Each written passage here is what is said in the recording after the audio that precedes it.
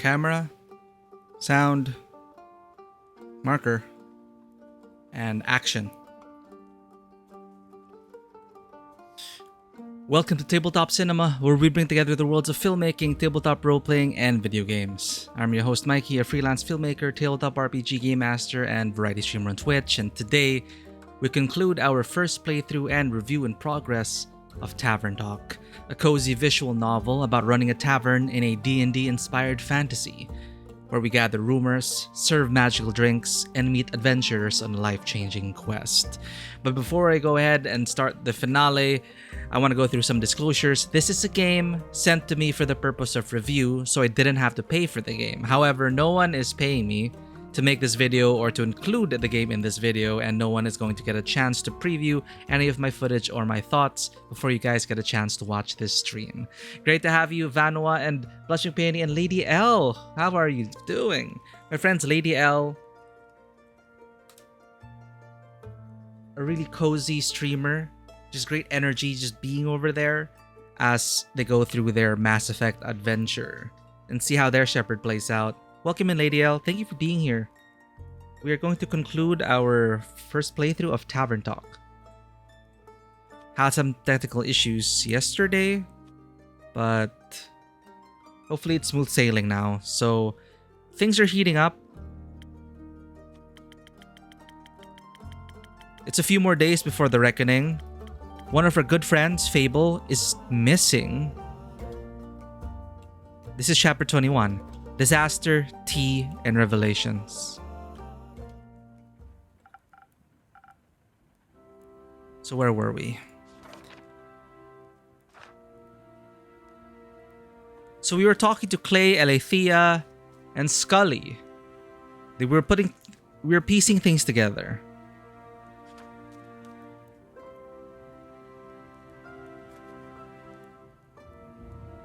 So that plan was, I think we should split our resources so we get the backup plan going at the same time. Good idea, young man, says Scully. Clay says, plus that'll give us an excuse to have your drinks help us. Not that you need any excuse, but I appreciate you following my rituals. I'll see what I can do. I should have something written up first thing in the morning. I trust you as you trust in us. Deeply? Yes. Deeply, and with the knowledge that together we are stronger. We'll see you in the morning then. Carolyn, come with us. We owe you a few explanations before we make you do any persuasion work for us. You got that right. Let's go. I cannot miss out on more possible details. I shall see you in the morning and keep. Thank you for all your help. Let's save the world, all right? Let us, Clay. Good luck. So, we found out that the villain is planning to basically open the floodgates for the souls to return. Anon, thank you for the gift sub. To Lady L. Lady L, enjoy your ad reviewing and cat emotes. We are again in the process of working with an artist to bring a certain character to life so that we can have more emotes ready for you guys to get more value for your subscription. I really appreciate whoever you are, Anonymous. Thank you for the gift sub, and thank you to all the subscribers in the channel. And even if you're not a subscriber, your presence is greatly appreciated, and I cannot ask for more. So let us save the world today.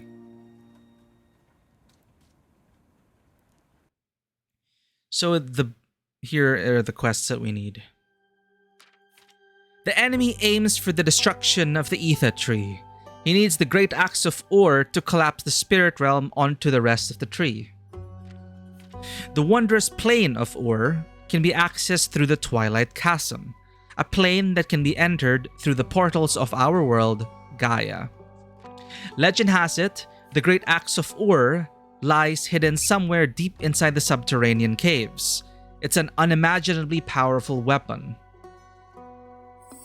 That's the first quest. The Twilight Chase. World calamity is imminent, but there's one last way to save it. The only weapon strong enough to harm Tuat and the Ether Tree is the legendary Great Axe of Ur, and the personification of evil wants it desperately. But first, he must make it through the Twilight Chasm, and for that, he needs a portal. Sounds like a good location to stop him, right? Right? Then the next quest.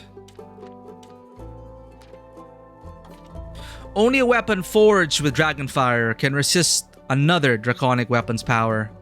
Hopefully, the ever-burning flame lives up to its name. Legends or clerics say that the first flame Leviathan ever bestowed upon mankind still burns in a temple in the Highlands. Why do we need that flame?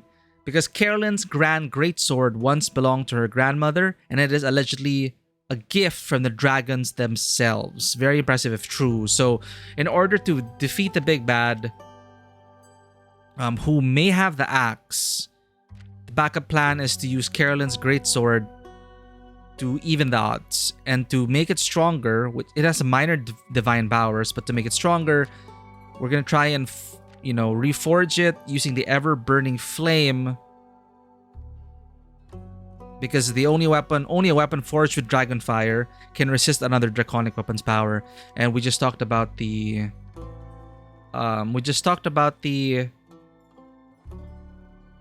Great Axe of Ur. We have a third quest here. Okay. We missed this one though. I guess it's not done yet. Ditzy, welcome in. Hello.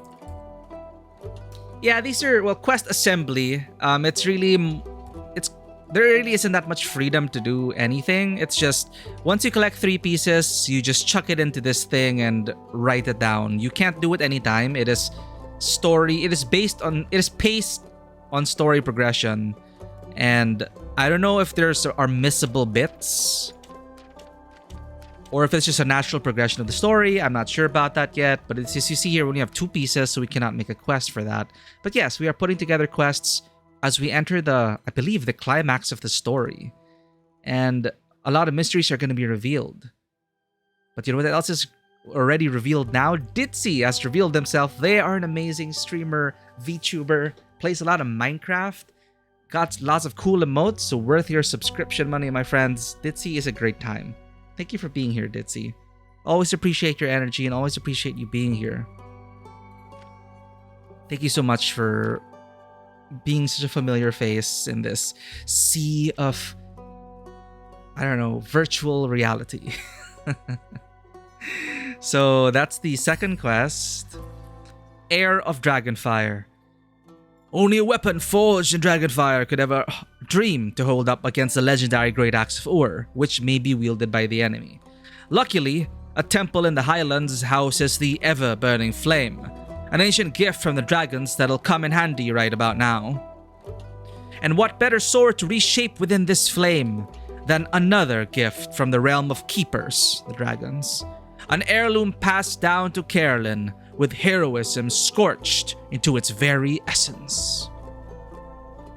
And lastly, the undead marching towards the capital are a mere distraction. Unfortunately, that does not make them any less dangerous. For the capital is wrapped in roots protected by the divine. According to a myth as ancient as time, these are the roots of the ether tree. Why is it a problem then? These undead can't seem to get enough fiber.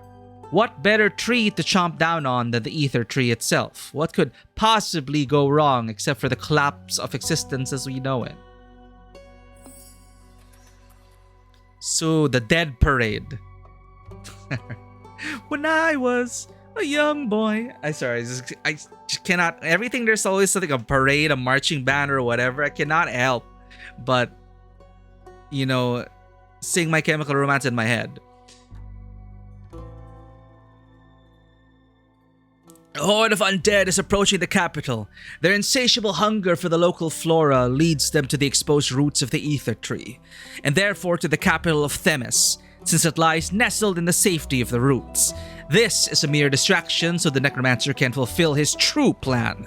But the undead still must be stopped before they hunger for flesh once more. The Dead Parade. I really appreciate that, Ditzy. I try. It's been such a long time before I could confidently say that, I can't hang out with people. I'm not just dead weight. I'm not just doing all this, all those. I've been through some things. But streaming has really helped me. So thank you so much. Act 3, The Twilight Flood. 35th, so there's 3 days before the Day of Reckoning.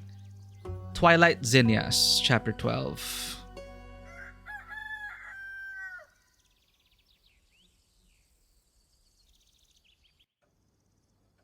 Alright, we got some party members back. Report, please. Taking the quest. We got this. What quest duty are you guys on this party? Good morning. Slept well? That greeting ain't gonna do, and Kate. Give me your best lines. I'll hear them all today. Hello? Or... Top of the morning to you, adventurers. Go on. Peace and contentment be upon you, travelers. Sweet water and good berries, friends. Alright, enough. You seem to be in high spirits. Not often you get the chance to work on the project of a lifetime. I'm glad you're so passionate about this. Hope you didn't give Lynn too hard of a time convincing you. Nah. Once I mentioned Dragonfire, it would have been harder to stop her from going on the quest. Was just tough to find her. Didn't take you for a nighttime soup enjoyer. I'm not. Usually. I can be persuaded though, with the right suit and company. I assume your quest for comfort food turned out successful. Not at all. It was thwarted by the shadow of night. Dearest Rhea promised me we shall endeavor to make shortbread another day when the sun is high in the sky. And the stores are open. We got our final information on Rhea Frostgrip. Grew up in a realm of myths and legends, the subterranean caves, the realm of Ur themselves. Lately, she seems to be warming up to some Gaian company and even teams up with other adventurers. Speaking of warm, she's always down for some hearty soup, but her comfort food is freshly baked shortbread. So that's Rhea Frostgrip, dwarf, 175 years old, she, her, blacksmith, Ur, lawful neutral, arcana, Zaworldo. I'll need to make that sword first though. Did Carolyn update you on what's at stake? Sure it did. Those sigils of alcoholic zest won't know what hit them when they see my newly forged weapon. It's sigils of Alkahest. Gesundheit. So I assume you've worked out a game plan? More or less. Not like we've got a lot of info on that quest of yours. I'm sorry. Aye, you worked with what you had. We'll manage. Though that ever-burning flame of Leviathan sounds more like a myth than something real. Sounds exactly like something you need for a mythical weapon capable of saving the world. Ha! Still, are you sure you're okay with forging your sword for this, Care? Yes, it's the right thing to do. That wasn't what I was asking about. Believe me, I know a thing or two about the importance of an heirloom. It's fine. It's just... I wonder if I'll still feel the same connection to my Baba when I look at the sword afterwards. Eventually, everything she gazed at in life will be gone. Don't you think she'd like looking at the sword of Carolyn the hero? That has quite a wonderful ring to it. I didn't know you, Grandma, but they're forging that sword with Dragonfire to save the world? I think she would have been mighty proud of ye. And I'll make sure that weapon is the best anyone swung this side of the Aether Tree. We have a competition to win, after all. Exactly. I've been thinking all night about what techniques to use.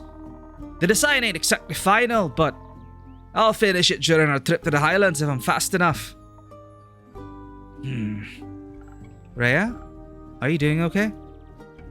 You never heard of giving someone time to think.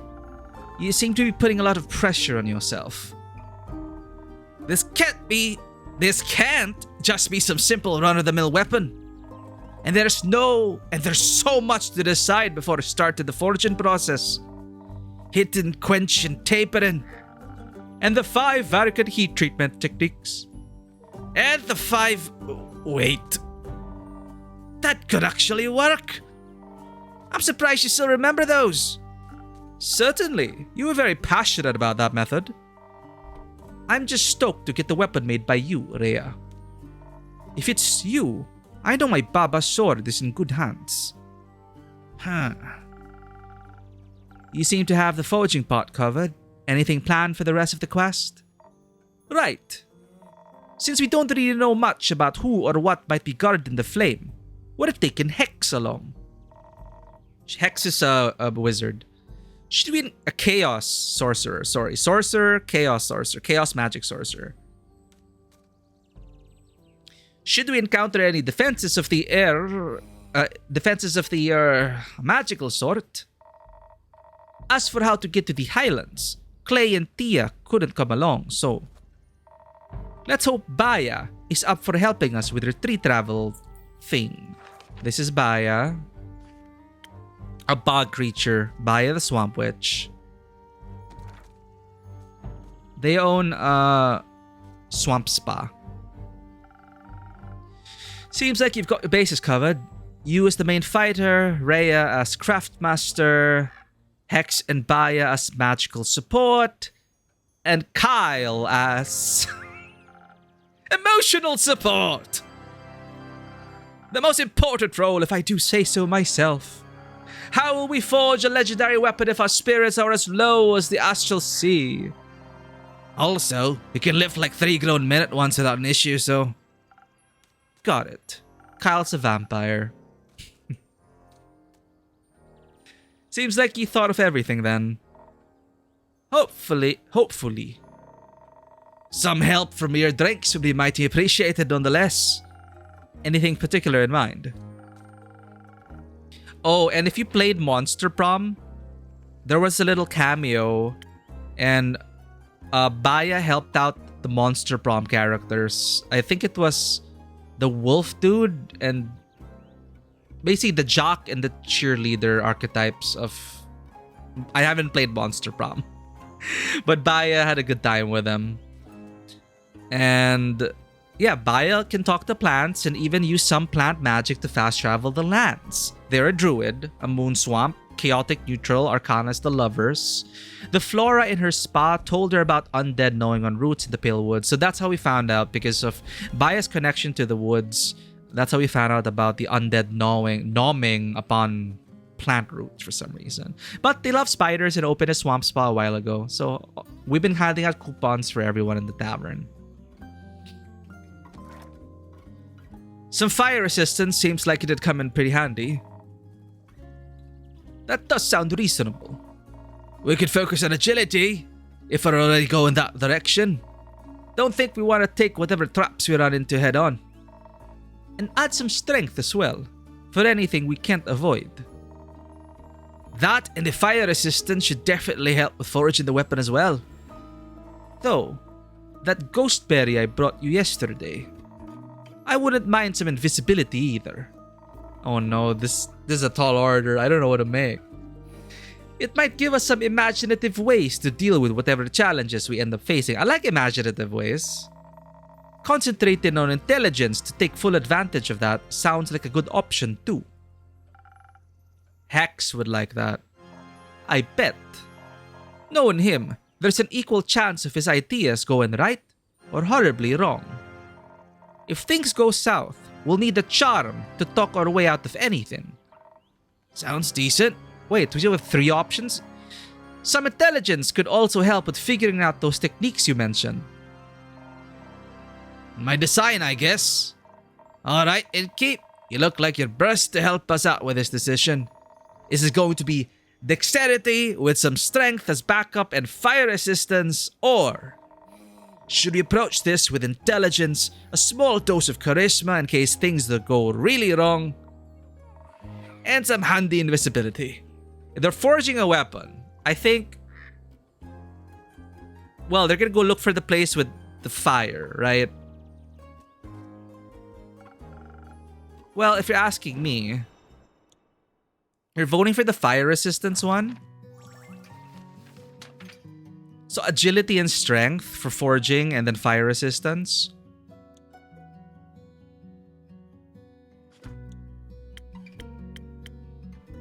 What's the quest you're taking? Heir of Dragonfire. Ancient gift. Okay. Temple in the Highlands houses the ever-burning flame. What better sword to reshape the flame? Okay. Sure, if we're going to be forging a weapon, you want the fire resistance and all that. But then, to actually make a god-killing weapon, why can't we just give them both infusions, right? This is like a straightforward thing. Usually, we haven't gotten good results from that, but let's give it a shot. So Vano recommends vote for fire resistance. That's 3 agility and 1 strength. What do we have? What tonics do we have? Wait. Something with fire resistance first.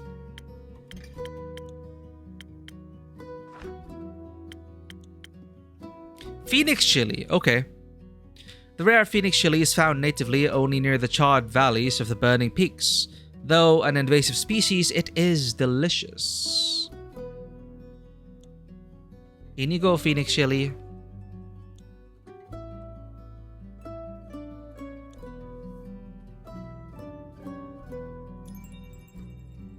Thank you for dropping by, Lady L. Have a great week. Yeah, great. Well, happy Thursday, happy time zone. Have a great week ahead. Thank you so much, Lady L, for being here. It's odd that they make you choose. Yeah, it is within the limitations of the gameplay, I guess. Like, there were some hints about this being a simulation, or there are certain rules and rituals that must be followed. Like, maybe if we were, for example, if we are a former god entity, maybe we're not allowed to give too much help, because then it would just create an imbalance in mortals. I don't know, but we gotta make our decision. So you vote for fire resistance. We are in for a weapon after all. Okay, because my thinking is to forge a god-killing weapon, it's not just an ordinary thing. So you do need the smarts for it. And whoever's guarding the Dragonfire, I'm assuming there's a guardian. You would need the charisma to talk to that. And you need the invisibility to observe the area, because none of them have ever been there before. But this is like Unga Bunga, just dexterity, strength, and fire resistance.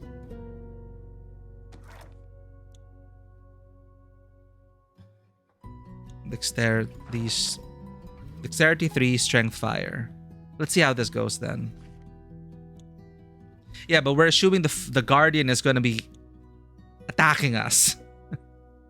And so far, this game has been skewed towards social encounters and creative solutions.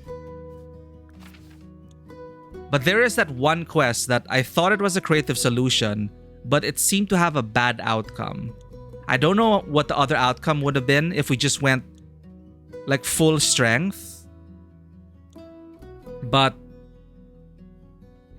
yeah, the quote-unquote creative solution didn't exactly work out well in the end. But I felt like that quest was written to have a death anyway for Archie's development. It just depends on the flavor of that death. So I don't know if it was a good or bad outcome. But again, the whole theme in this game makes it so sus for me to like choose combat related things. So we'll take the risk then. I'd like to see what your solution would be, what the outcome will be. I'm just looking for a drink that has like 3 agility and 1 sword. Last Whisper. 3 agility. No, but it has minus intelligence, so we can't make that. Token Innkeeper, Retired God. That is the hints. Like, there are hints about us. We could not even name our own innkeeper. We could choose our pronouns, but not our names. And we do have a story, and we're related somehow to the big bad villain here. Like, and the big bad villain even wrote a letter to us. Like, we were friends before or something.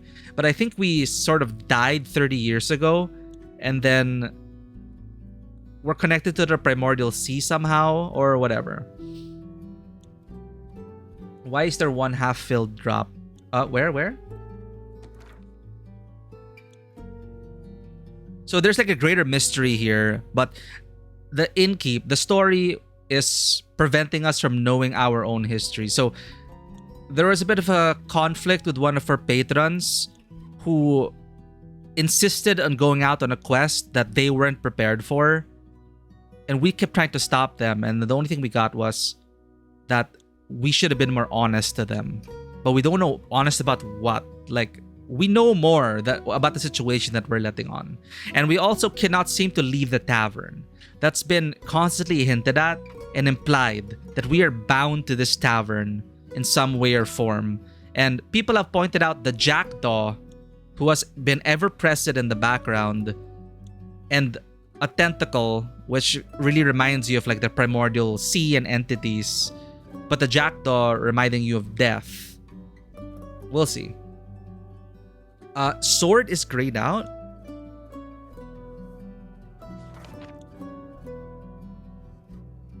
Oh, I never noticed the pips. I never noticed the pips actually. I always read in this. Maybe it's a minimum 1, maximum 2. So, yeah, maybe. Something without intelligence, because our current infusion reduces intelligence. So, we're quite limited with options anyway. Not that. Wait, no, it has to be that then. Because we don't have anything else with 3 dexterity and 1 strength. Or 3 dexterity minimum. We only have Last Whisper and Swift Strike. Those are the only candidates. But Swift Strike has no strength. So we're down to the Last Whisper. The Last Whisper stealths itself into your heart. It provides a boost of strength and speed and has a tough, if somewhat bitter aftertaste that will awaken your senses. Sometimes all you need is the right balance between elegance and brute force, and the correct translation of an ancient recipe.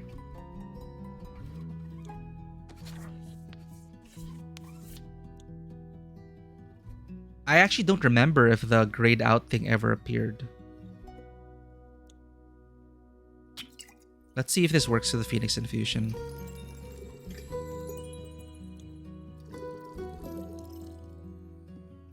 Okay, that's fulfilled.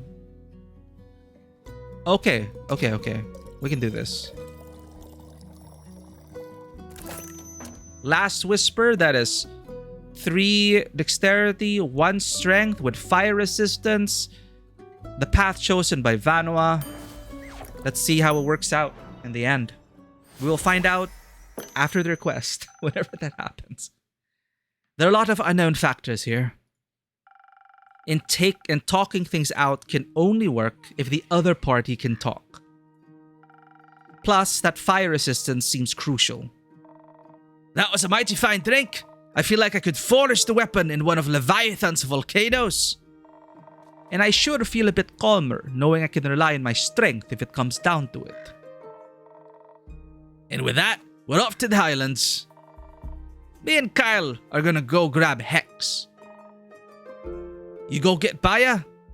Sure. Good. Alright, that's it then, keep. One last line for good luck. Damn, we're in the endgame now. Make it count. Mind the creaky step on your way out. We're such an NPC. We're forcing NPC energy upon ourselves. Mind the creaky step on your way out. Fair. Fare thee well, dead innkeeper.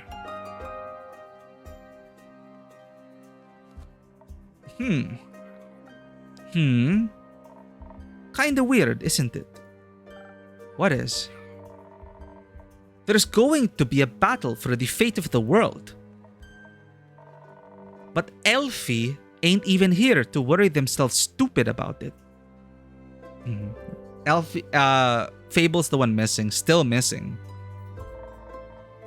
They'd have loved this, I think. Not the impending doom, but all this getting together to defeat evil stuff.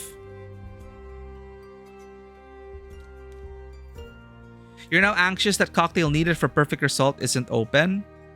Like in the 2 strength thing. I don't know what we missed. Like I generally don't remember any grayed out stuff because I would always just pay attention to the ones that were like blackened. But now that you pointed it out, I'm wondering, why is there that? Make sure to tell those guys head into the Twilight Portal to keep an eye out for him. Eh well.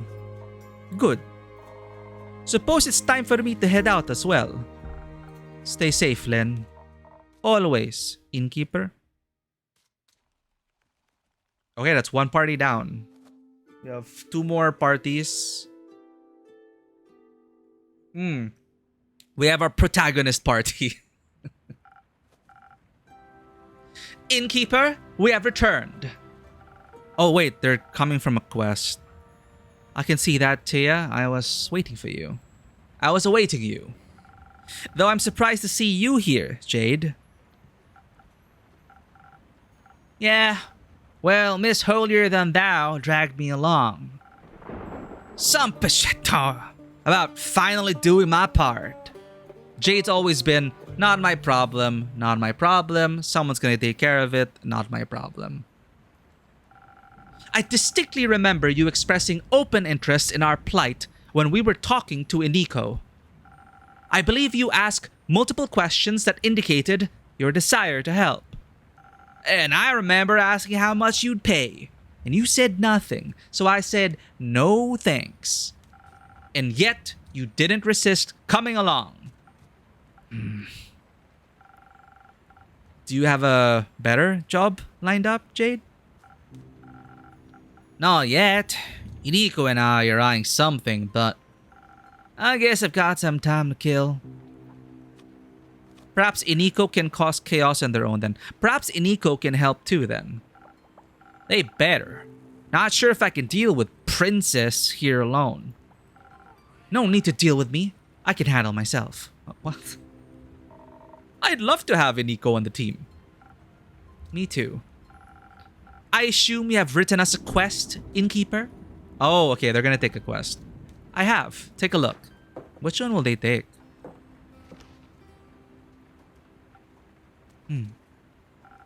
Excellent work. I knew we could count on you. Let me have a look on that. We just have to catch the guy at the portal. Seems simple enough. Oh, they're gonna confront the armored dude. They're gonna confront the necromancer. Makes sense with this party comp. We could even set up an ambush, or be sneaky if he's already there. You can sneak, big guy. I could do a lot of things. A few years back, I spent time with some lithic panthers who showed me how to sneak up on anybody. I just don't like doing it. It seems a bit rude, you know? No, I don't. But I think the situation calls for a little rudeness. Agreed, it does. And for a little more manpower. You're right, Innkeeper. We should ask Iniko for help. Also, Hex suggested taking Voy along. He's great at distractions and knows his way around the Twilight Chasm, should our quest lead into it. Apparently, he has family there, though I hope we don't need to disturb them. Anyone else? We considered a whole lot more, but Scully and Grace made a good point. They said not everyone is battle-tested and that it'd be reckless to take inexperienced adventurers along. They also said we should look into more backup plans for the backup plan. I think they just wanted an excuse to do some research and to stay away from the bloodshed. Can't blame them. Melly really wanted to come too, but Nils said no. Is he coming himself? Of course. Made these two ask him before we got here. We need good fighters and kid's got some talent. So we have a rogue also. I hope he said goodbye properly this time. What? Innkeep? Carolyn made sure he did. Never saw a more terrifying death glare in my whole life. It was very impressive. It was. So, are you finished with your questions? Actually, could you review the plan for me one more time? It's been a long couple of weeks. Sure. So, listen up. So, we make it to the Twilight Portal by the moon pools, and we stop our big bad evil Machata from going through.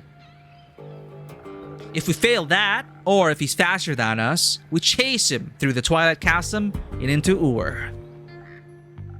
And we prevent him from getting that fancy axe. And if that fails, well, we stop him at all costs. Sounds like a good plan. While you're at it, will you keep an eye out for Fable for me? Of course!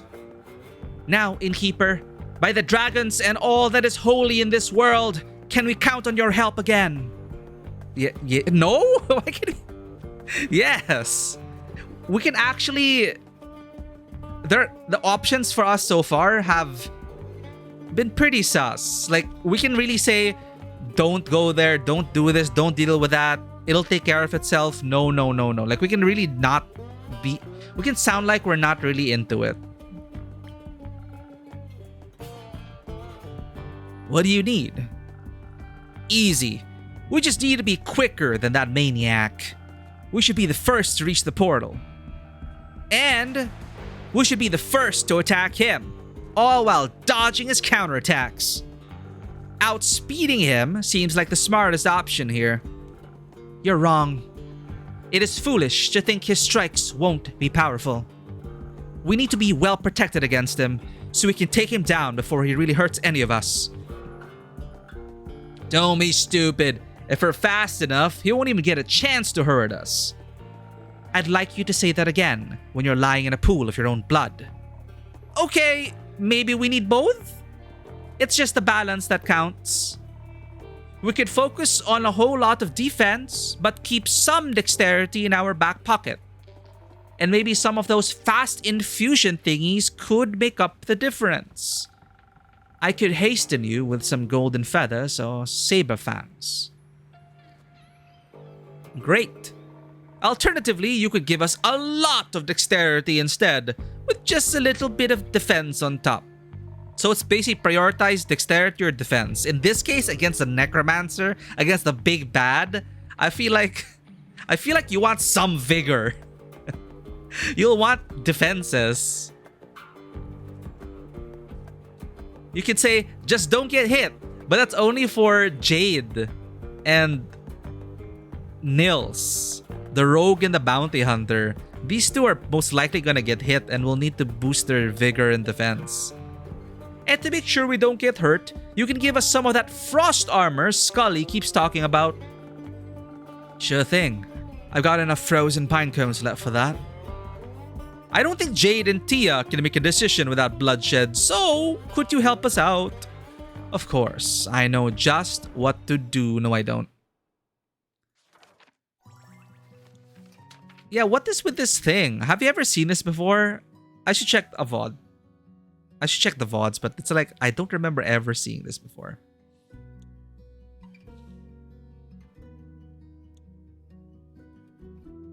Let's save the game and let's try crafting something that fulfills, that adds to. Let's try it. Let's try it.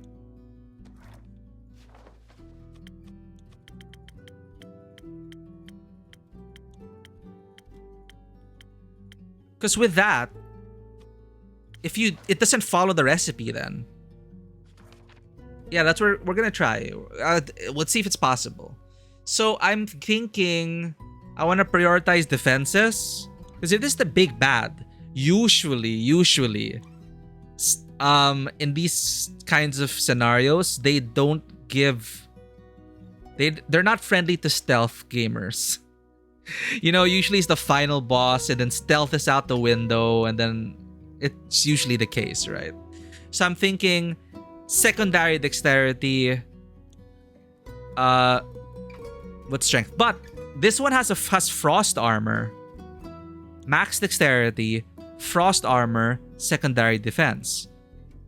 Ah, but this is max dexterity. This is max defense, secondary dexterity, haste. Haste, I think, because it's a race, right? You either want to be there before him or you want to chase after him. So I'm thinking let's try to go for the haste.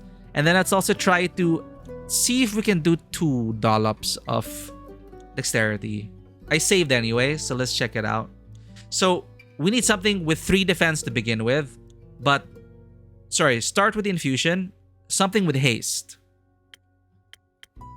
Saberfang has haste. Golden Feather has haste. Okay. So Saberfang or Golden Feather. We want defense and dexterity.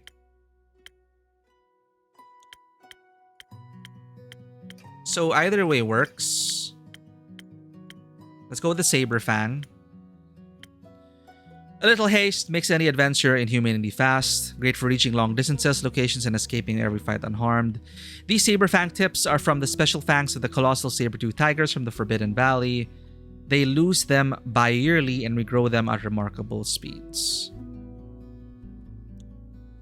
So Saberfang, infusion. Boop, boop, boop, boop. Now, the drink. Something with 3 agility. Sorry, 3 defense. And 1 agility. Steel Tonic works, but there's nothing with 3 defense and 2 agility. No, this has 3 agility. Sorry, this has 3 defense and 2 agility. Oh no, we may have made the wrong one. What is the other one? The other one we made before this was 3 defense and 2 strength. Oh, this one has 3 defense and 2 strength. So will it make a difference? Will it make a difference? So let's go Steel Tonic. Sorry. It was, what did we do?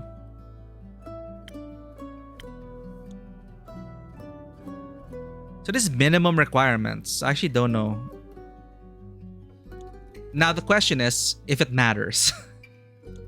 I don't know. But we'll see if the outcome of this quest. So what was I gonna do again? 3 defense, 2 agility. Here. First snow. Like the sun reflecting off of a frozen lake, the first snow makes you feel comfortable and safe, embracing you with its frosty taste. In between hot chocolate and frozen glaciers, you'll find yourself well equipped to hike into the snowy mountains.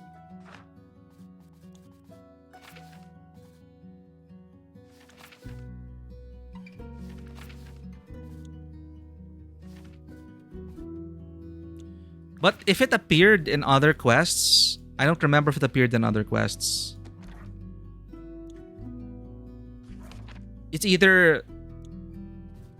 It's probably like either or will work.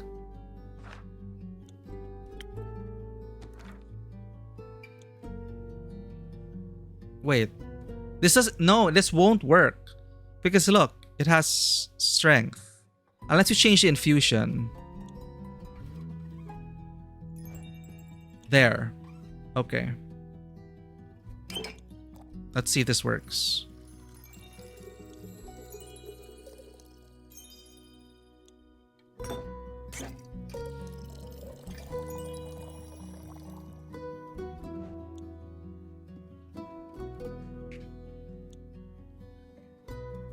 Huh? What? Oh, Andu didn't raise anything.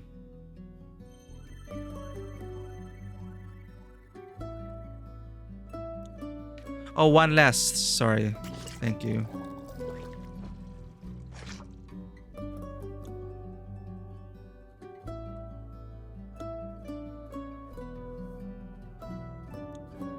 What? Why aren't you racing it?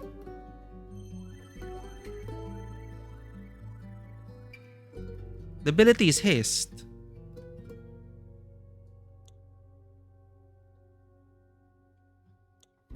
Let's reset. Let's reset.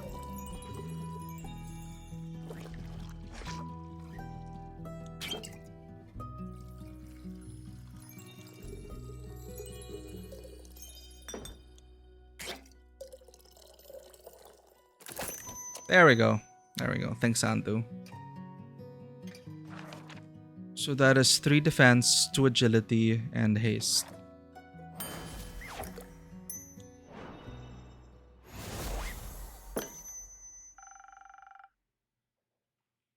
Defense should be your number 1 priority.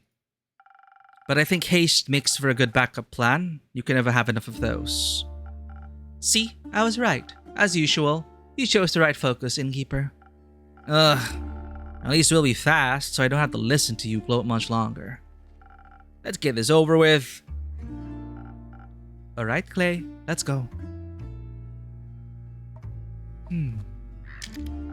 Clay?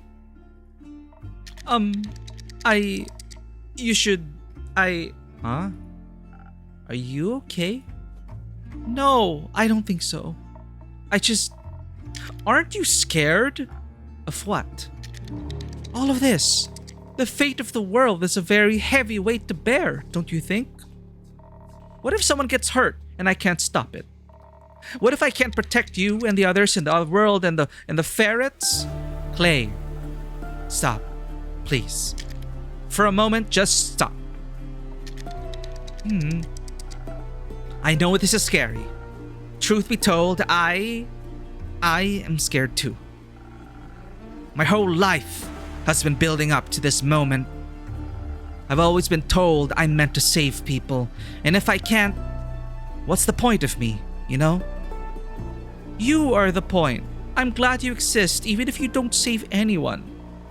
You're not some mythical savior. You're my friend. And you are mine. And I'm a little less afraid because I have you with me. You taught me how to value myself as a person, despite all the weight on my shoulders. I wish you would do the same for yourself. I promise you. Together, we will get through this.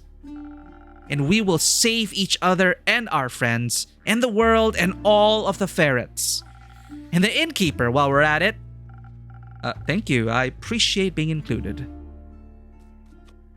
Fear is a powerful motivator. Use it. Do it. Gotta go away, Palpatine. You are enough, Clay. And you don't have to worry that you're not. And you too, Tia. Don't think I'm excluding you. I wouldn't dream of it. Having you two believe in me is all the strength I need. Can we still hold hands on the way there, so it's a little less scary? Of course.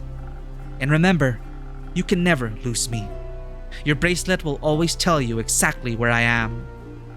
And if you get lost somehow, despite your impeccable sense of orientation, mine will help me find you too. You just get lost looking. Maybe I'd have to ask Shade for help. I'd do that for you. Thank you, Tia. You're a great best friend. Oh. So are you. Alright then, best bud. Let's do this. Together. Best of luck. We won't need it. Clay. He cares as much about the people around him as he does about all the animals he meets. He knows his own strength and how helpful his abilities are. But that also puts immense pressure on him. He wants to protect everyone, but even a half-giant can only do so much. Still, it's good to see him believing in himself. We won't need it. The luck. Oh, I think you'll do.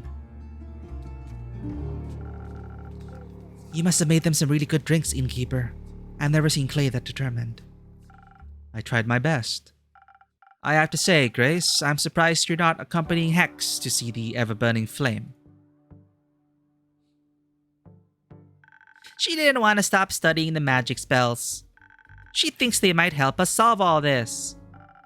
I think what might help me right now is a drink. Something that'll get my thoughts flowing gracefully despite all this mess. Give me a moment.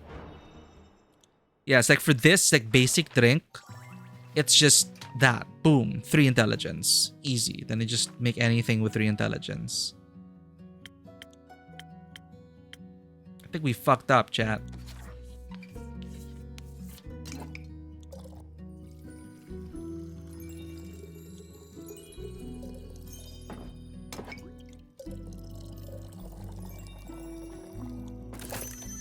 Well, let's see what happens.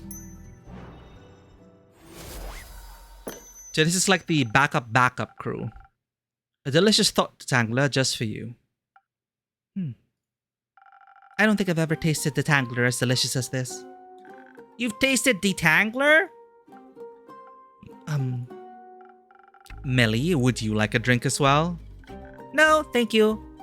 I've already had 3 hot chocolates today. I think if any more magic enters my system, I'm going to eat the sun. On to another topic then. I heard you formed a research team. We did. Obviously, Grace and I are the leaders, but we also recruited Scully and Archie. And Una said she wanted to sit with us and crochet while we work. What a great excuse to help. She insists we don't call it helping. Of course she does. Rufus is helping us too. His wool is so soft it calms everyone down. I wish Nils would join us too. I guess he's busy fighting the mean guy. But he promised he'd be back soon, so... And he'd better keep that promise. What are you looking into anyway? Melly mentioned spells? Are those the ones Hex found in the tower? Yes, those ones exactly. He stayed up all night decoding the formulas, but as soon as he figured out what they were about, he lost interest. So, I picked them up. Most of them were rudimentary, all things we already have in our spellbooks. But 2 stuck out to me. Care to educate me? Which one do you want to hear about first? Teleportation or soul binding? Soul binding. Hex brought home a glass case with a glowing floating scroll inside. After we got it out and removed all the protective runes, he was pretty disappointed. A riddle-locked glass case and protective runes. Seems like someone didn't want it to be used. I'm pretty sure I know why. It describes pulling souls right out of people's bodies and binding them to objects. Completely volatile magic and dangerous, I assume. It's been a little hard to translate. I'm trying to figure out any side effects it may have, so I can convince Hex not to use it whenever he's slightly inconvenienced. Sounds difficult, but I'm sure you'll figure it out. What about the other scroll? The other scroll? One of the scrolls he found holds a powerful teleportation spell. Now, I fancy myself quite equipped at conjuration magic, but Hex finds it boring. He picked the scroll up because he assumed the golden runes meant it was special. He was right, but I guess it didn't have enough fire for him. More special than a soul-binding scroll? No, but still special enough. I think if cast correctly, it could get you anywhere in Asteria with incredible accuracy. Even to protected places and other planes, but I'm trying to figure out how to use it without destroying myself. It requires more mana than people usually have in their body. So you think it'd kill its caster? Almost certainly so. It still has a lot of promise. Maybe I can modify it. Best of luck. Thank you. Grace. Grace is probably Voyage's biggest fan. From time to time, she argues with her brother because to her, he seems very controlling, even though she's more than capable of casting protective spells. But now, she has her hands on 2 very powerful yet dangerous spells and is determined to figure out how to use them.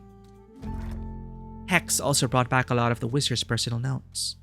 Diaries and such, retellings of his exploits, of his hopes, dreams, and fears.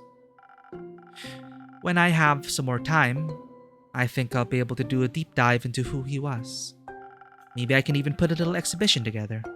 If Foy and Nico let me borrow some of those magic items? I doubt they'd dare refuse you. I'd hope not. I want some magical scrolls of my own to decipher. But first, we need to finish this research. Just cause we need to figure out what to do if it's just nice to have something to do, is all. Plus, I'll take any excuse to hear more of Scully's Everbloom stories. He's trying to figure out whether he can reverse the sigils. That'd be neat. Maybe you can duct tape them back together? I don't think so. With Archie's help, I also made this whole board where I can collect and connect all of our clues. Of course. Specific spaghetti. Specifically, I've been looking into who exactly that necromancer guy could be. Clay said he noticed some flowers on his armor, and I think that might be a clue. Maybe he's a florist, or they're zombie flowers. Or he wants to destroy all the flowers. I need to figure out what his motive is. Because if we can figure out his motive, we can figure out who he is, and then we can figure out his weaknesses. Not that we'll need them, because Nils and the others will. What did he say? Kick his abs! But looking into it makes me calmer. Yes. They'll be alright. Right, innkeeper? The zombies aren't going to eat them like they ate my parents? They might. They won't. They'll all protect each other. He'll come back for you. I hope so. I don't want that to happen again. I miss my parents. I wish they were here to hold my hand. What were they like? Well, I remember my dad always told me bedtime stories about swashbuckling burglars. And I remember my mom loved making things out of yarn, especially socks. And they were really nice and cool, and I loved them so much. I know I can't replace your parents, but is it okay if I hold your hand until Nils, Carolyn, and Fable come back? That'd be nice. I feel a lot safer with them around, you know? Like I'm home again. You're not alone anymore. You are home. What's the thing? What's the Japanese trope of, welcome home. It's good to be home. What did they say? What is it in Japanese? You're not alone anymore. I know. And that makes me feel a lot braver. But enough dramatic backstory. I'm turning into Nils. Just less repressed and gay for Fable. That's a good way of explaining it. Maybe it's time to head out. We'll update you on your research tomorrow, Innkeeper. But first, we're going to get a lot of ice cream. Exactly. Una promised she'd make some. Save some for me. We'll try.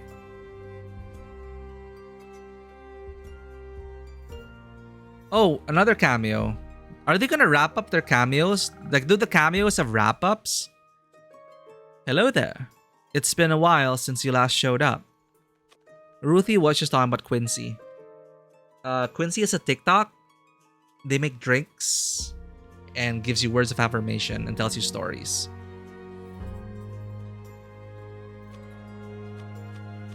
I feared you went home without saying goodbye. I wouldn't do that, my friend. I did end up finding those golden loon feathers quickly, with a little help from Voyage. But with everything going down, I decided to stick around and help those in need. That sounds just like you. How are things with you? How are things with you, though? Right, Magpie, welcome in. You like that they all get something? Hey, long time no see. Yes, I didn't expect them to come back and then, finish off their little story arc. So that's nice. So we encountered the Monster Prom people, Quincy, and I just discovered, what's her name? Minthy is an author of a fantasy series of books. Let me get the name.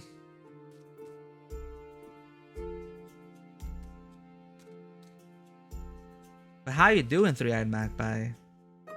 Good to have you. Hope you've been doing well. I swear I had the name. I had the name! I should have bookmarked the freaking name. Oh, hope you weren't hit with that ad break though. Sorry, I didn't notice the ad break. How to change servers. When wants to die. I need to bookmark. Because she came back and finished her cameo. Here. Mackenzie Catron Pishan.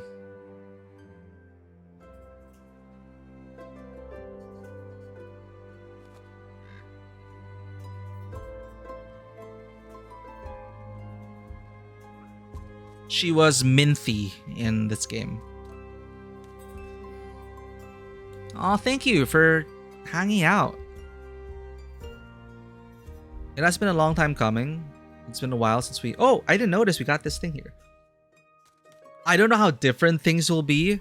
I'm worried about one drink we made. Because Vanua just noticed that the recipe diagram was slightly different. In that there was like an optional... Like you could make more than one drink. It either means that you could make either or and it won't make a difference. Or if you don't max it all out, bad shit happens. I don't know. We'll figure it out. We'll find out soon. But I hope you enjoyed Tavern Talk. And if you need to avoid spoilers as well, totally understand if you gotta tune out. But glad to have you here, Three-Eyed Magpie. How are things with you though? You don't need to say much for me to know that what that face means. I've seen it once or twice before. Is there something I can do for you? What is there to be done, Quincy? It's like everything is in limbo. Like dancing on the edge of a blade. One wrong move and it's over? Something like that. Would it help if I asked you for a drink? Maybe. You know what always helps me when I'm feeling down? What? A good cup of Quincy's hot chocolate. Here, after all I've heard, you might need it more than me. Oh, hot chocolate for Melly. Thank you, that's very kind of you. Now, go on, make me a drink. This one or another one, whatever you'd like. Whatever you'd like. Is there a special, like... Is there like an Easter egg if you make a very specific one? Probably, right? Because so far the drink choices haven't mattered until the quests. Let's make the hot chocolate. Perfect for the cold nights of the winter solstice or days when your heart just needs a little warming up, Quincy's hot chocolate will have your spirits reinvigorated in no time. This hot cocoa with a dash of cinnamon quickly returns the feeling back into your chilled bones and maybe will make you feel a little less alone.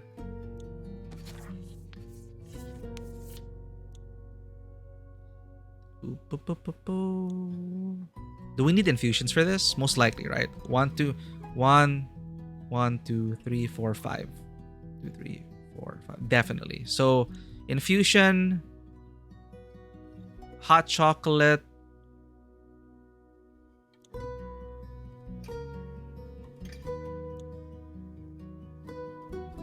minus intelligence, no.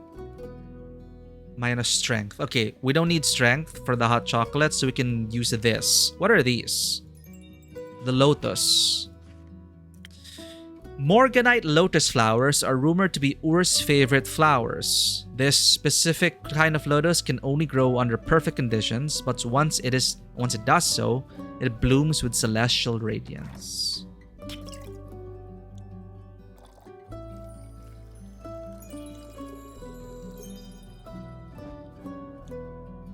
Whatever you like means there's probably some hidden dialogue for sure. Like when they say whatever you like, there's probably hidden dialogue for certain drinks. Like, oh, this is inspired by me, or oh, this tastes familiar. Helping out this Saturday for the Stitch event. Hey, so in your free time between Magic the Gathering and finally completing Stardew Valley. Hell yeah. Sounds like a fun, productive time for gamers. I don't know if I'll be able to drop by this niche event. If I do, I'll see you there. Because I do have family over and schedule is like in limbo right now. But yeah, glad you're having fun there. It is their epic, right? Featuring their very own written modules.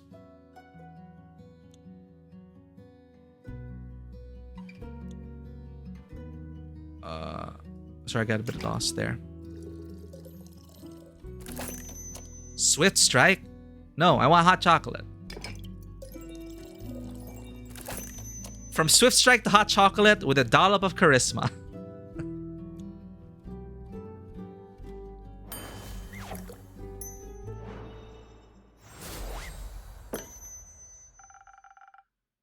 Couldn't wait to try it out right away. Well, you replicated it perfectly. My hands and heart are warm. Want a sip for yourself? You look like you need it. Maybe later. May this drink be warmer than the currents of these times. It most certainly is. Thank you, innkeep.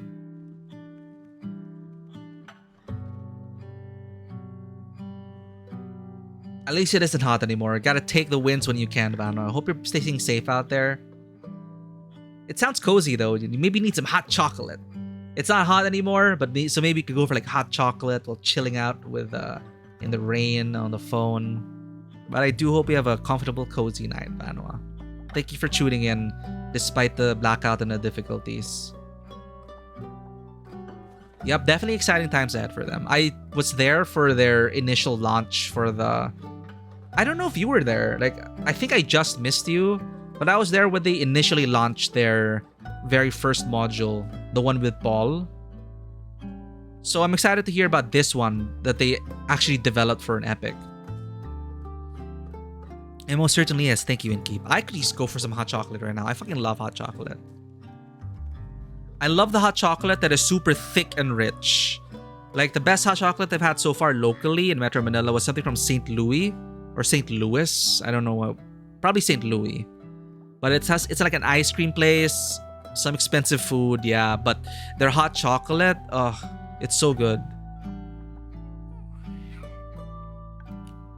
You know, hot chocolate that tastes like melted chocolates. I like that kind of hot chocolate. So, how are you?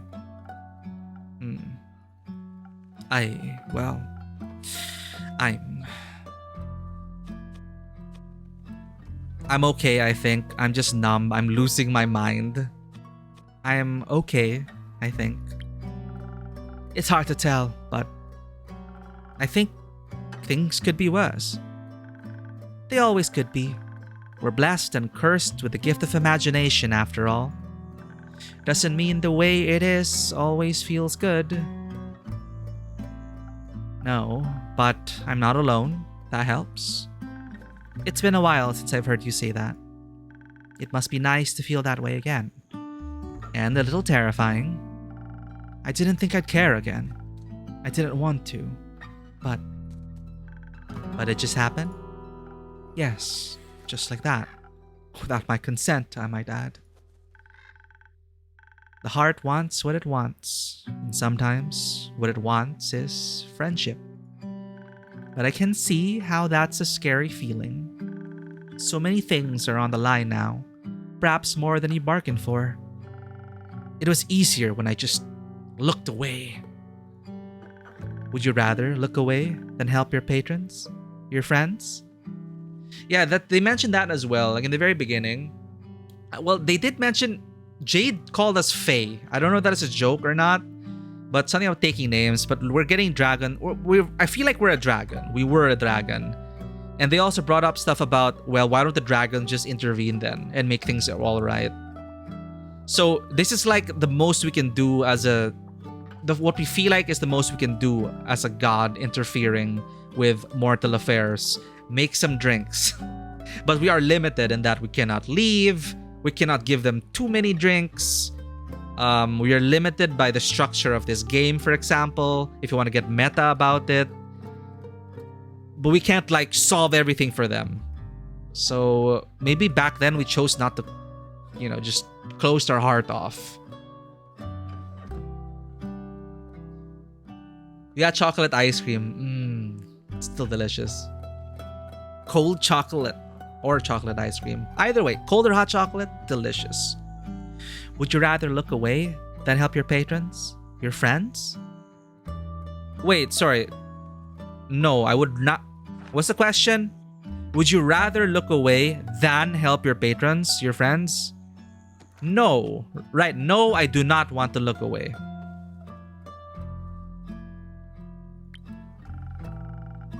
But now I have to face the fear of losing them. Funny. Funny? Didn't you swear to me you were done fearing death? That you had nothing left to lose? So apparently Quincy is part of the main story? Question mark. Sometimes lying to ourselves is easier than lying to others, I guess. I'll keep my "I told you so" to myself. I just feel like I'm stuck in an endless cycle and there's no way out that doesn't tear me apart. Would it help you to know we've all felt like that at some point in our lives? Not really, no. Then let me leave you with this instead. Love may come at the price of loss, but the inevitability of loss also comes with the reward of love. You can't lose something without having loved it. And so you should love whatever it is you fear to lose. Those are the moments that matter. The moments that make your life worth living. Besides, you have the power to step out of that cursed circle anytime. We choose not to step out of that circle. Do I? Write your own story, my friend. Don't doom yourself because you think it's what you deserve. I forgot how good you are at giving advice. Makes me a bit envious. You'll get there eventually. I hope so. Thanks for checking in. I think I needed that. Of course, please don't stop reaching out. The safety of isolation is not worth the loneliness. I'll try to remember that. You better.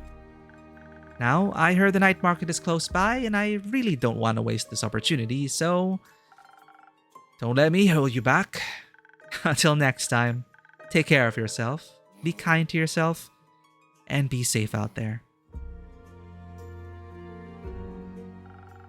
Why don't I get a catchphrase? Oh well, guess it comes with age. Maybe next millennium.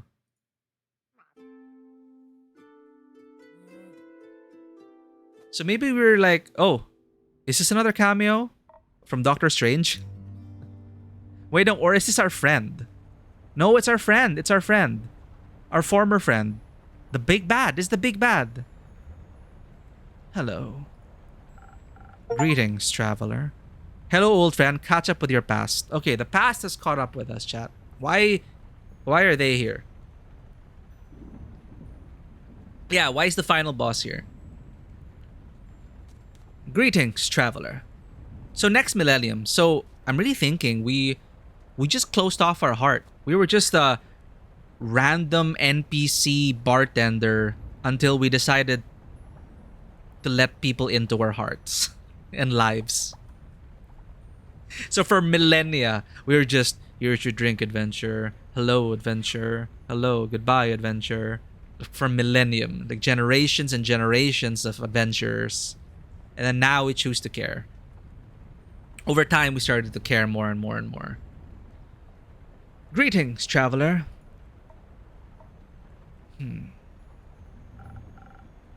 Nice armor. Is it new? No. Doesn't it seem familiar? The flowers certainly do. Did you keep my books?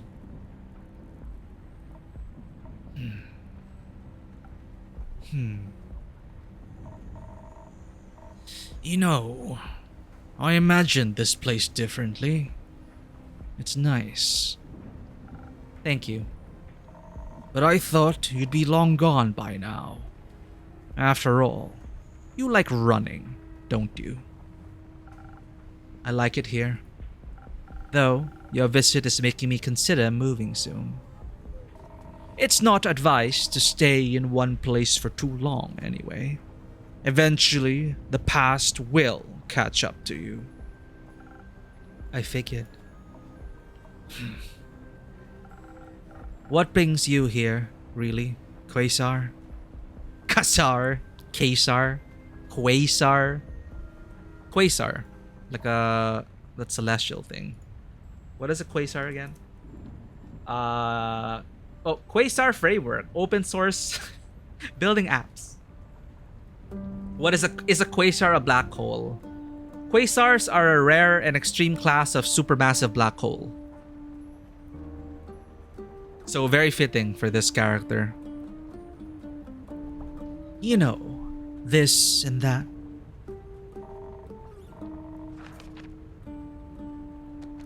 I paid Marrow Castle a visit. It's quite serene this time of year. What for? Sightseeing? Trespassing? You broke in? No, of course not. I walked in. I was persistent in my approach. Politely, I knocked on the door. Unfortunately, vampires these days have no hospitality. No one came forth to greet me, so I had to let myself in. That was a bit rude of you, no? Rude? Innkeeper, politeness has always been a virtue I stand by. I don't remember you as a polite person. Your mind must be failing you. The manor was derelict. Seems like even vampires are abandoned eventually. So how different would this have been if we chose the social route? Would the Countess have been alive? And would he have talked about an encounter with the Countess? Inside, broken glass and blood speckled the ancient halls. A shame. It must have been such a beautiful estate once.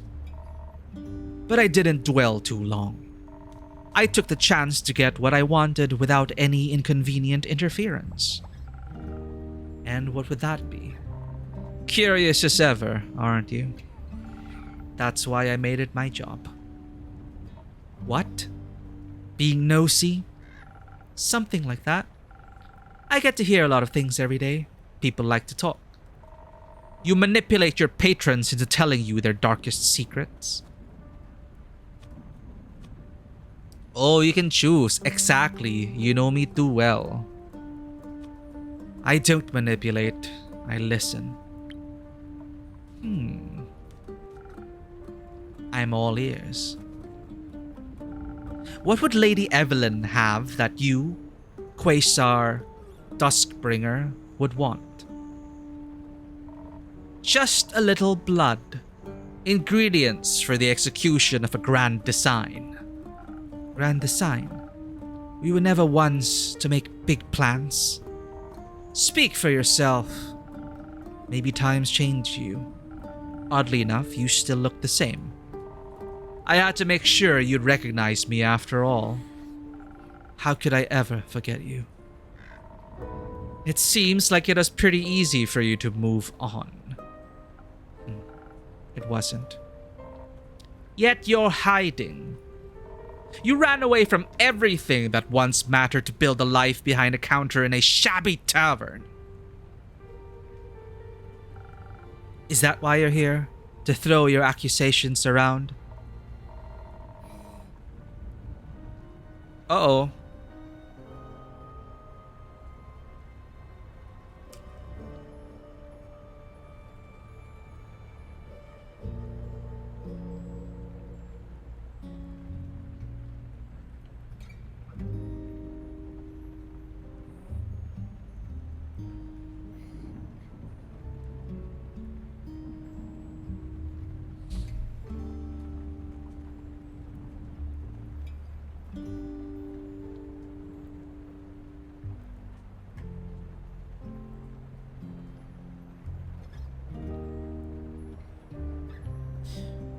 Okay, it wasn't Streamlabs, it's our Twitch connection.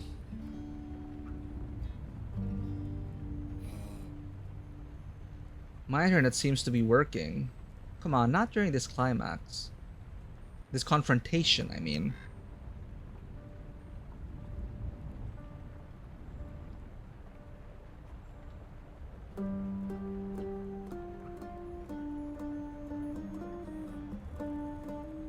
Still reconnecting. Come on.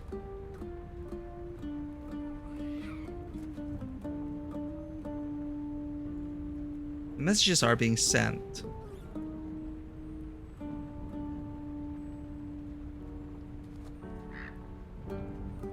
We're still connected.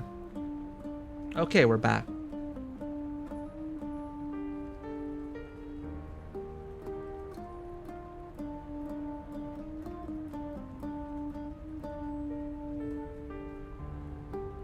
Okay, we're back.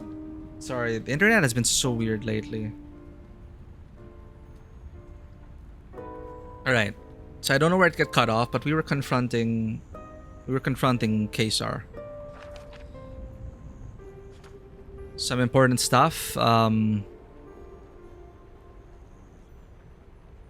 you for hanging out, chat. Sorry again for the technical issues. We had technical issues yesterday as well. It's weird. So I'm all ears. What would Lady Evelyn have that you, Kesar Duskbringer, would want? Just a little blood. Ingredients for the execution of a grand design. Grand design? We were never ones to make big plans. Speak for yourself. Maybe times changed you. Oddly enough, you still look the same. I had to make sure you'd recognize me after all. How could I ever forget you?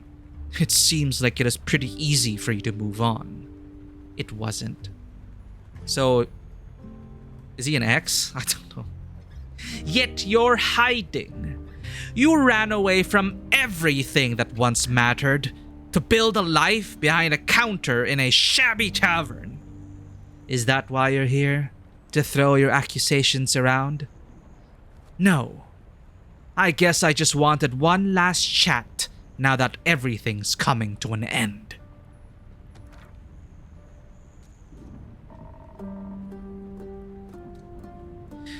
And I'm curious about how this old friend of mine is doing. So how are you doing, friend? I'm worried the world we know will end. I'm full of hope for a better tomorrow. Not just an ex, maybe you left him at the altar. Maybe. I'm full of hope for a better tomorrow. Me too. I'm just afraid that we're hoping for different dawns. We might be. How are you doing? Do you even want to know? It's my job, and my tavern is open to everyone. Your protective spells beg to differ. They let you through, didn't they? So, how about a drink? And then you tell me whatever it is you need to get off your chest. Sure, let's see if you still know me well enough. And if you remember what I taught you. Of course I do. What? No, Andu. Andu's scared. What am I supposed to make? Something with 3 charisma.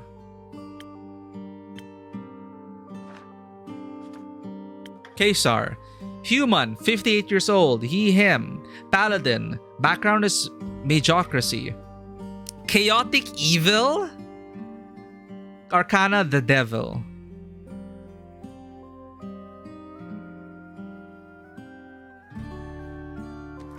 I'm gonna save. I don't know what to make him. What clues should I have paid attention to? Andu. I pet Andu. Pets for Andu. Let's make it the most basic shit. Like, I don't even care, right? Like, I don't care about you anymore. Here's a generic drink I give to when I don't want to think about drinking, mixing drinks. Take a spoken heart. You know, can't get as basic as this. I think this is one of our most made drinks.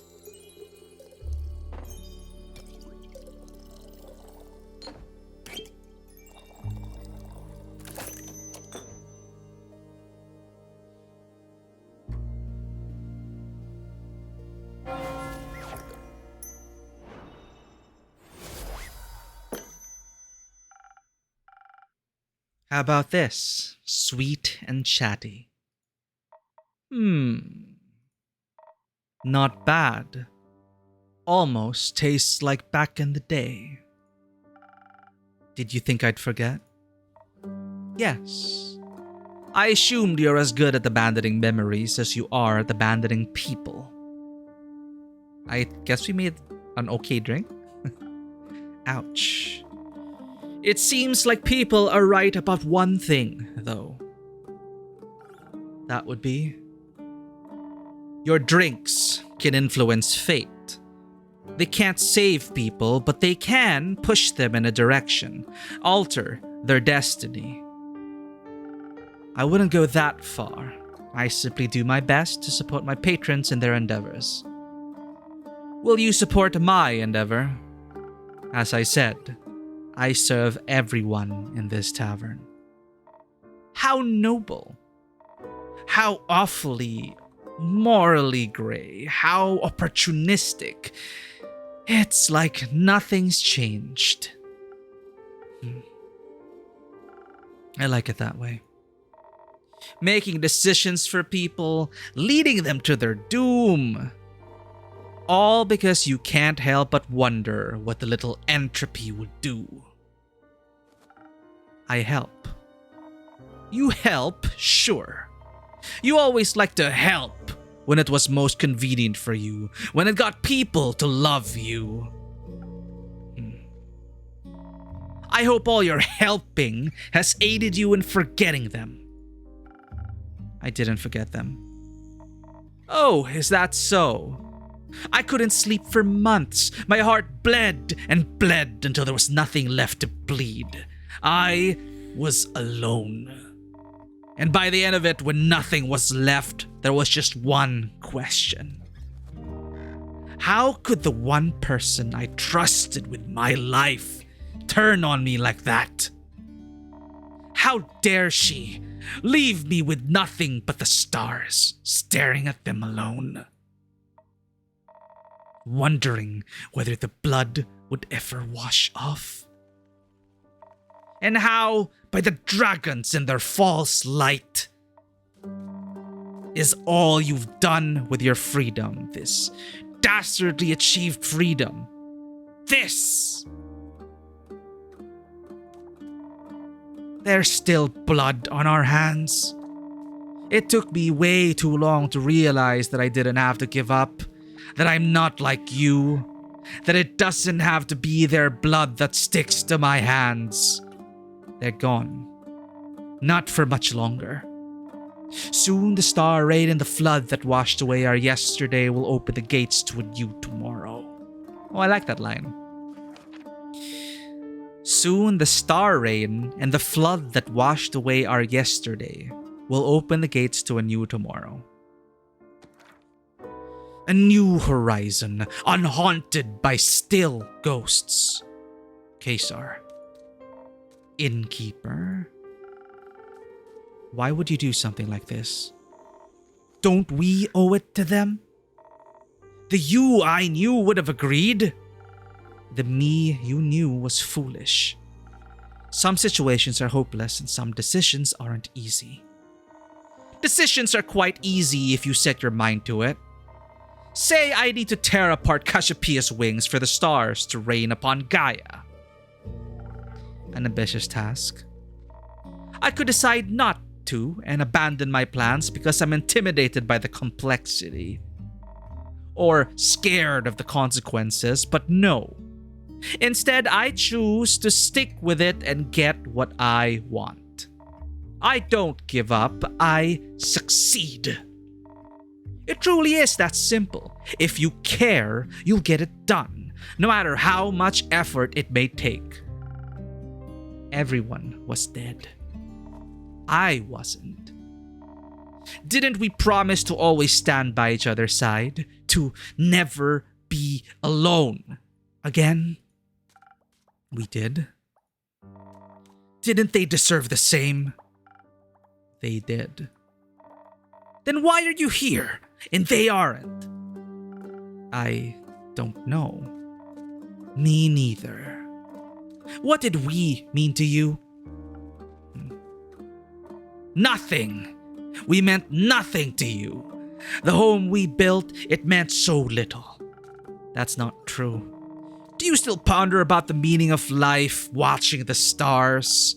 No, there aren't any anymore. It's better that way.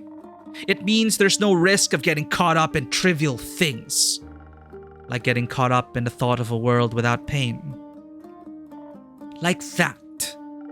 So naive. So stupid. It was bound to break.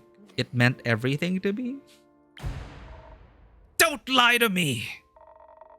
I've seen through the charade. Your tricks don't work on me anymore. Look at the stars now as they lie at our feet. A declaration of your failure. An elegy to your cowardice. And a demonstration of my endurance. Everything is set. Everyone will get what they deserve. Even your little replacements. Soon there'll be no more but a fading memory on the horizon. Feels familiar, doesn't it? They're alive. They can be saved. They are alive, indeed. What you should ask yourself is for how much longer? And if the time comes, will you run again? No. But you sent them to their deaths, did you not? I sent them to stop you. I am aware. Which reminds me, I'll have to leave soon, before your little pawns interfere with my threads of fate.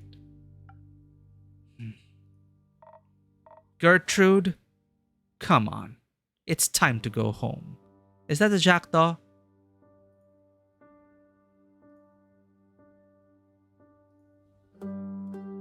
No, the jackdaw.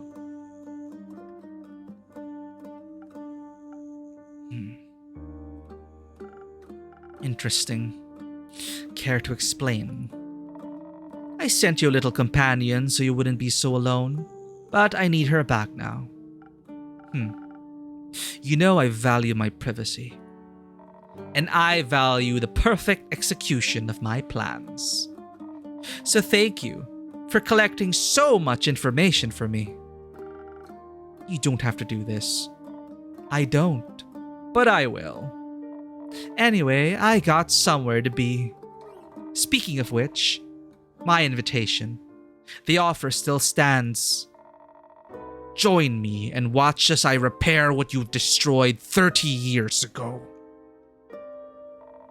Join me to witness the renaissance of times past. I can't. My place is here. What a pity. It almost pains me to see you haven't changed one bit. I moved on. You should try it sometime. Spoken like a true coward. It's not like I need you anyway. Not anymore. See you soon, old friend. Or not. I wish he wouldn't have come.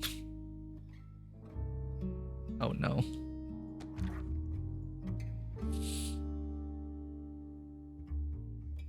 And we choose not to stop him because, I don't know. What can we do? So what did we get from that? 30 years ago, shit happened. We were young and foolish and whatever. Maybe we wanted to usurp the gods. Maybe we were such powerful tier 4 adventurers that we were like, yeah, let's go screw over the gods. And then we got screwed over. We fucked around and found out. Maybe. So all the adventure buddies we have now, there are quote-unquote replacements. But we're choosing a better path for them. The Twilight Flood, Chapter 23, The Wheel of Fortune, 34th of the Astral Moon, one day before D-Day.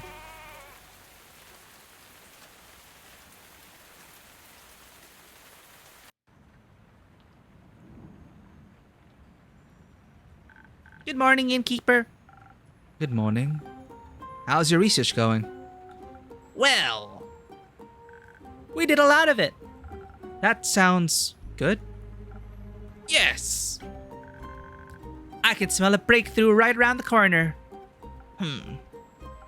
Are you writing that down, Archie? What? No, of course not. No notes are being taken here. None. Archie, I told you already. I might be the bestest detective in Fesoa, and this might be the meeting of a lifetime. But the investigation has to come first. How are you going to have time to write a book about my detective career if the world ends in a few days? I mean, it won't, obviously. Because our friends are super strong and awesome, and we are super smart and awesome. But we should still focus on backing them up. I'm sorry, I can't help but gather material, even now. You're a very impressive detective, and I fear what will happen if I stop thinking about my books. Is this what I think it is, Detective Melina? I'm afraid it is. Excuse me? It's a severe case of the nerves. Quick, Innkeep! We need a remedy! Only the most revitalizing drink will do. Does the patient agree with their prescription? Really, it's not that serious. Thank you. Perhaps a cure that'll boost my toughness is just what I need. On it, Patient Zero. See, these ones are just basic drinks. Easy. Just 3 defense. All we need. I'm really worried about our first party now. No.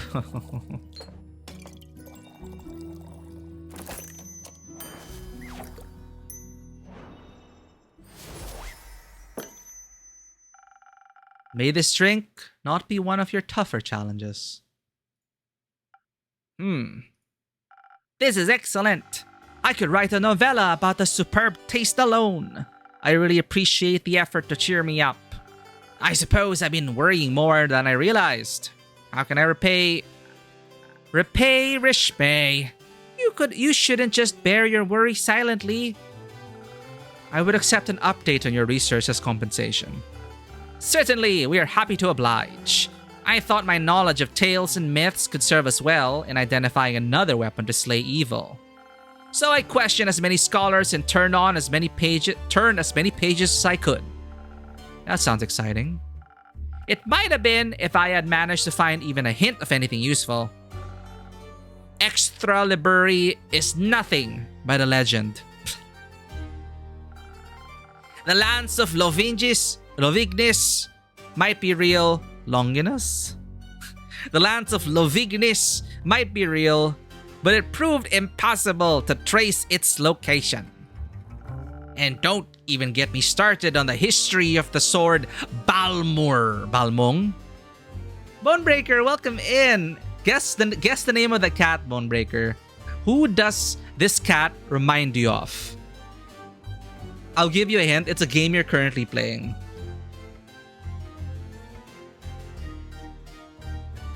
That game being Elden Ring, my friends. Bonebreaker85 is a streamer from Germany. I guess I could say we go way back. Since the Signalis days years ago, and we're still here. We're still at it. And I'm glad to have Bonebreaker85 on the front lines with us on this streaming journey. Welcome in, Bonebreaker. And yes, who does this cat remind you of? Oh, are you talking about the real cat? The real cat in our studio, or this cat? This cat on the counter. Oh no, not a cat. Okay, her attire. What is it? Who does it remind you of? Her attire and her face markings.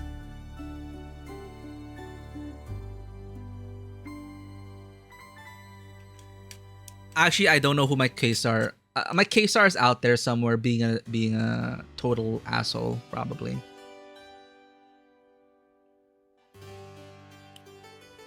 You got it? You got it? I introduce you... Well, close. Who is Ronnie's... Who is connected to Ronnie? Quite literally.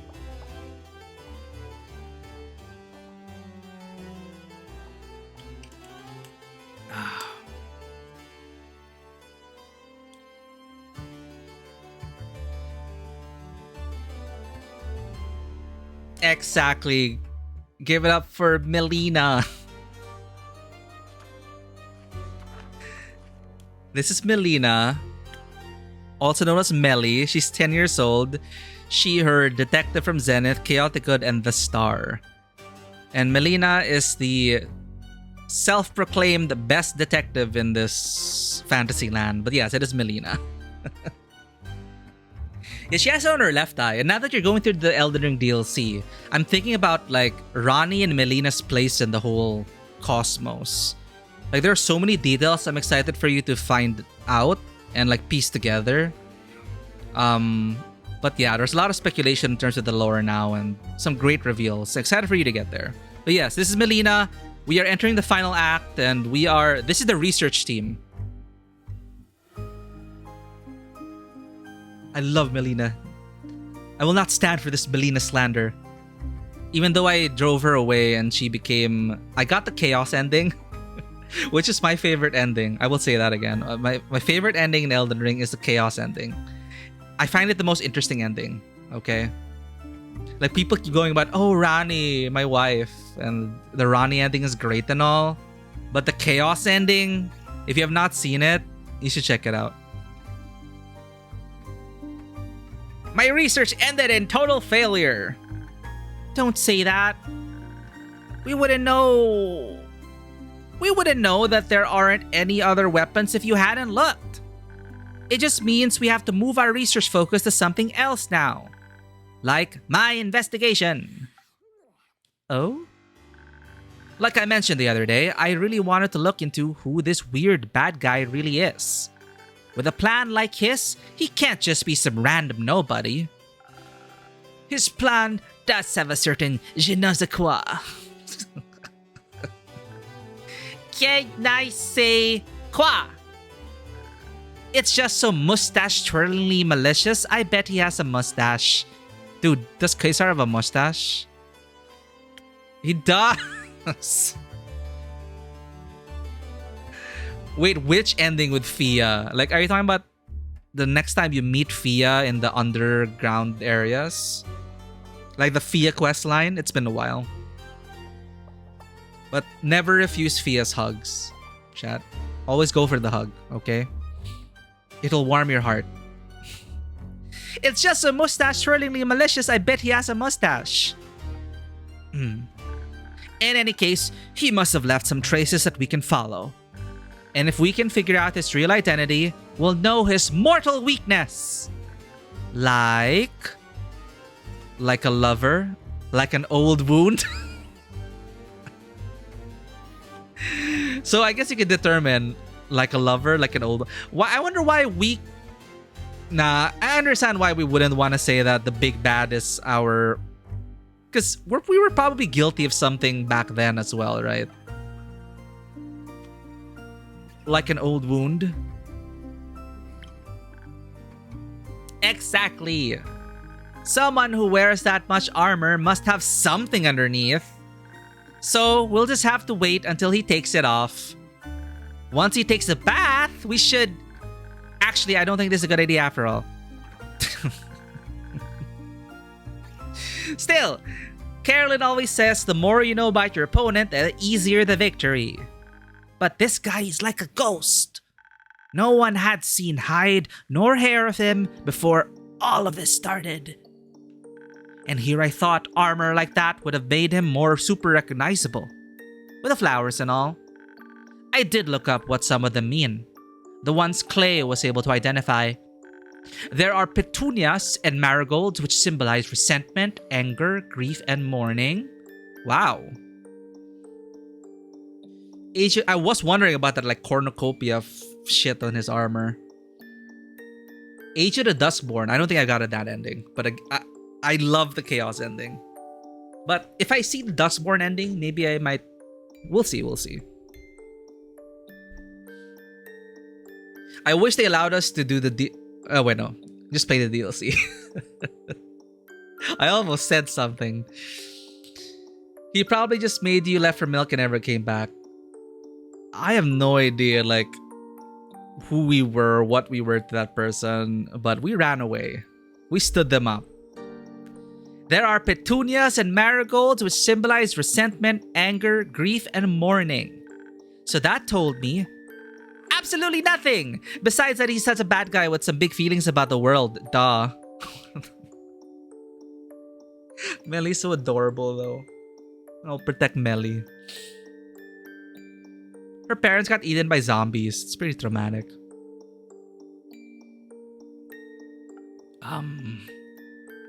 Then I got an idea. What about other well-known necromancers? Maybe we have a repeat offender on our hands. No one really seemed to fit though. I was really close to ripping my fur out. But then I remembered all that stuff about the sigils. There actually was a necromancer that died when the portals opened. So I dug that file out of my pile, and yes! If the creation of the portals broke a sigil, then that can't just be a coincidence. Therefore, this necromancer from back then must have faked their death and rebranded themselves as the mustache-twirling, green-armored bad guy that we're facing now. Shouldn't you be doing the pointing thing now? I'm just not feeling it, Innkeeper. I know it doesn't add up, okay? I'm sorry, Archie. This isn't the revelation of truth that it should be. When you write your book, the detective should definitely be pointing at something. Pointing! Yes, I'll write that down. Good. Let's hit harvest. Language, kid. I can't believe we couldn't find anything.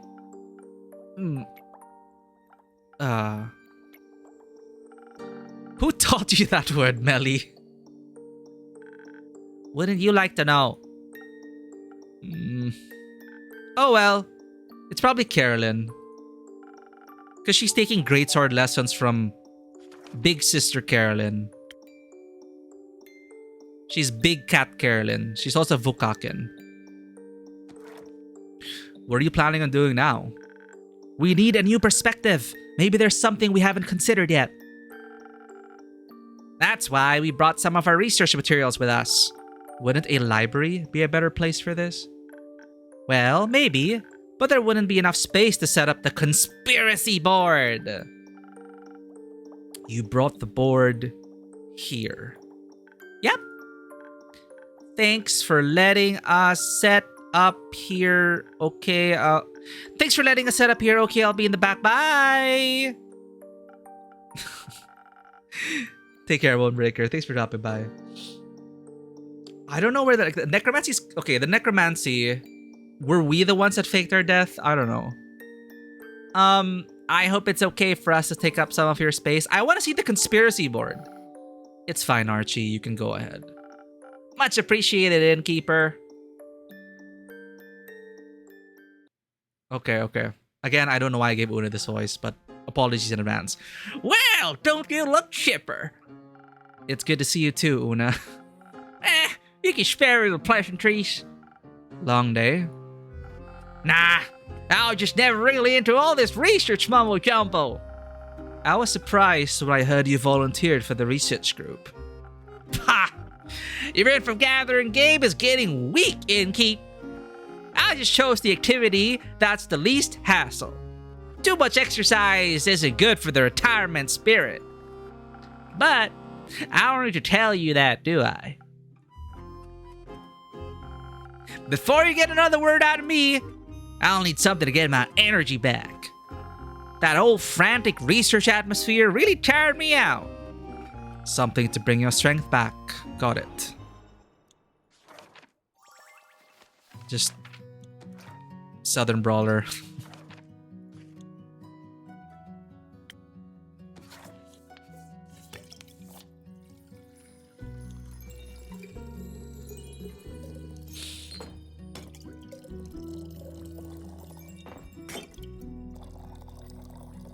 Back when I was younger, I actually always dreamed of putting up like a fantasy tavern. I would serve these kinds of drinks for sure. like a real, like in the real world. I mean, back then I was like, oh, I want to set up a tavern here for all that heavy duty crocheting you're doing. I feel like I could crochet gloves for an entire army with this. You got some more adventures stashed away in those back rooms of yours? Just some more frantic researches, I'm afraid. So, what else have you been up to? Just making sure Grace and Scully don't work themselves into an early grave for the most part. Any news on that front? Are you in the mood to be underwhelmed? Listening to what my patrons want to share, whether good or bad, is a key part of my job. Spoken like a good little innkeep. As for their research, not many surprises there, to be honest. The damage that breaking the sigils did is pretty much irreversible. As expected. That teleportation spell Grace is looking into is also not getting any less dangerous. Even with all the modifications she's making, there's still a good chance of it backfiring. And by good chance, I mean like 70%. What kind of backfiring are we talking about? Like everything blows up and fireworks and fun? No! Like immediately dying! Oh. How are Scully and Grace feeling about everything? So an important note about how magic works in this world, why this whole setup works, is because there's no true resurrection as far as the lore has told us. You can bring back the dead, but not their souls. Hence, the whole Big Bad's plan of breaking down the barriers so that the river of souls will flow into this world, but doing so will destroy the order of the universe as we know it. But at least the souls are back. One of those villains. You still find it very interesting that you can put literal charisma and strength in your drinks. You'd definitely be a hit in real life. That would be great. Like, these drinks give you... They're literal liquid courage. How are Scully and Grace feeling about everything?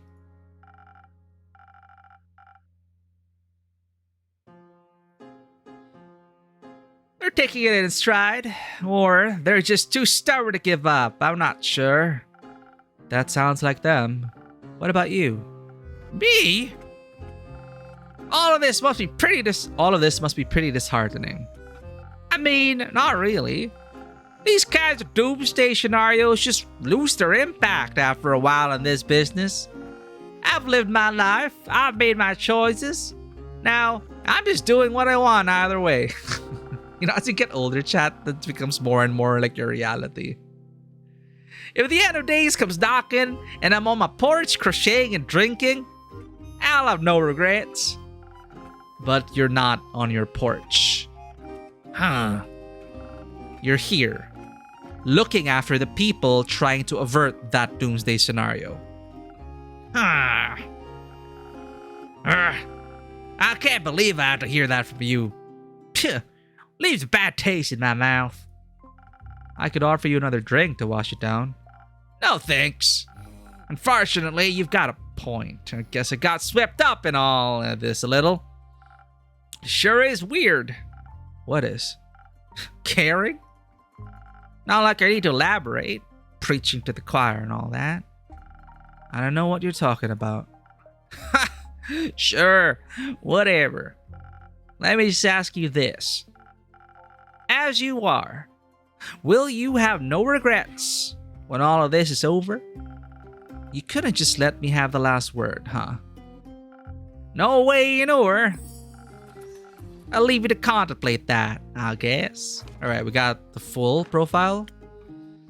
I think. For someone who initially didn't care about saving the world, she's actually quite involved now.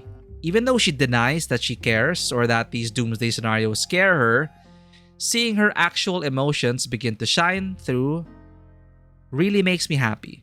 I bet her autobiography will be an absolute page-turner. Yeah. Are Melly and Archie here? In the back. I'll go see if the young uns need some company. Aw, thanks, Auntie Una.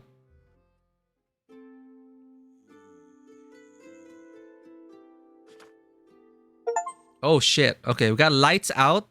The quest result is lights out. Greetings. I mean, good mythical afternoon, adventurers. Oh no. Oh no. Good afternoon, innkeeper. Does this afternoon seem mythical to you? It seems wet. Sorry about that. We didn't have much time to dry off before coming here. The floorboards should be able to endure it just this once. Huh. It's okay if you want to leave now, Baya. We all made it back safe. Okay. But please keep the blankets. I could make some soup. We should be good for now. Thanks, Baya. Where are you headed, Baya? The swamp. I want to talk to my friends. I see. Goodbye. Let a tree know if you need any more help. I will come. Stay safe, Baya. Either it required extra or we mixed the wrong option. Spit it out already. You've been chewing on this ever since we escaped from that mountain. It's just, I feel bad, alright? So, had a good time? Read the room, innkeeper. My apologies. More importantly, have the others come back yet, innkeep? They haven't. It's a waiting game then. Great, my favorite. Alright, innkeep, this is where you come in with a drink. I'm going to explode if we keep brooding like this. We're not that rogue fellow. And which of my drinks would be a fade? Not sure what could help soften the outcome of our quest, but maybe protection from disappointment, that might do. Certainly.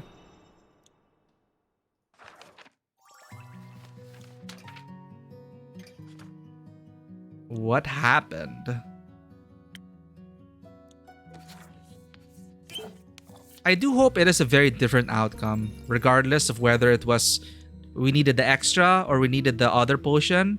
I really hope it's not just an illusion of choice.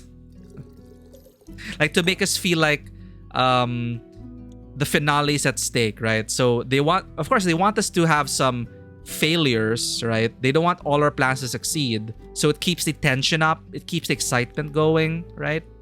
Like, oh no, they failed. What about their other party?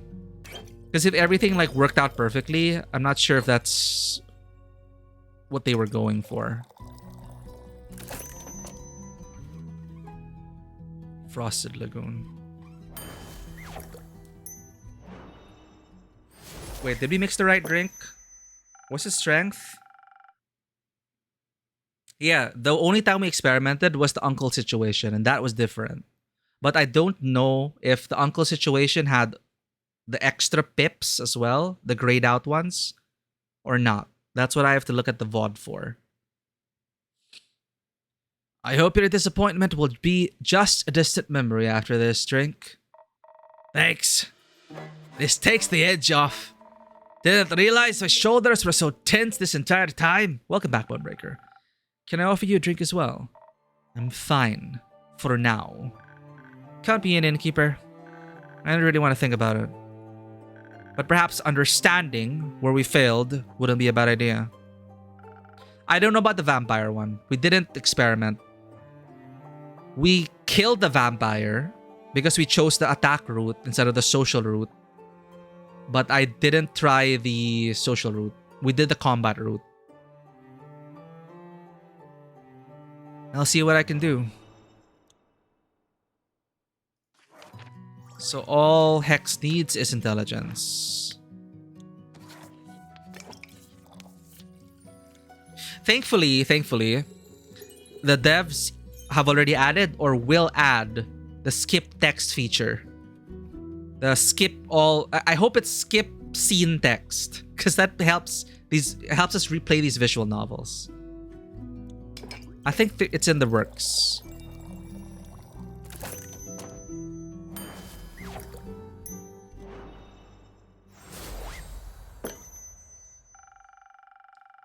This might be just what you're looking for to understand the meaning of everything. So we got an ad break coming up.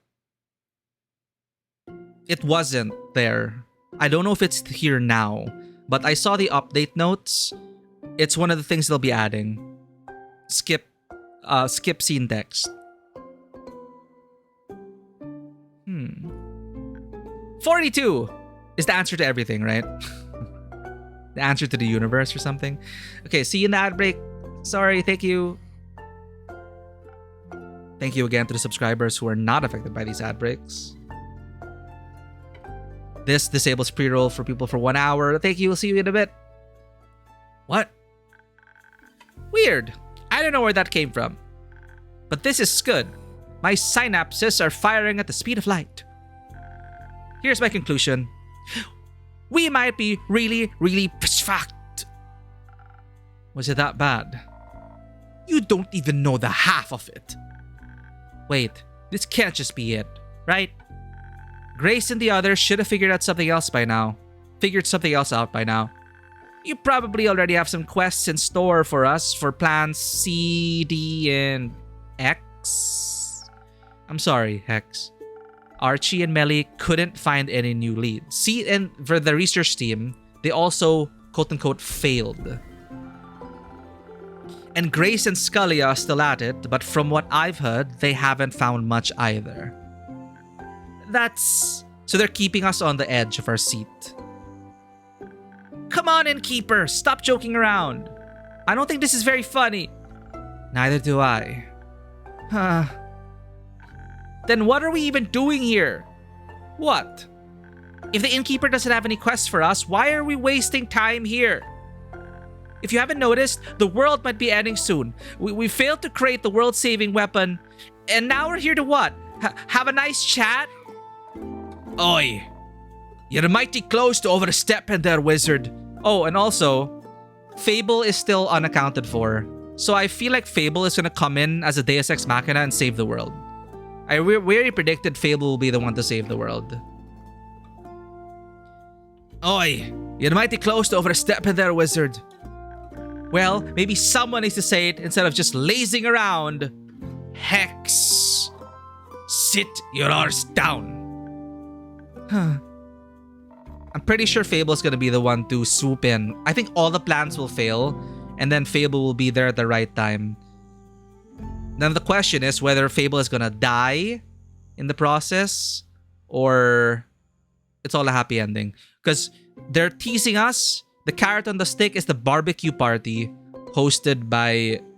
I think that's the happy ending. Barbecue party hosted by Fable. This is no time to lose your cool. We aren't just here to chat. Information about the group that went to the Twilight Chasm will reach the inn first. Information about the group that went to the Twilight Chasm will reach this inn first. At this point, we need to know their fate. It would be foolish to go running around without a plan. So, are we cool? I'm sorry, not exactly a good look for a wizard to lose his head, is it? I guess this wizard and sorcerer are the same thing in this world because we know they're wild magic. I don't know if, at least in D&D, this is in D&D, right? It's its own world. But I thought they were a sorcerer because chaos magic, but wizard. Whether it means anything in this world, wizard, sorcerer, you know? As long as you realize that yourself. While we wait for the others, I guess it's time for another story, Innkeep. Alright, here we go. I'm looking forward to getting some context. Welcome back from the ad break, everyone. Right. After our chat the other day, Kyle and I went to pick up Hex. I'm surprised to see Kyle isn't with you right now. He asked Baye to bring him to Marrow Castle on our way back. He seemed to need some alone time to say goodbye to Evelyn. I'm guessing Evelyn, what would have changed is Evelyn would have been alive, but it would be Quasar who kills Evelyn. I'm guessing that's the change that would have happened.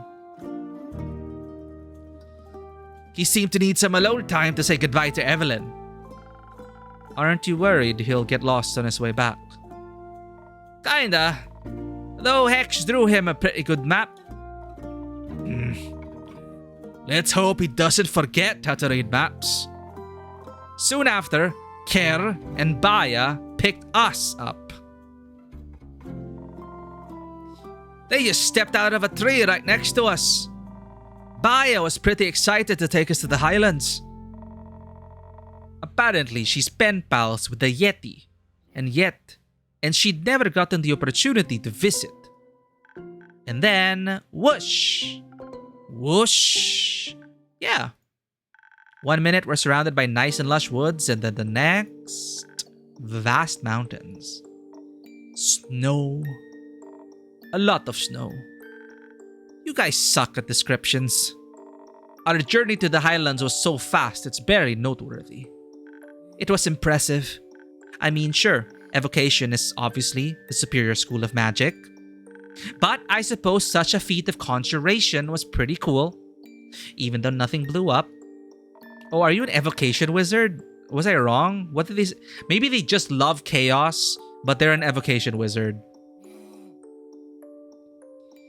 And then you had to keep blabbing to Baya about it until we reached the village. Well, Grace would have killed me if I didn't ask for details. Well, the view was great. We were pretty disoriented. Even when we found the village Clay told us about, no one could point us towards the temple. Kara looked like she was getting ready to throw people around if they continued saying they couldn't help us. It was clear that no one there knew anything. Even though we still had no idea where to go, we left the village. That's when Baya let out this gut-wrenching scream. It sounded kind of like this. Oh, censored. It probably would like destroy everyone's eardrums. Thanks. I really appreciate you replicating that scream. But why?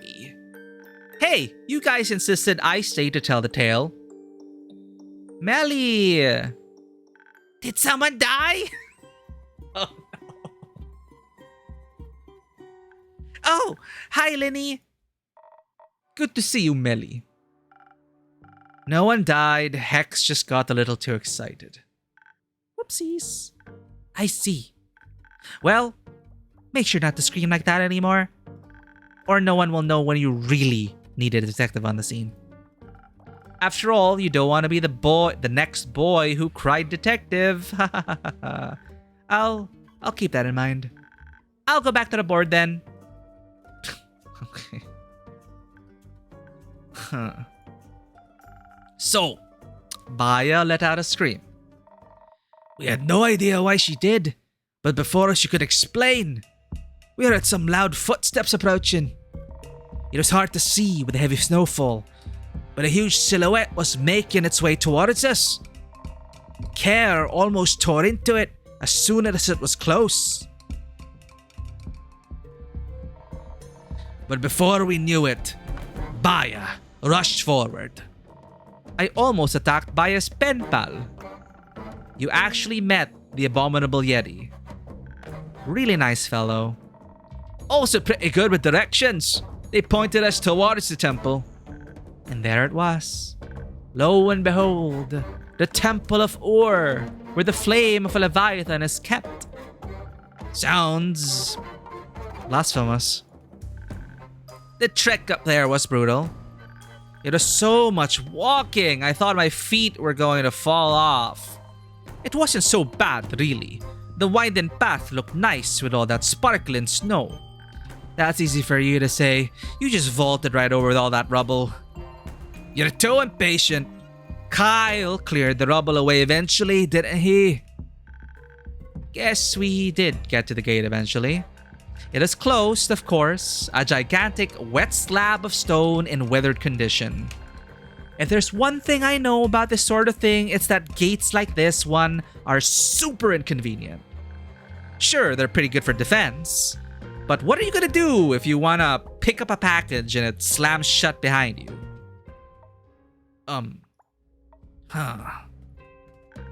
You hide a key under the doormat, of course. Right.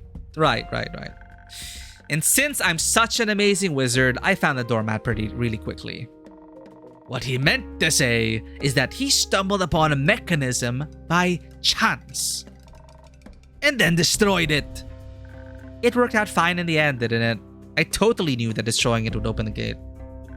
And it was already half broken anyway. The welcoming committee was great. I love having spells flung at me without warning. Not ideal, I'll admit, but our fire resistance and that dexterity really came in handy. Also, Carolyn and Kyle handled anyone that got too close to us without issue. The priests were unexpectedly tough. They wore these white gems all over their bodies that proved to be extremely hard to break. Absolutely dripping, if you know what I mean. You spent too much time with Iniko. In any case, I usually prefer a less deadly atmosphere for forging my weapons. Everything would have to happen very quickly once we got to the flame. I just have to trust my preparations were enough. At least it was pretty obvious where we needed to go. That altar towering above everything else. My poor feet. That last sprint up there was their death sentence. And then I saw the altar. So it is a good call we did combat, okay. What did you see? That's the thing. We saw nothing. Oh, we were bamboozled, chat. Because it's all gonna fail, except for Fable. Because we already know the big bad knows about all our plans. So I'm 100% sure all the quests are gonna fail. And then Fable's gonna come in and save the day. Because they were the unknown variable. We saw nothing. Huh? Nothing! No great flame of a Leviathan, just a devastated altar. And an empty basin where the flame should have rested. We were so foolish. The clues were already there when we were approaching the temple. All the rubble, the poor state of the building. The flame was extinguished during the flood, long before we ever set foot in the highlands. I should have known that an eternal flame was too good to be true. It was all such a waste of time. You can imagine our shock at what we saw, Innkeeper. The realization slowly began to settle in. There would be no way of forging that weapon. Nothing to wield against the necromancer. Up there at the altar, everything was so quiet. The priests hadn't reached us yet. There was just the sound of the wind and the crushing disappointment we were all feeling.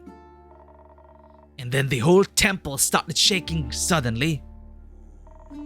Seems like the impact of the flood wasn't the only thing we didn't notice. The place has a guardian. Turns out the whole time we hadn't been walking on a stone path, but on the body of a quiver. Wow. Its snake body unwound from around the temple while its wings lifted it into the air. It looked majestic.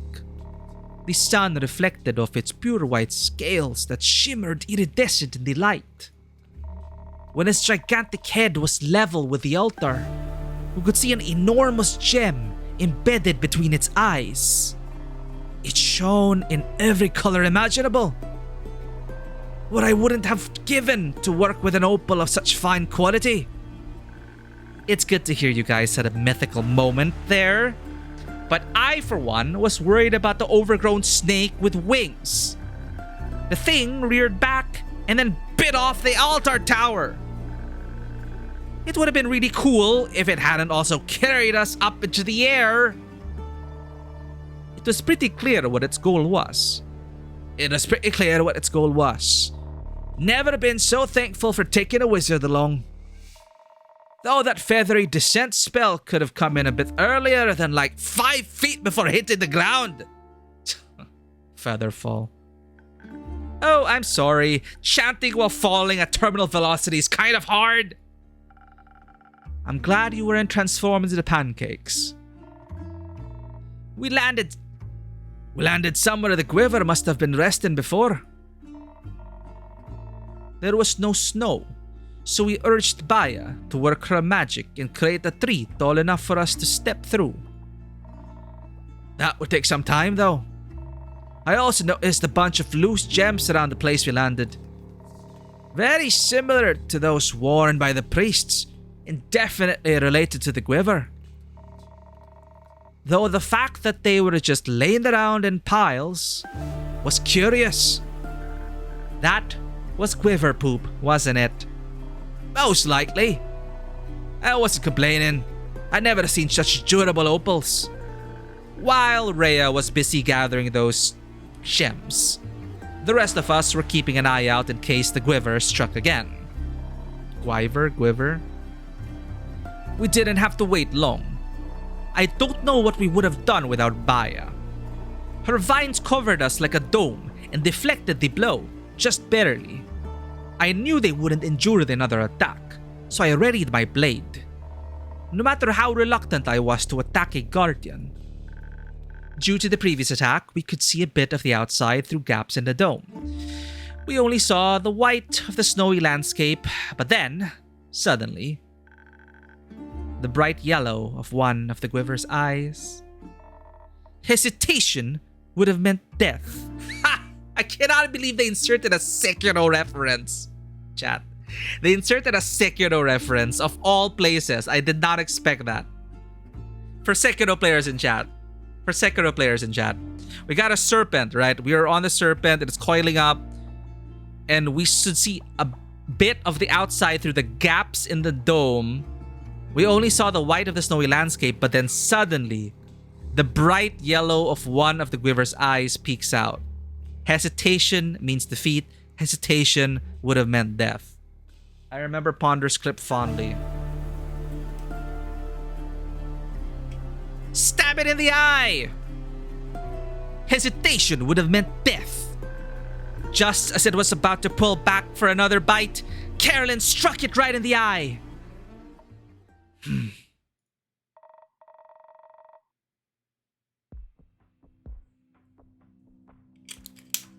Never would have caught that if you didn't say it. I wouldn't have remembered it if I didn't recently watch Ponder's stream. Like it has to be the reference. Like I'm pretty sure it's the reference because they inserted the line. Hesitation means defeat. That's definitely from Sekiro. And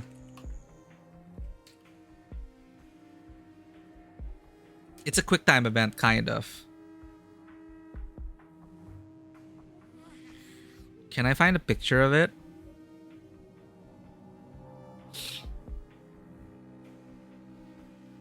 Anyway. It's a giant snake. Just in time, we pulled her through the tree with us and escaped. We stopped by Bias and then headed over here. So that's that. Never had such a depressing walk back to the tavern. Oh, quit your yapping. You're going on and on about this all the way over here too. That's easy for you to say. After all, you got those gems. Great for your stupid competition. Some of us were a bit put off by the quest failing. Why don't you just come out and say what your problem is? So yeah, we're getting all the party conflict before the final encounter. Because they're all the quests are gonna fail, chat. That's my prediction already. My problem is that you're acting like everything's fine.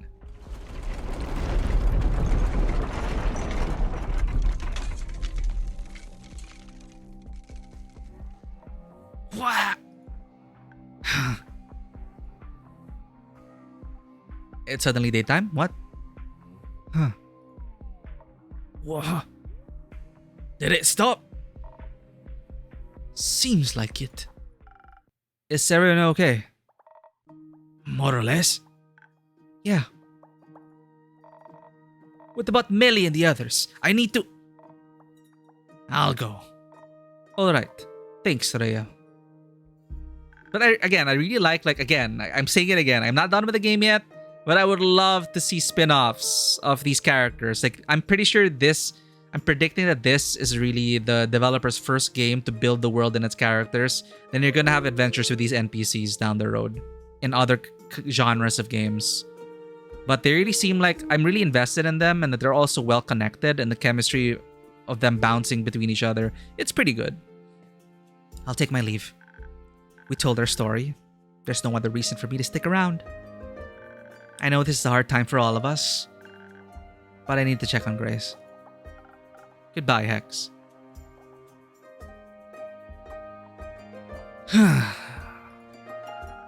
It's getting late. There's always room for you upstairs if you ever get tired, Lynn. It's fine. I'll keep you company. Things must be really dire if you're offering that. What did they say? Desperate times call for desperate measures. First star. Okay. Oh, see, they're all sad. Everything's failing. So this is the one where we mix the maxed out drink. So I don't think it would really make a difference because again, the Jackdaw heard everything. The only thing the villain does not know is Fable's plan. It is doomed from the start. Because that stupid Jackdaw. I cannot believe we didn't notice that. We just considered it like a pet. Familiar, but we didn't notice any connection as if it was a surveillance device. Welcome back. Keep it.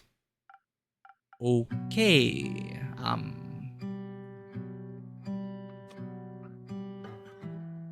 It's good to see you too. We did see it, but we never bothered. Yeah, we knew its presence was there, and we just kept it around. But I thought it was a connection to our past, as in we were, like, death was looming over us the whole time. And either that meant everyone was gonna die, or that we were connected to death in some way. I guess we were wrong. It is connected to the big bad.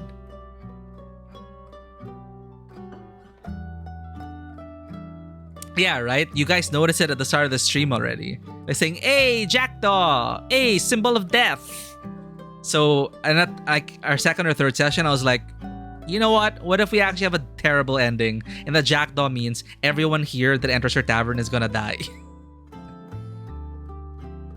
Who knows? But I'm holding out for that happy ending, chat. Where are the others? Uh-oh. Iniko's outside, trying to calm Voy down. We didn't want him to throw up in your tavern. Did he have a panic attack? I hope Tia isn't giving him too hard of a time about it. Sorry, Tia. Tia? Sorry, chat. I totally blanked out. Tia?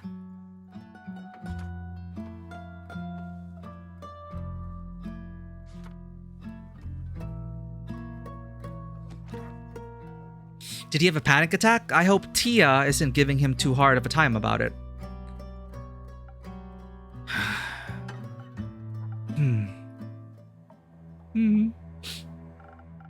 She isn't, right? No. Where is she then? All anime grunting. Gone. She's gone. Alethea's dead? Alethea's dead? Gone. She's gone. She left? No. She's dead. Stop joking around. That isn't funny. Do we look like we're joking? I'm sorry. That's awful. Yeah, you don't have to tell us that. Is anyone else? No. We got away before anyone else went down. That's good. So did we mix the wrong drink? So the game did point this out. When you would like try not to fall into the spiral of thinking that, oh, what if we did this? What if we mixed this? What if we did that? Because then we'll end up in a spiral of regret and despair. That's good. What about Fable? Did you see them there? In the chasm, maybe? No, we didn't find them. Though. What? I found a bunch of broken arrows. Not too far from the portal. They were all engraved with pretty flowers. Fable's a ranger. Let's not forget. I think they were there. They just didn't come back. I hope they're okay. Maybe with a drink, they would have been okay. But the game didn't allow us to make a drink for Fable. Maybe with a drink, they would have been okay. So Clay's kind of blaming, well, us, the writers.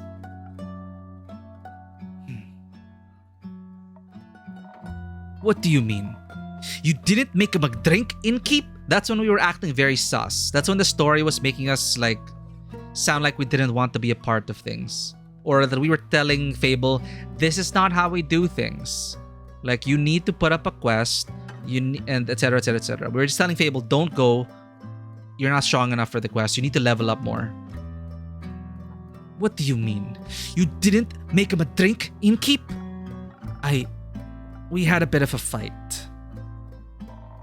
So you willfully endangered them? I had hoped it would stop them from going. Nothing could ever stop Fable from helping people, you idiot! I realize that now. You should thank the dragons. I care more about my friend's eardrums than I care about yelling at you. I already regret it well enough. Don't you worry. The Dewata already called it from the very beginning. As Fable was like, do you think I'm gonna save the world in Keep? And I said, yeah, you're gonna save the world. That was already foreshadowing there. I already regret it well enough. Don't you worry. You better. If anything happened to them...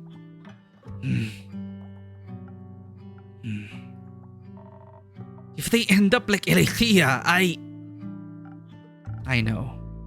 Me too. And I wonder if Carolyn would care if we stuck to the other outcome of the quest, where they didn't end up as fast friends. I wonder if the writing will eventually force them together as friends or not. How different things would be.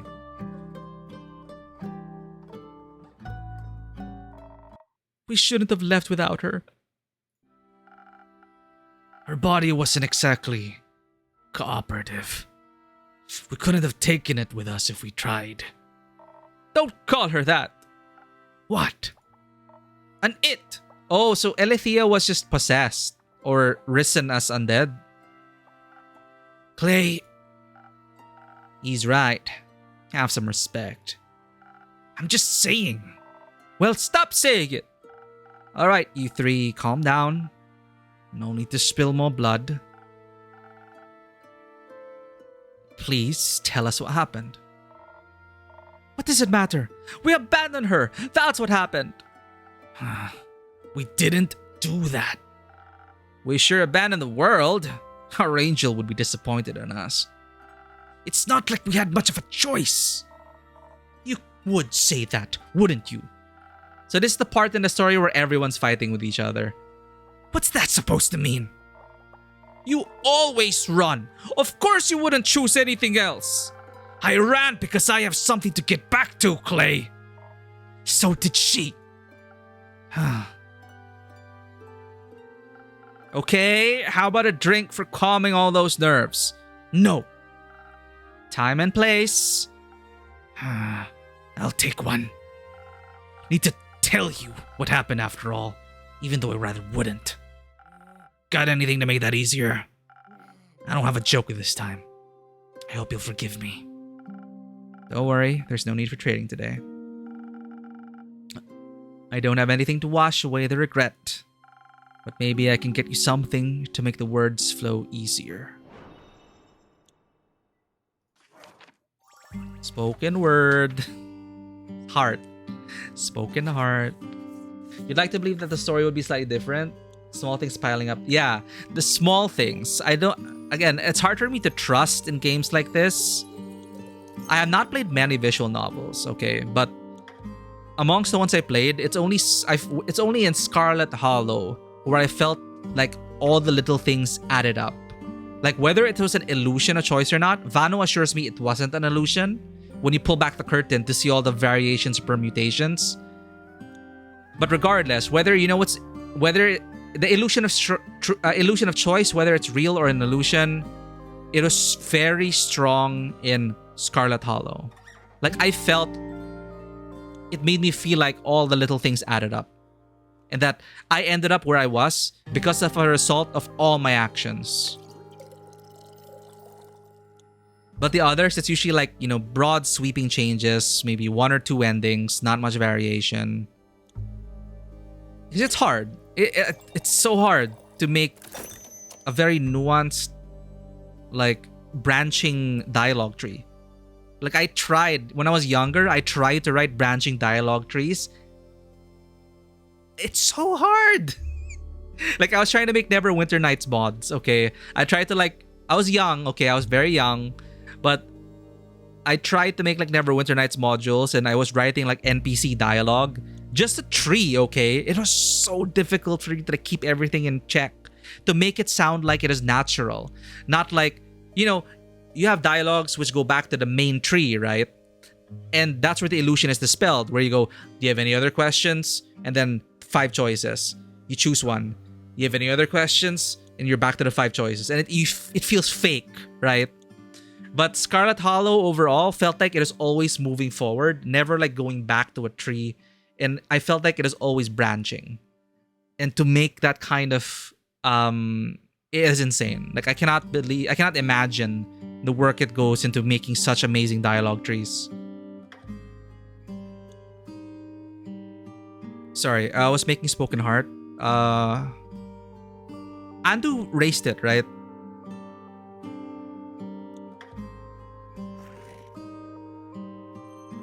Okay, 1, 2, 3. 1. Got it. Yeah, we did. Here. Thanks for this little taste of normalcy.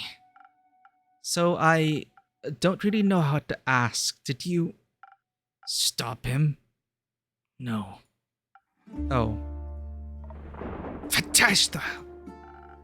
He was faster than us, somehow. Because he knew everything beforehand, Nils. We had a security breach.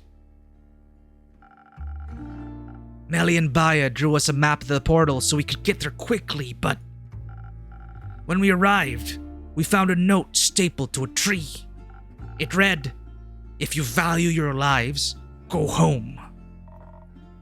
He knew you were coming. Apparently, Jade and Tia argued about what to do, but we didn't exactly have a lot of options. So we went after him, right into the Twilight Chasm. It was... Calling it the realm of nightmares seemed like an understatement in retrospect. The timing of that. We wouldn't have made it without Voy. In Tia's light. In Tia's light. We ran into the necromancer on his way back. Didn't even catch him before he got to Ur. He looked unharmed. It's ridiculous how easy it must have been for him. In his hands, he held an axe shaped like a dragon's talon, pulsating with magical energy. It was smaller than I thought it would be. Magic weapons tend to be size adjustable. That's how they hand wave how the armor fits. I understood this reference. Magic weapons and armor and items tend to be size adjustable in order for it to be convenient for the players in case they stumble upon a suit of armor that may or may not fit them.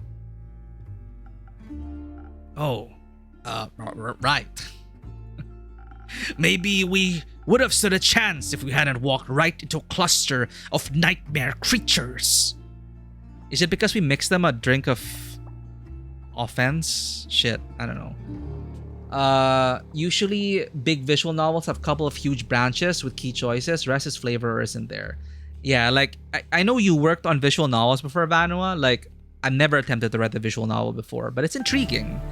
But it's also, it's exciting, but also frightening in terms of like all the routes and it branching out and it taking on a life of its own. And like that one option which links to that one route. It's like insane. Maybe we would have stood a chance if we hadn't walked right into a cluster of nightmare creatures. I thought maybe they'd be a good distraction for him too, but the necromancer called on them for aid in the chasm's tongue. Voy said he promised them freedom and endless nightmares. And just like that, they sided with him, and we were up against a necromancer, a god's axe, and a horde of monsters. We thought we were faster than even his new army. So we quickly cornered him and thought we would stand a fighting chance, but that magic Pacheta cast some sort of slow spell on us. Not even one round in and we were reduced to our normal speed. It's just negated everything, no matter what you make. At least we still had some defense. Tia was right. It helped protect us against a lot of blows we might not have survived otherwise. But we were still losing ground, not to mention the battle. He pushed us back towards the edge of the Twilight Chasm and the portal we had entered from. He almost got Voy at that point. Voy had just played some sick solo that momentarily charmed one of the monsters away from Clay when an axe landed in his shoulder. He was on the ground before any of us could get to him, and then the necromancer just stopped, stared down at him like he was looking at a ghost. Maybe Voy reminded him of something. Maybe his dead Vacheta's heart. Maybe. It gave Iniko enough time to pull Voy away and through the portal back to the moon pools. It's true, you know. You can see all the 7 moons reflected in their clear waters at once. It would have looked beautiful if it hadn't been for all the blood. And for all the monsters swarming us left and right. We were trying to cut them down, but every time we killed one, he would just bring them back. Over and over and over again. And then Tsukihime. Did I ever play Tsukihime? Jesus Christ. These flowcharts, chat. Check Vanua's link. It's like I like how some collector's edition include the manuscript of a script of like the screenplay of like the game. Like I think Persona had an edition where the script book was there, and I find that fascinating. But for like visual novels, it would be nice to see like this game's, for example, this game's flowchart. I'm so curious. Yeah, like it's so cool. Nair, I think, Nair Reincarnation's collector's edition, I think, also had a script book, like a collectible script. It's what you love most about running TRPGs, and they're pretty much visual novels that only get told once. Yeah, and you know the storytelling here? I always look forward to the quest results. For me, that is where the writing has been its strongest. The in-betweens The gameplay, I was expecting more, but that's just my own expectations. Just go in. It's a straightforward visual novel. Gameplay, just click through it. But the storytelling with the music, it feels really good. Like, they bother to actually change the music when the tone shifts, etc, etc, etc. It's a nice little touch, and I like it. And when they tell you the story, I can really imagine like the adventure they were on. It's a bunch of players coming back, talking about their adventure with their adventure. And then, okay, we were trying to cut them down, but every time we killed one, he would just bring them back over and over and over again. And then Clay finally found an opening. He cut down 4 creatures at once and got through to the necromancer, who was preoccupied with resurrecting a fallen giant. It should have been an easy hit, but Clay got reckless. That's when I saw the necromancer smile, saw him notice Clay approaching. I tried to call out, but I wasn't fast enough. Just when Clay got within reach, the necromancer swung out with his axe, and it should have killed me. It should have killed me. No, then Alethea stepped in the way. I'm glad it didn't. Don't be.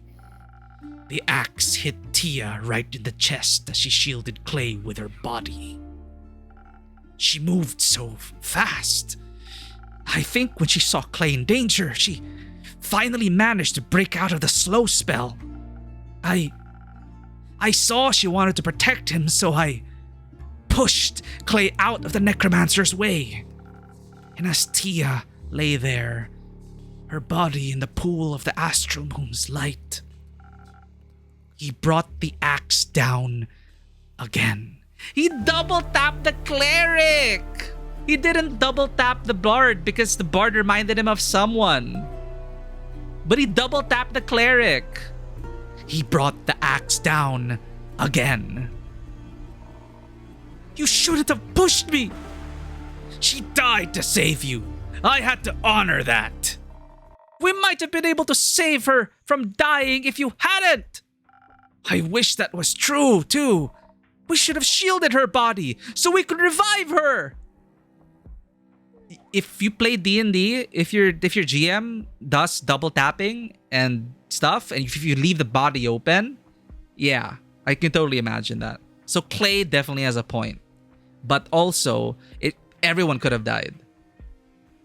We should have shielded her body so we could revive her. I think that would be a little hard to do now. Why is that? When she fell, the necromancer brought her back. Just raised her up like a puppet, like it was nothing. She was looking right at me. She looked so sad because I didn't save her. Why couldn't I save her? When I saw an undead Tia rise to her feet, her weapon and shield leveled at us, I knew we had to run. I couldn't risk losing anyone else. Iniko picked up Voy as soon as I called for us to flee. Jade didn't want to leave until Voy started pleading with her. Well, he was almost bleeding out. She helped me pull Clay away. I still think it was wrong. It was. What am I supposed to input? It was indeed, it wasn't. It wasn't. Like, if they stayed to fight, I think they would have all died. I think it would have been a TPK if they didn't run. 100%. I think 90% it would have been a TPK. They lost their cleric. Their bard was incapacitated. All they had was the bounty hunter, rogue, and barbarian. And they were overwhelmed by numbers. And then the cleric was turned against them. So I don't think they had a chance. So it wasn't the wrong... I still think it was wrong. It wasn't. Nils made the right choice. There would have been no point in losing you all. There would have been no point in losing you all too. Agreed. At least you all got to live. After that, we made our way back here. We didn't know where else to go. All part of Kesar's plan? Well, he did fuck over all the quests because he knew all the details. Now, as to why we didn't warn our companions beforehand, I'm really wondering about our limitations as, you know, in-world limitations. Why we were choosing to stay out of it? We could have... Is it because we didn't have sending stones? Was there no opportunity to warn them? We set them all on the quests already. Quasar said, I know everything. Goodbye. We're bound to the tavern, so there's no way we could send messages to our companions, I guess. But it kind of feels like we also just let it happen. I'm gonna go with the definition. I'm gonna go with the thing that so far the world hasn't introduced any form of distant communication. We haven't seen any of that. We know we are bound to this tavern for some reason. They said we are standing in a circle, a binding circle, and we can choose to leave, but we aren't. So I'm gonna operate under that. So the way magic rules here for now we're aware of is that there's no true res, and we have not seen any example of message spells.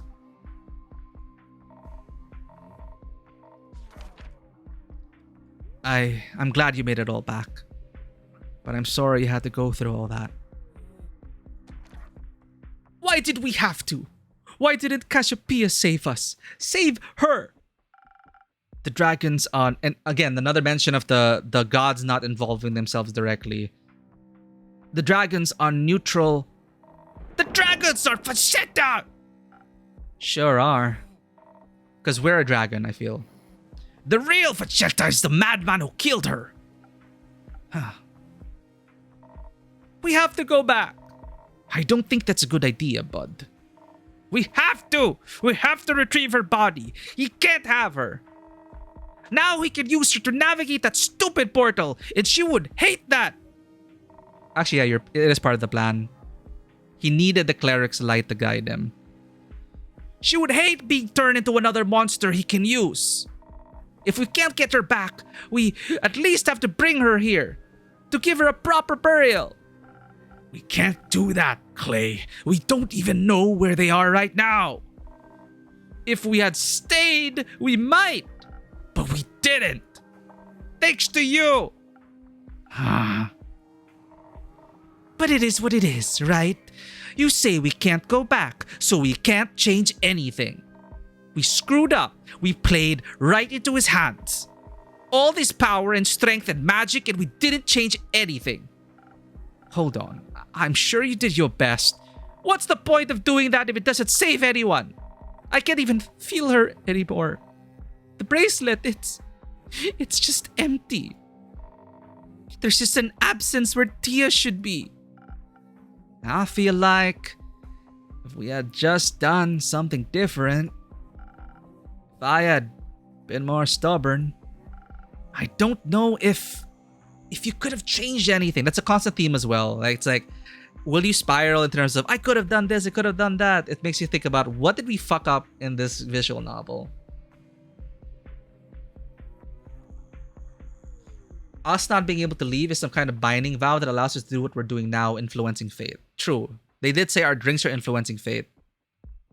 We're giving nudges. That's what I feel like. That's enough guidance from us. We cannot, like, do things for them. And that's why we were so adamant about, like, you guys have to pick up the quests. Like, I can't do anything. I can help you, but you mortals have to be the ones to fulfill the quests. I don't know if you could have changed anything. Well, I'm curious about the past. 30 years ago, we were with Quasar, and we seemed to be standing against the gods. And we paid for our hubris, apparently. I don't know if we ended up ascending or if we were other gods fighting against the dragon gods. I don't know yet. I don't know if you could have changed anything. Oh, why do you sound so sure of that? And they were talking about millennia. And they were saying about maybe next millennia. So I'm assuming there are cycles. And that there are cycles where we just don't give a shit about the adventures. There are cycles like now when we actually choose to care about the adventures. But it'll all come to an end at some point. Why do you sound so sure of that? I think the necromancer, I think he heard everything. What you planned, I mean. How could that even be possible? Uh-oh. After you left, the jackdaw near my window, I think it was a spy. And it heard everything. Oh, we were definitely with Quasar. And many more, apparently. And many others. What? How does that even happen? How did you not notice that? I don't know. I'm sorry. All I'm saying is, it's not your fault the plan failed. He outsmarted us. All of us. So there's nothing we could have done? That can't be right. What's the point of all this then? If he knows everything, then we might as well give up. He doesn't know Fable. Here it comes. He has Ur's axe. He has an army of nightmare creatures and more. And she's gone. The only person who'd know what to do is gone. And we don't have a magic greatsword either. You've gotta be kidding me. What? Magic flame was put out by the flood. So we've lost? It's over. Not yet.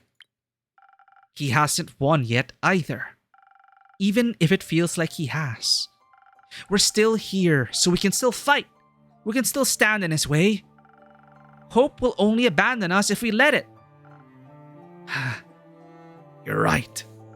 Us giving up, that's not what she would have wanted. What she would have wanted was to live, to get a chance to be more than some pointless martyr. I want her back. Clay. No, I don't want to hear anything else from you. You didn't even notice a spying bird in your tavern? Or maybe you did. Who knows? You're dishonest with us all this time. Do you even really care about any of this? What do you mean you're dishonest with us all this time? Well, if he believes that we didn't know about the jackdaw, right? I can't afford to care. So you can actually choose the paths of like, I don't care, I don't care, I don't care. Next millennia, next playthrough, next cycle. Of course I care. You're very soft on players, or players are just very good in getting out of troubles. Well, I've only played... It's been very fair. It's been a very fair experience, like playing under you, Vanua. Like my first game under you. It is the playtest, so we are, of course, playtesting things. But you feel like a very fair GM. I care more than you could ever imagine. I wish I could bring her back too, Clay. Well, can you? No. What help are you then? Screw this! I'm done hearing excuses, and I'm done pretending we'll make it through this. Clay, please stay.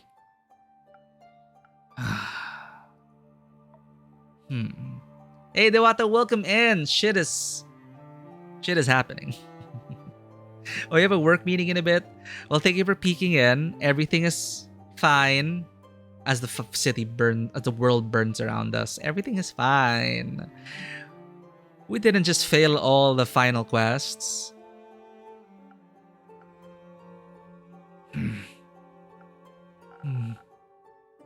Can I have one of those drinks now? Don't we want to go after him? If I was him, I'd kill all of us. So, no. But you already called it from the beginning, Dewata. I am 99% sure Fable will be the one to save the world. because the villain outsmarted all of us, but there's one variable he didn't account for. The jackdaw happened, Dewata. The jackdaw. The jackdaw was the spy of the big bad since the beginning of the game. That's why everything was... Yeah, it's not there anymore. But I was wrong about my prediction about the jackdaw relating to our past. Well, I was correct in that it related to our past. And that death was ever present and looming over everyone. And I had a bad feeling that people would be dying under this jackdaw's gaze. But I did not. Like, it is such a simple thing, but I did not even expect, like, oh, right. It's such an easy thing. The villain just plants a raven to watch everyone. And it reminds me of my own tables when I did similar things to my players. And they're confused about, huh? How did the villain know about our plans? Because he didn't bother to check for bugs in the room. Honestly, guys, for people who play tabletop RPGs, if you're not really a paranoid player, you easily forget about that shit. You talk about your plans, you talk about what you're gonna do, and the simplest thing for the villain to do is just plant a scout. Or plant a listening device. Or something, right? And that's it. There goes your plans. That's what happened. The jackdaw was a spy for the big bad. Big bad knew everything we were doing.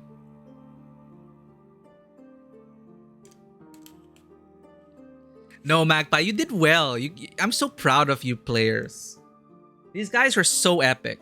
But I will admit, there was at one time, like, how did they know all of this? And then they were scrying on you and you failed the check.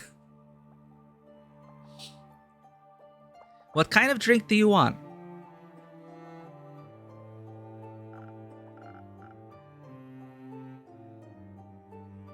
I remember playing under your table though, Three-Eyed Magpie. I think you also tried to do that to us. I forgot who it was, but after some point, I started to get super paranoid whenever we started talking about plans.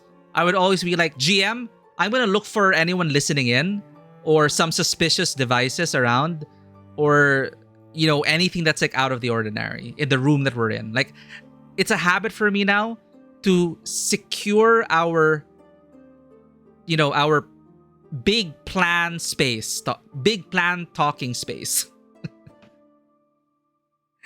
I cannot believe we failed everything because of that stupid jackdaw. The big bad's plan. So 30 years ago, the big bad was a former companion, possibly lover. 30 years ago, shit hit the fan. All of our friends and loved ones died. And we ran away. Big bad didn't take that well. And so wants to shake up the foundation of our universe to bring back all those who were lost. By breaking into the spirit realm and breaking down the dam to let the spirits of the dead flow back into reality. But by doing so, you'll upset the balance of the universe, and the world as we know it will be messed up, for lack of a better term. So the big bad started the starfall, the flood, and now break down doors because there have been these things called the sigils of Alcahest. The sigils of Alcahest are kind of the pillars and foundations of our world and existence. And one by one, he's been getting rid of those, destabilizing the universe to create that opening, that perfect opportunity to slay Tuat, the guardian of the River of Souls, to slay Tuat and bring back everyone.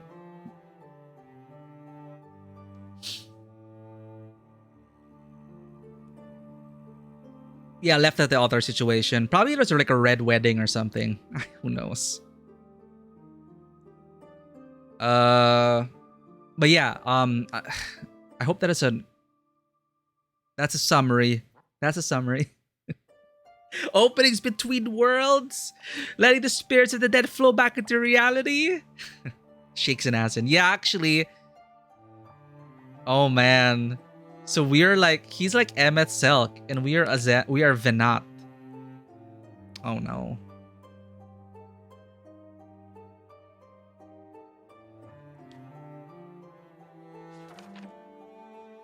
Okay, sorry, where were we? Okay, so that's why everyone is failing their quests. I don't know. Something fast, maybe? Yes, Fable is Azem. We are Hythlodeus. I think we're Hythlodeus. Yeah, it makes sense. Big Bad Dude is Emmet Selk. We are Hythlodeus. Or Elidibus. Yeah, we are one of Emmet Selk's good friends. And then all of his good friends died. And then now he wants to bring them all back from the underworld. Or to say the overworld. I think it's not underworld in this world. I think it's... They had a term for it. It is either upper or overworld.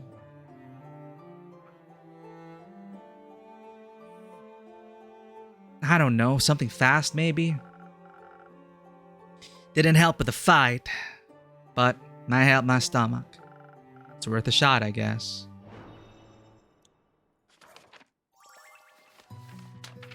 Okay. After that outburst of emotions, we're just relaxing, downtime.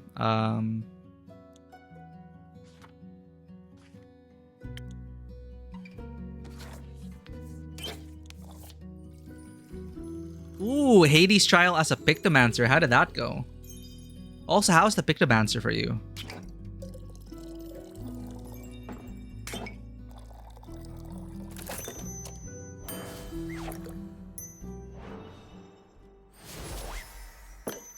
The Pictomancer does kind of change the mood of the encounter, right? Bonk. And cartoon pictures all around. I honestly get surprised whenever I see Pictomancer's like arts come up. Fast and quick. Just how I like it. What kind of drinks did she like?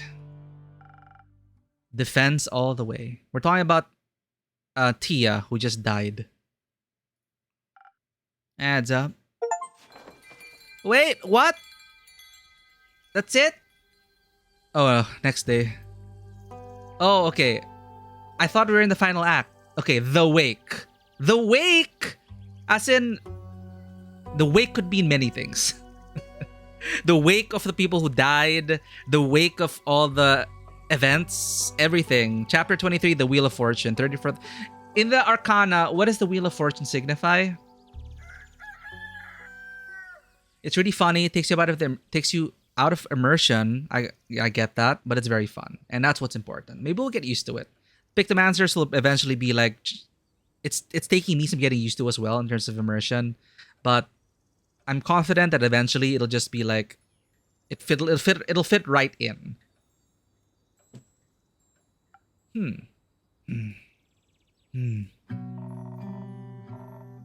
Oh, we're picking up right where we left off.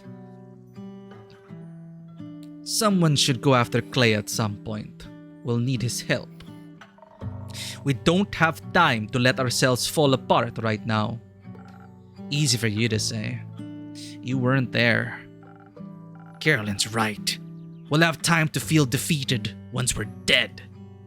Right now, all is not lost. Not yet. Sure. It's just a bit hard to buy this never give up crap right now. If you know how to salvage all of this, feel free to share with the class. I'm serious. I won't even roll my eyes at any heroic speeches right now. Oh, okay. Something major, life change, chance at opportunity. Okay, reverse it signifies bad luck, but we don't know which way. Okay, cool. Just as a reminder, Fable's Arcana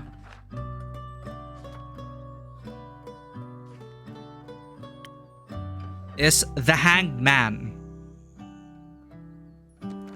Whatever that means in the story right now. Yeah, I figured. So what? Do you just want to give up? I don't know. Clay was right. It's getting pretty hard to see the point. That's exactly what got us into this mess to begin with. What? What? You're a failure? No. This catastrophe ambivalence. I think you guys need to take a good hard look at reality. I don't like betting on losing horses. Of course. Did enough pro bono today. How much will it cost to get you interested again? Oh, you can pass right off. Alicia. What's up, Nils? Think this through. What would you even do? Where would you go? Don't patronize me for trying to save myself. Nils right. There won't be anywhere to go soon. I don't want to hear it, innkeeper. What do you even know? All you do is sit here and watch everything fall apart around you. Don't you dare lecture me on this. Ooh. Hanged man is like sacrifice and martyrdom. No! Fable's gonna die. So Fable's gonna die.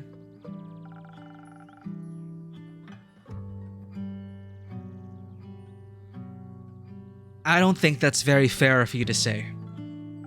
You really want to talk about fair? Must be easy, huh? All up on your high horse watching us struggle every day? And all you can spare are some half-assed commentary and a few pleasantries. I'm sorry. I didn't realize you mercenaries cared so much. Well, I got there in the end. Did you? Should have figured. Explains why that bird spying on us all this time was also just a footnote for you. Hey, you always go on and on about your responsibilities as an innkeeper. How it's your duty to serve anyone that walks through those doors. If that necromancer Fatetta walked in here, would you offer him an ear and listen to his story? Would you serve Eletheus' murderer a drink with the same smile you'll do for us? Hey, maybe bring her corpse along. Good thing you already know what drink to serve her. Oof. I like how it's all falling apart. It's like, drama. Conflict. Party conflict. Delicious drama. That's cruel. Why are you defending her? That's us. You should be just as pissed at me. You should be just as pissed as me. That elf is gone because she couldn't get over her own ego, right? For all we know, Fable could be dead in a ditch somewhere. We wouldn't know. My drinks aren't miracle tinctures. They can't move mountains. But they could provide the edge between life and death, couldn't they? And you decided to refuse them that help. Because you were petty. Oh no, they're turning against us now. Because Nils really liked Fable. Not like it matters now.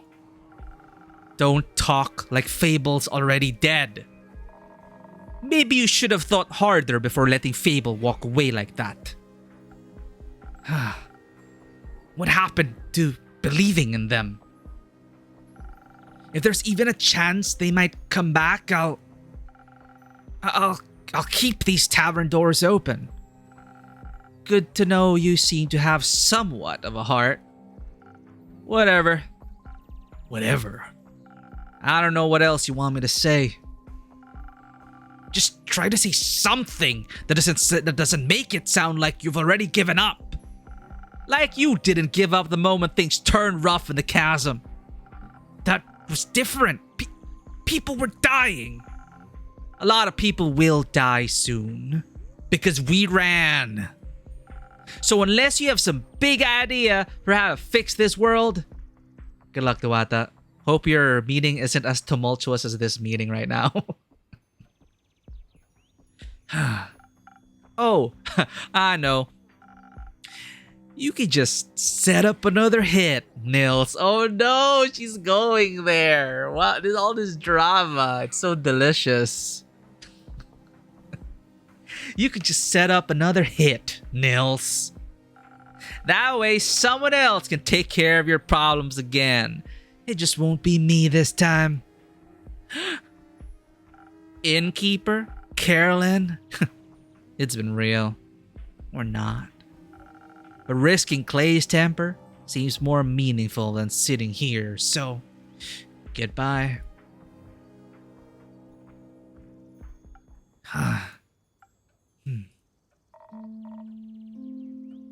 She does have a point, doesn't she?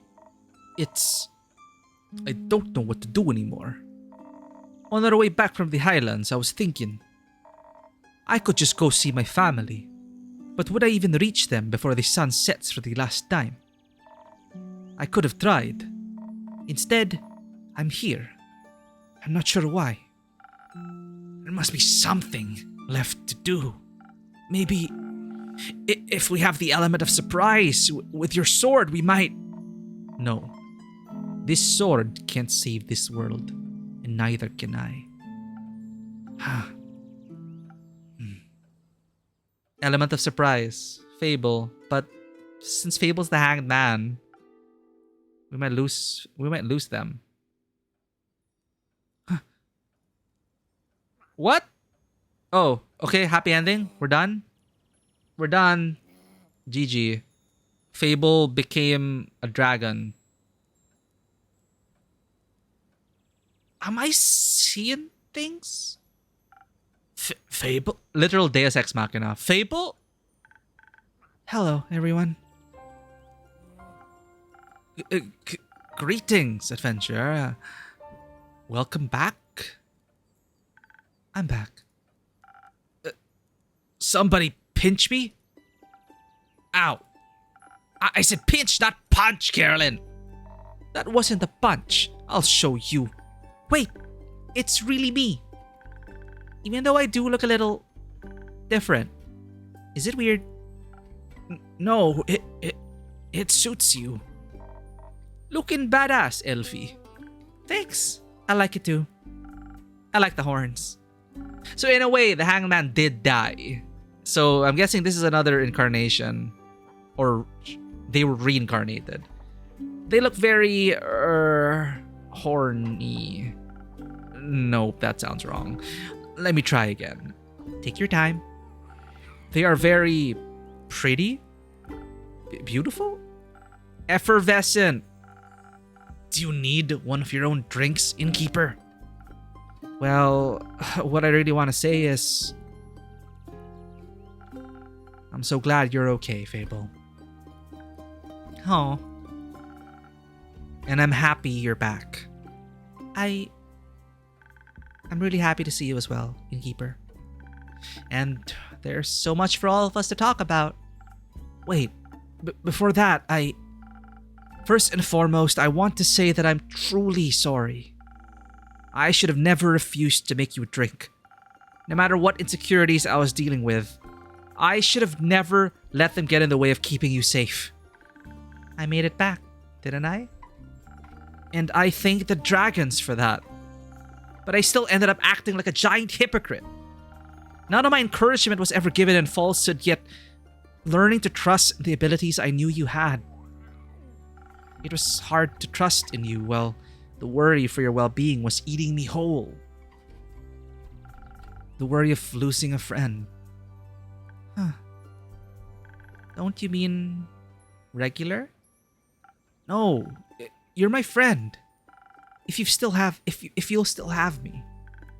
You know, I thought a lot about our last conversation. I was upset at first, but most of all, I was petrified. No, sorry. I was upset at first, but most of all, I was afraid. Afraid that we'd never talk again.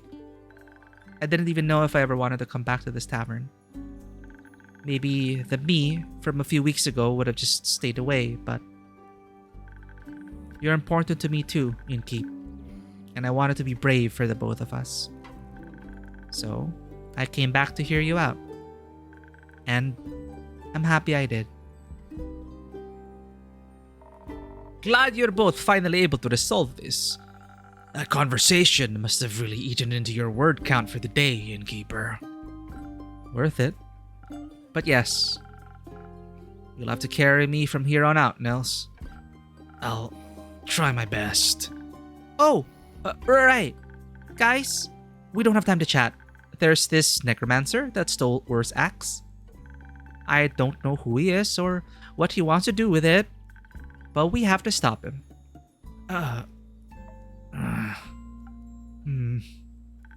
Why are you guys looking at me like that? It might be good to get everyone up to speed. You go first, Fable. You got us at the edge of our seats. Well, as you know, I was searching for Melly around the portal to the Twilight Chasm. I couldn't find any clues. Not with the devastation left behind after the flood. And then a thought struck me. What if Melly was pulled into the portal by the waves? That would have been a nightmare. Literally. And even if I could swear I saw the shadows around the portal moving, or the fact that its entrance to the plane called the Nightmare Realm, I couldn't just abandon my friend. So, I went through the portal. How did that go for you? To be honest, I barely remember what happened when I first went through. The distorted landscape, the giant, gangly creatures roaming around. My heart was beating out of my chest. All my blood was in my ears again. Eventually, I found an alcove that gave me some shelter, but I just couldn't stop freaking out. In my blind panic, I had run so far from where I entered that the chance of finding any traces of Melly was almost zero. So, what did you do next? I must have fallen asleep. What? Excuse me? Well, all that running around and worrying got me so exhausted I must have passed out. It was weird, falling asleep in such a strange place. I couldn't remember any dreams afterwards, just this sense of disquiet and unease. But when I woke up, the Twilight Chasm looked different to me. It didn't scare me so much anymore. Moreover, I felt almost melancholic as I regarded its deep purple horizons. And suddenly, close to my alcove where spiky mountains split the sky, I saw entrances to tunnels that hadn't been there before. My curiosity got the better of me and I ventured inside. The deeper I went, the more I started seeing veins of precious stones lining the walls. And soon, the tunnel widened into a huge cave. And I mean, it was huge, gigantic. I wasn't even able to see the ceiling anymore. Turns out, somehow I had stumbled from the Twilight Chasm into the center of Ur. The plane, not the dragon, but in front of me was the sleeping form of the Elder Dragon themselves, looking more awake than they should have been. I can only guess that the water covering the floor must have roused them. The flood had even managed to reach Ur's cavern. You mean the dragon that, if woken too early, will bring about the end of everything was awake? Yes. So kind of like which god was that in the Lovecraftian universe? You wake up, we all die. Was it Azathoth? Who's a sleeping idiot? Who's a sleeping god? Sleeping idiot? Did they call it? I don't know. Great. Another apocalypse. Do we get double points for a combo? Wait. I haven't finished my tale yet. But you're right. It didn't look good. especially when the necromancer appeared. I hid behind a formation of stalagmites as soon as I noticed him. Something about his presence and armor seemed off. He was followed by a couple of undead creatures dressed in farmer's clothing. I was still debating whether to reveal myself or not when he began to cast a strange spell. A green mist started to coalesce around Ur's head. Then, their eyes flew fully open. I was stunned when I saw their gaze. Their presence had suddenly become stifling. Whatever strange visions the mist revealed seemed to enrage them. Their roar must have shaken the whole plain. But while Ur was distracted, the necromancer tried to retrieve their fabled axe, wrapped in their tail. It was a gut feeling, but I just couldn't let him take that axe. I had to stop him.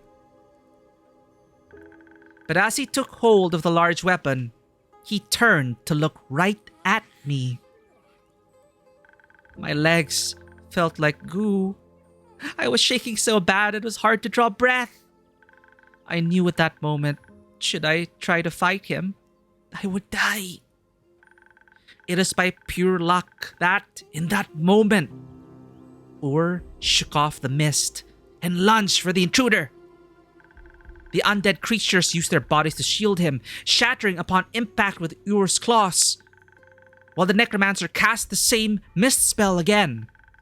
The spell connected with ease, giving him the precious seconds he needed to escape. For a while, nothing happened. There was just silence. I think desperation made me brave, or blind to the consequences, but I could hesitate no longer. If that necromancer was to use the axe for evil, well, I had the chance to stop him and didn't. So I abandoned my hiding spot and ran towards Ur, begging them for help. You just asked that elder dragon for help. Yes, it seemed like my only option at the time. How did they answer? With a riddle. It went something like this. Gems and jewels I create, yet my most precious treasure I still await. Sought by many, found by the lucky, it blessed the oldest and youngest before it struck me. No mortal stands against it, an immortal's delight. So close to death, unseeing you find. What little mortal do I seek? I was never good at riddles. That's easy. I already figured it out. Tell me the answer, chat. Gems and jewels I create, yet my most precious treasure I still await. Sought by many, found by the lucky. It blessed the oldest and youngest before it struck me. No mortal stands against it, an immortal's delight. So close to death, unseeing you find. What little mortal do I seek? What is Ur seeking?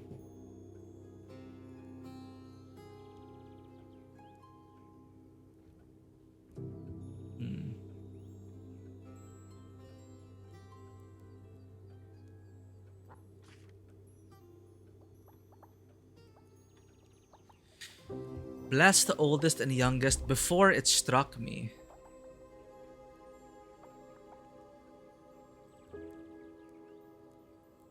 Death? I mean, so close to death, unseeing you find. My most precious treasure I still await. Sought by many, found by the lucky. It blessed the oldest and youngest before it struck me. No mortal stands against it, an immortal's delight. So close to death, unseeing you find. What little mortal do I seek?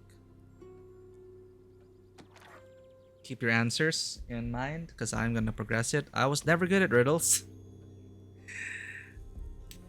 That's easy, I already figured it out. I don't know.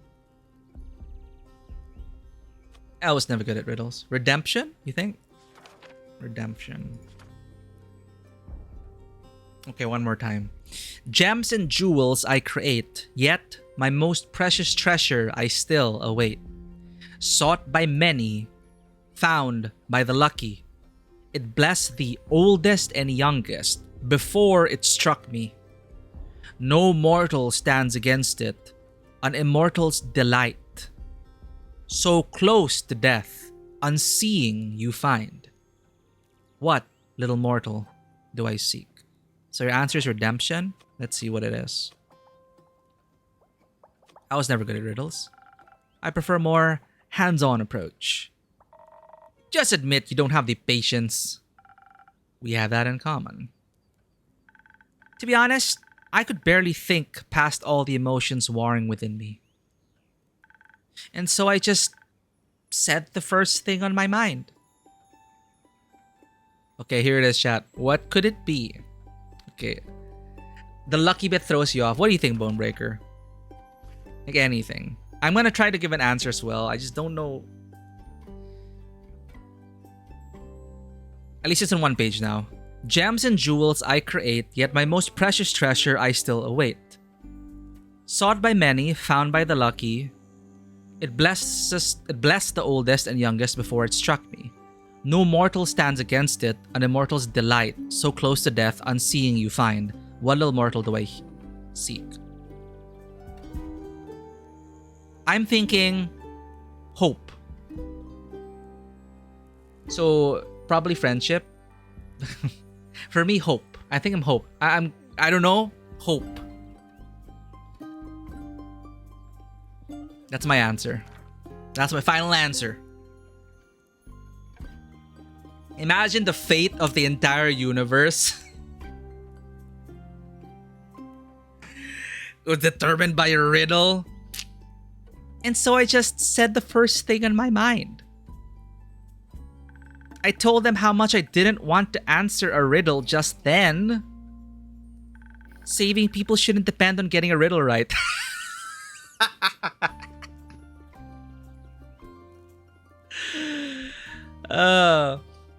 What's the gems and jewels about for hope or redemption? I'm thinking it's not really about the answer. It's more like the dragon can create everything, like gems and jewels and riches I create, yet the most precious treasure I still await. It's like no material. These two lines tell me that no material item is what. It's not a material item. It's like the most precious treasure is not gems or jewels because they can just create everything.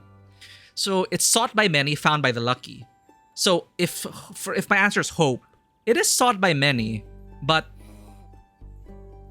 the lucky kind of find it when you least expect it. The hope springs up, I guess. Not really. Okay, doesn't make sense.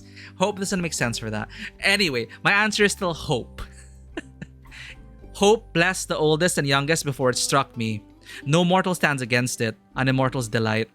I don't know what that is. So close to death, unseeing you find. For me, hope makes sense here. Like when you're so close to death and unseeing, like you can't not see anything. It's like, what do you have left? Hope. So that's my answer.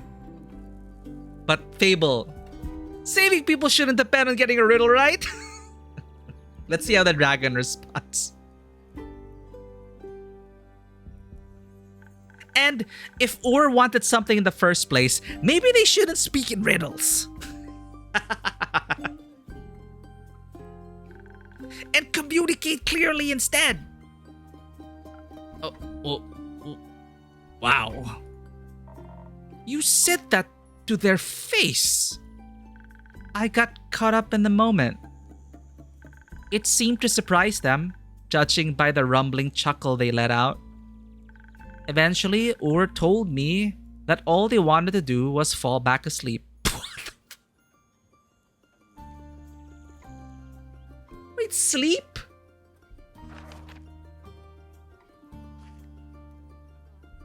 Sleep sleep was... He just wanted to go back to sleep.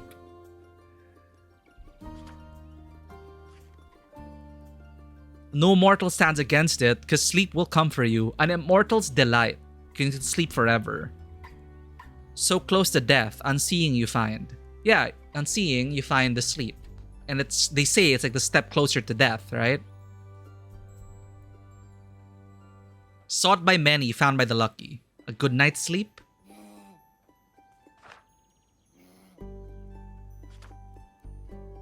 But you're not one of the many, right? It says you're sought by many, found by the lucky. So you just happen to not be... But you were close. You were close. Close to death. Rest. Sleep. Relaxation. Eventually, Or told me that all they wanted to do was fall back asleep. So, I pulled out my lute and played Or, the Elder Dragon, a lullaby.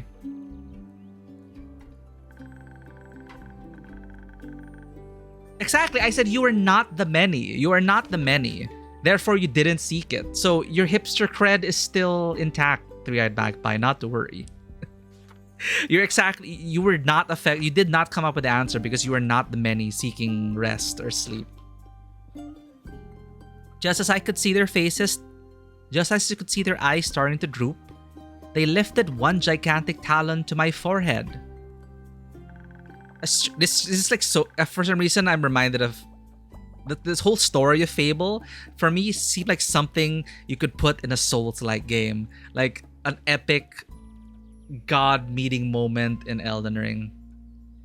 A strange heat ran through my body, and a floating orb of blinding blue fire appeared in front of me.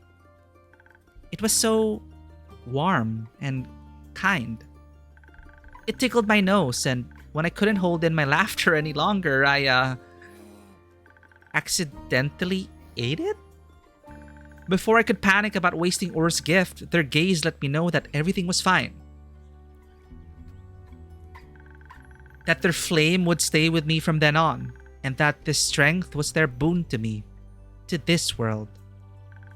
The makeover was included, I guess. And that's all there is to it, really. I think that was plenty. Yeah, see, the right person at the wrong time. That's exactly what foiled the villain's plans. That's astonishing. It's not like it did anything special. Anyone in my position would have done the same. Nope. Fable was the only one who actually didn't need a quest to push them on. Fable mustered up the courage to just say, fine, I don't need your quests, I don't need your drinks, I want to do what's right. And just ended up there. It's not like it did anything special. Anyone in my position would have done the same. No. I think this has Fable written all over it. I did forget to bring a cool trinket back for you. I think you brought back something a lot more important. Hope. Hey, but my answer is still there at least. They brought back hope. Oh. Elfie. Are you saying you can actually produce dragon fire now?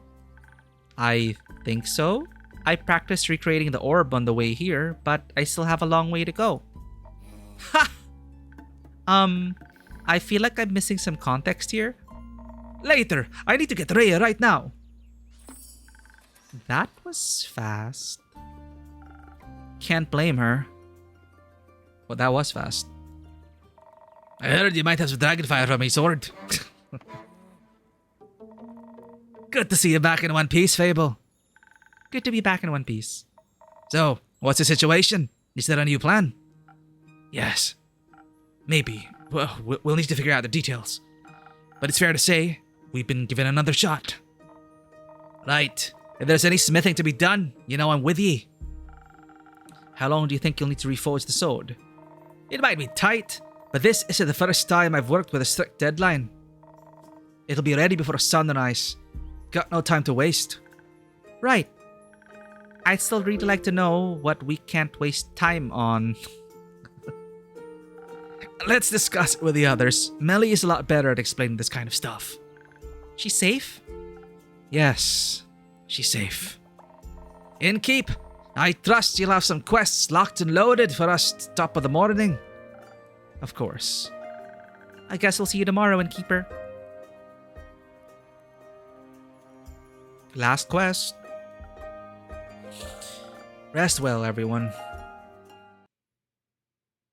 Yep.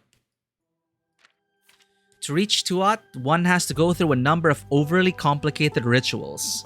Good thing no cleric would ever aid in something like that.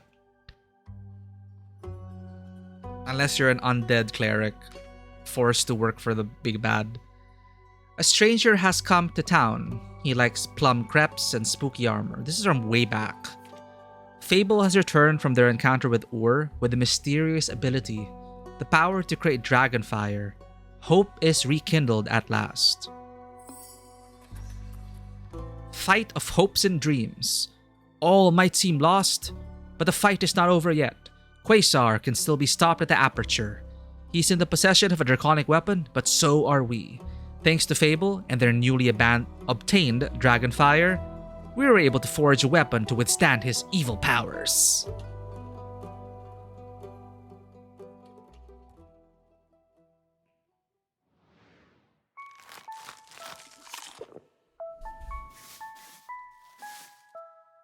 But wow, I can't believe people actually died in this game. Whoops.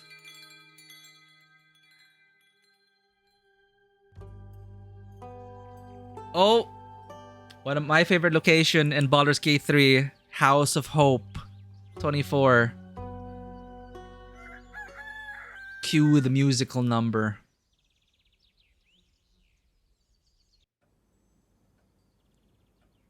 Alright, everyone's here. Good morning. Good morning. You don't know how refreshing it is to see you three all together again. Likewise. Did you rest well? Did you rest well? Not much, but, well, we wanted to spend the whole night planning while Rhea worked on the sword, but Una forced us to sleep. She's always valued nap time. Innkeeper, I've observed you put up quests for us. I did. And you even thought about defending the roots. Very smart, Innkeeper, very smart. I assume that means you all did too. Of course we did. We made plans and backup plans and teams and everything. What kind of team did you join? Fable's going to fight that big bad necromancer guy with their cool new dragon powers. And we'll be making sure the zombies don't eat people. Together with Baya and Archie. We'll evacuate the capital, and Zenith too. There shouldn't be any people around when his undead army arrives. Other than our extermination team, obviously. That seems reasonable. With Baya's help, it should go quickly too. Right? First, you wanted to ask her to teleport Team Cool Sword to the aperture. Money's on Carolyn being part of Team Cool Sword. Right? Well, first, we wanted to ask her to teleport Team Cool Sword to the aperture, but Baya says she can't talk to the trees in the Forbidden Valley. They're too weird. Understandable. Too weird for Baya. Must be some strange trees. Yeah, I really want to see them, but it's too dangerous, so I'll just wait until I'm older. Archie's going to help us convince the people in charge about the approaching danger. I'll help with providing good arguments and keeping things organized. And this cat, I swear. And Nils will lead our group and scout out escape routes. And after that, you're staying behind for the battle, Nils? No, I'm staying with Melly. I'll bring everyone to safety and protect them there. Not out for revenge. I trust my friends will deliver it for me. I do want the necromancer to be defeated, but I don't want to leave Melly alone again even more. So you want to stay out of it? I want to live. Oh. Plus, Melly will need an assistant. I couldn't ask for a better one. Agreed. Now, I know you didn't put up a quest for the evacuation, but could you get me a drink for the road? Something tasty to motivate me? We'll have to convince a lot of people we haven't gone mad. Sure. What joke are you trading this time? None. I've got something else for you. Ooh. And what would that be? My real name. Oh. Huh? I'm all ears.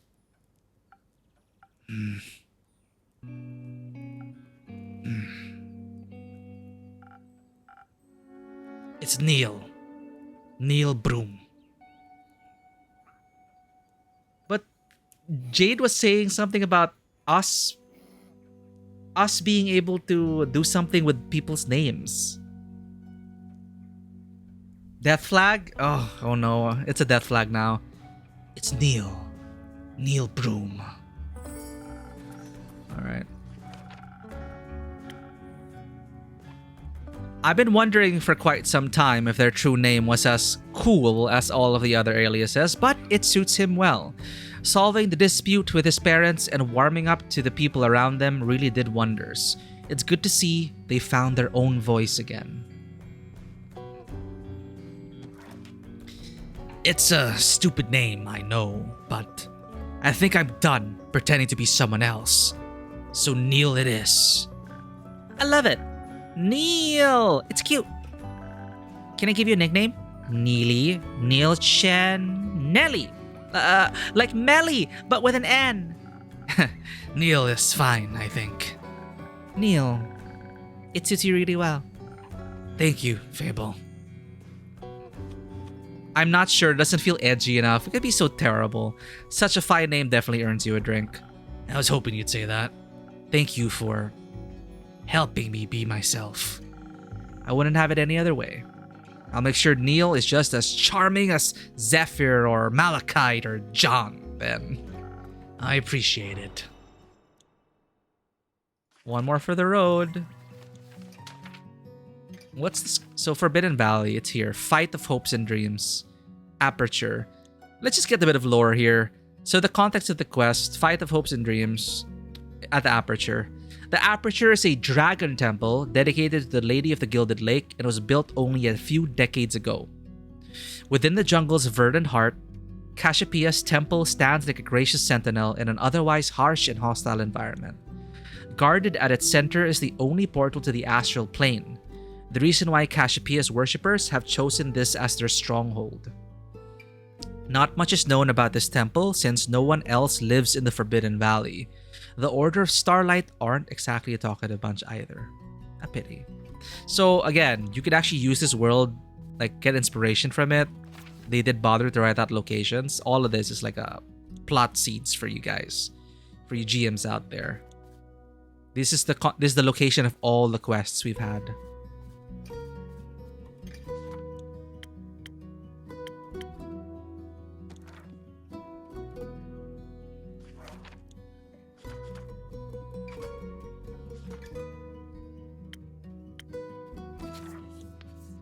I should have memorized this by now.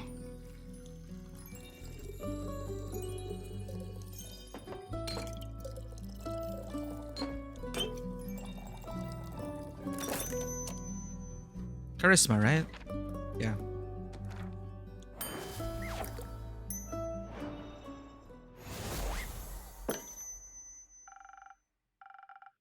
Some additional charm, not that you need it. This is delicious, thank you. I hope this will make me more bearable to the townsfolk. I find you plenty bearable. Thanks. Innkeeper? Yes, Fable? I've been meaning to tell you. Thank you for everything you've done for me. Without you pushing me to go on that werewolf quest, I wouldn't have gained the confidence to face Ur. You're one of the best friends I've ever had. Fable, all of them are gonna raise their own death flags, so who's gonna die? Fable, I have a confession to make. What? Let me guess. You don't actually know how to make hot chocolate. Give Melly her hot chocolate, please. Actually, I recently learned how. Would you like one? You're trying to distract us. Yes, she is. But I'd still like one. I'll accept it when you're done telling us your secrets. I'll trade your confession for the chance to make me a hot chocolate. Okay, kitty. I see I've taught you well.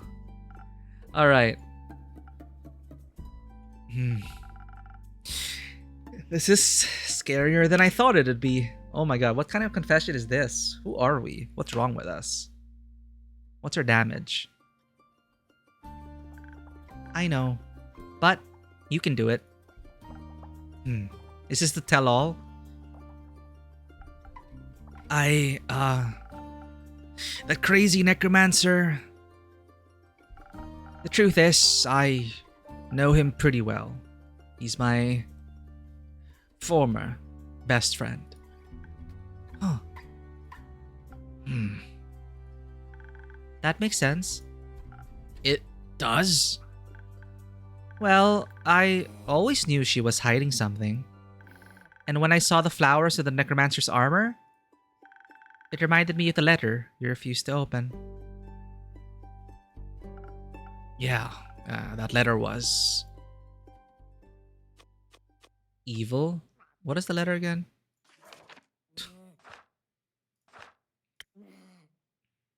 My dearest friend, long has it been since we've talked last. Long has it been since everything has been seared away by the cold flames of death. I wish I could still remember our last conversation, but it's waning memory.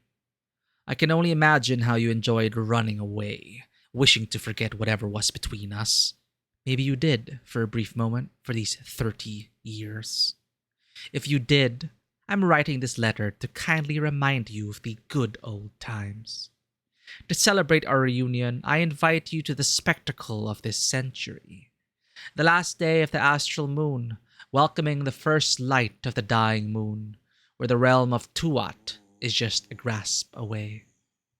Are there any spirits you'd like to remember? Are you afraid of what they might tell you? Worry not, I'll be right there. Watch the sky closely on the 35th of Cassiopeia. See you soon, an old friend. It was evil. So, you two were friends? Oh, here we go, chat.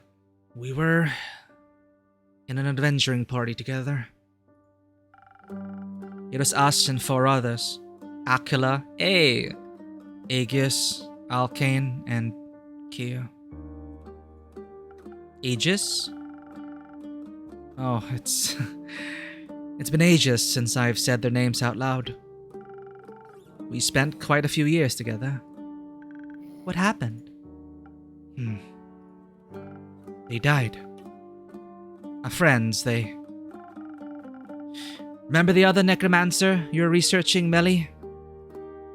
Obviously. Is he their reincarnation? Was I right? Not quite. But we fought her, Kerabosia, a couple of times. She was obsessed with immortality and would do anything to get it. To us, it was like a game. She'd do something horrible, we'd stop her goons, she'd get away. We got so used to it that we became careless and arrogant. We didn't quite realize how dangerous she really was. Thinking ourselves invincible, we went into our last fight unprepared. And my friends paid for it with their lives. Oh, it's simple. Okay, nothing godly or whatever. Fable, to be honest, I thought that was what would happen to you when you went into the Twilight Chasm. I thought he'd be the end of you. I see. I understand why you were scared. I just wish you would have told me. Me too. When we fought her, they all went down so quickly. Aquila got mind-controlled and struck down Alkane. Kia went down trying to heal Aegis. I feel like the writers are drawing from their own adventures, most likely, right? Maybe this is one of their TPKs. Aquila got mind-controlled and struck down Alkane. Kia went down trying to heal Aegis. We tried so hard to keep fighting despite it all, to not give up. And then suddenly, they were all gone. And it was only me and Quasar. Quasar? Is that his name? Yes. Quasar Duskbringer. Is that his real name? Yes. Jealous? A little.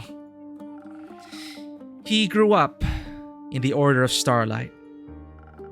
It was a different subsection from Tia's, Alethea, but I guess Cassiopeia's servants have a flair for dramatic names.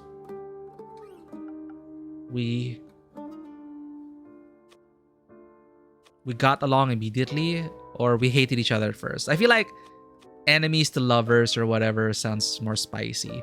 We hated each other at first. Disagreed on a lot of things, especially about religion. Because he worshipped Cassiopeia, and you, Leviathan? Oh, you figured that one out. This place has this sea serpent written all over it. Primordial Sea, so I guess we were connected to that at least. We worship Leviathan. Yeah, it really feels like they just drew all the inspiration they could from their adventures, mashed it into this world. Maybe it's their homebrew world. And as I was saying before, I'm excited for them to like do things with this world and its characters. This feels like an origin story. They could make it like an RPG or something set in using these characters, using this world. Because it's pretty much, it's fleshed out enough that I would believe in adventures and be invested in them here. This place has the sea serpent written all over it. You're a very good detective after all. But yes, it made for interesting fights, but that somehow brought us closer together. And arguing about scripture was always kind of fun. I bet. But the other necromancer, Kerabosha, that one, she died, right? So you defeated her after all. No. Yes, well, Quasar did. When I saw my friends were... I was pretty sure it was all over. That we'd lost. Yeah, definitely. A life sim or like a management simulator.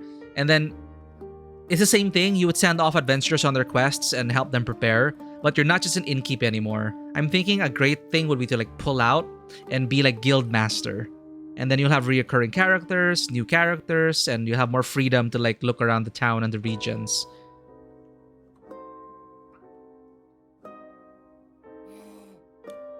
When I saw my friends were... I was pretty sure it was all over. That we'd lost. I was hopeless and scared, so I ran. Oh, okay, so we did run. I ran and I didn't stop until I was too far gone to turn back. Huh. I get that. Running's pretty easy when you're scared.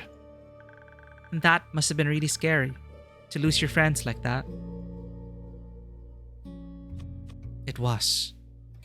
But it wasn't right to leave them behind. I think it's okay to regret it. But I'm still glad you made it here. I wish I was less of a coward. You're working on it now. I'm trying. Suddenly, there was an explosion of intense magic from where I had escaped from. I'm pretty sure he used the Soul Shatter spell to defeat her. That sounds... shattering. Like something Hex would use. We stole it from a mad wizard back in the day. It was clearly too dangerous to be used, so we all agreed to keep the scroll safe and untouched. But he didn't. We didn't. We both wanted to study it despite the warnings. And while the others were partying or getting into tavern brawls or petting were-owls, we studied a scroll that could rip souls asunder. I don't think either of us ever planned on using it, but we were young and curious. The allure of powerful magic is a difficult one to ignore. I think when I escaped and he refused to run with no other options left, he used it against her. And it shattered Kerabosha's soul. It clearly won him the fight, but it didn't bring them back. How have we never heard about any of this? You have, in a way. It happened 30 years ago? Yes. Huh. I was wondering why he opened the first sigil 30 years ago and then waited so long for the others. I guess it was an accident. Opening the portals, I mean. That's what it did, right? With her soul? Turn it into a portal? I think so, yes. And now he wants to bring your friends back. We can all relate to that right now. There's nothing I wouldn't give to see them again. My old friends and Tia too, but the past has already happened and I can't change it, no matter how much I want to.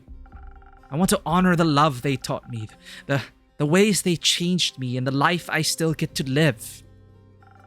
They're worth so much more than only remembering the worst things that ever happened to them. And I don't want to destroy myself any more than my cowardice already did. You are a little bit of a coward.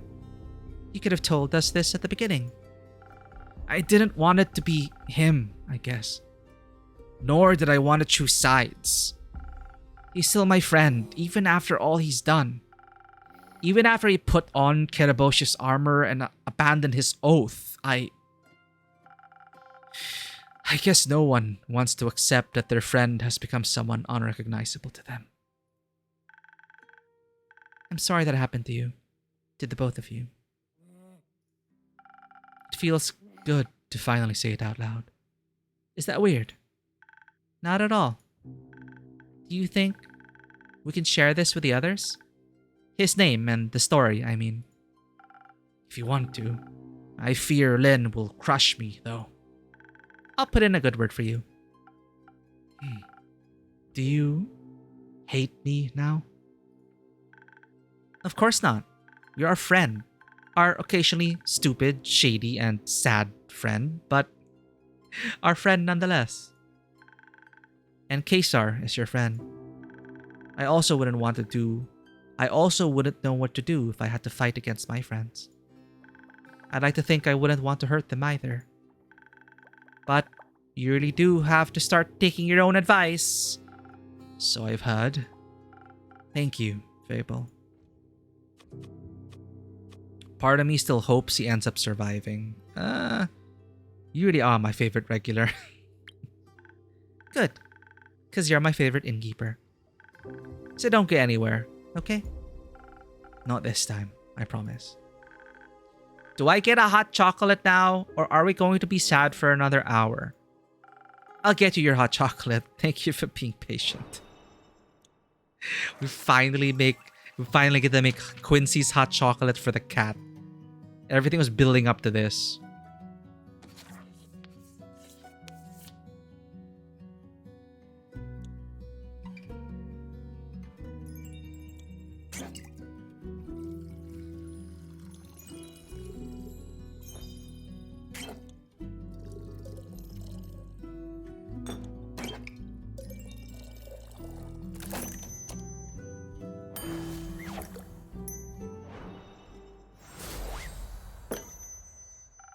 Here, a hot chocolate Quincy style. This is perfect! Thank you so much. No zombie shall stand a chance against my chocolatey veins. I have to go run through the garden now. Whee! See you in a bit. Good luck, Fable. Oh my god, the kid's in a sugar rush. I'll go with her. We'll check in with you guys after we've won. I like that. Once we're back, how about some cheesecake and dancing? That sounds lovely. We can make some flour biscuits too. I'm very excited to try those. Be safe out there. You too, Neil. Sounds better when you say it. Can't wait to hear it again. Huh. Thank you for sharing all of that with us, Innkeep. I guess it was finally my turn, to be honest. Do you think we'll win this? No, but I wouldn't mind a surprise. Yes, I believe in all of you. Duh. I know you'll stop him and save us all. Especially with you on the team. Such favoritism. You're a really good cheerleader. I know. And even if you don't come back, I'm still glad I got to spend all this time with you. I wouldn't trade it for the world. Me neither, innkeeper. But don't say goodbye just yet. I'm still coming back to pick up that quest. I need to check in with the others first, though. I figured. Thank you for everything, Fable. I couldn't have wished for a better person to share my adventures with. I'll be back in a bit. Be patient. I'll try my best.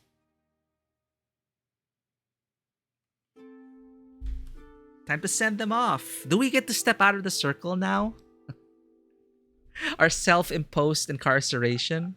Will we actually get to well, what are we gonna do? Throw potions at the big bad? Well, we used to be an adventurer, but we're like old now, right? Well, hello, innkeeper. We have returned. Welcome back to my tavern. Good to see you found your way back to us, Kyle. But of course, why wouldn't I? The little wizardling drew such a magnificent map for me, which ye held upside down. How are you two doing? Still clinging to those empty lines, are we? You can drop the act now and keep... We all know you're not just a mere babbler after all. Who told you the good news? We met this lovely little girl on our way here. A really chatty Kitlin. Maybe she has to overcompensate for that brooding older foster brother of hers. So you know about everything. About your history with the necromancer? For sure. I have to admit, everything makes a lot more sense now. I'm glad you came back. I think we've all made some mistakes in our pasts. Some of us married evil pacheltas. Others ran away because they were afraid. What counts is what you do now, innkeeper. For example, how you help us fix your puppetry up from 30 years ago. I see you've already put up a quest for us. Good.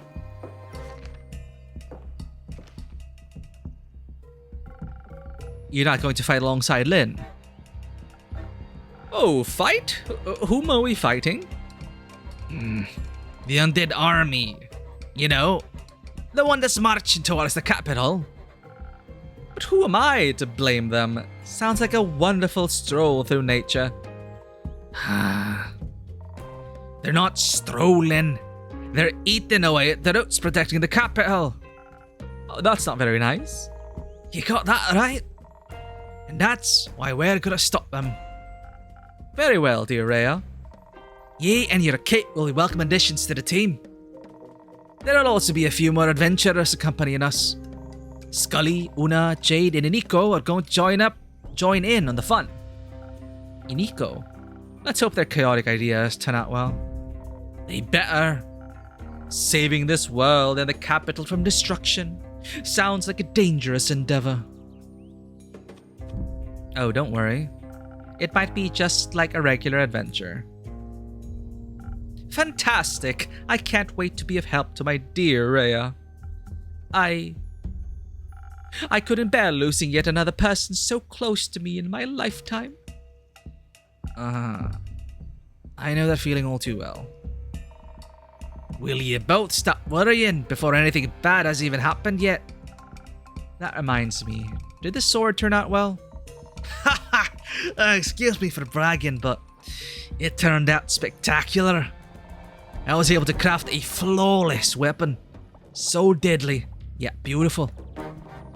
Keras Baba really passed an astonishing sword onto her. I even used the Guaverous opal on its hilt. You mean it's Don't say it. Wow. It looks good either way. Definitely good enough for the Yorhut competition. And with the Dragonfire little Elfie acquired, it's also strong enough to withstand Ur's great axe. Already handed my masterpiece over to Care. She's gotta save this world first before I can win me competition. Are you sure you don't want to wield the sword yourself? Nah. I fought my fair share of undead. I know how to handle them. I'm better off at the capital, and the sword is better off in Care's hands. It belonged to her Baba once, so naturally, it's Care's legacy. But there's one more thing you could do. Craving one last drink, Rhea? You see right through me. Anything specific you have in mind for today? Just a drink that won't be my last. Mix us something to help us return to your tavern after all this bruchitos. Agreed. I would love to come back here with my dear Rhea just to reminisce. Very well. I have 2 ideas that could work. I could give you something to enhance your dexterity and intelligence, so you can easily predict and avoid all attacks. I top it off with a lotus flower for some extra draconic blessings. That'll be the drink for a purely offensive approach. What would the other drink do? That'll be the choice if you want something less violent. A drink that'd enhance your natural charisma as well as up your defense. I'd also add some honey flowers to make you extra persuasive. We'll be trying to collect some allies on the way, so we might need to do some convincing. An additional defense seems like a good idea. But smashing the undead creatures' heads together sounds more fun than talking to them. Well, we talked to them before. Didn't they form a union? I'm not really much of a charmer, you know. Oh, I find you quite charming. Oh, shush. But now, what about the drink? Have you decided on one yet? No. Both sound reasonable to me. I'll leave it up to ye. Charm or violence, what would it be? You better choose wisely. The pressure. Thank you, that's only mildly threatening. Well, we talked to this undead before, right? They were like fighting for equal workers' rights or whatever. Maybe we could use them to turn against, I don't know. The dragon's blessing, though.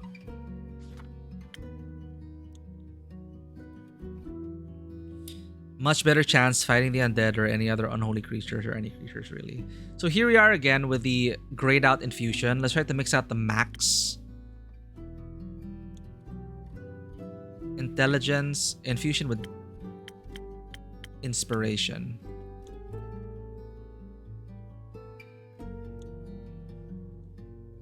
Defense and charisma. What else can give inspiration? Inspiration. Minus the defense though. It's kind of the makeup for that.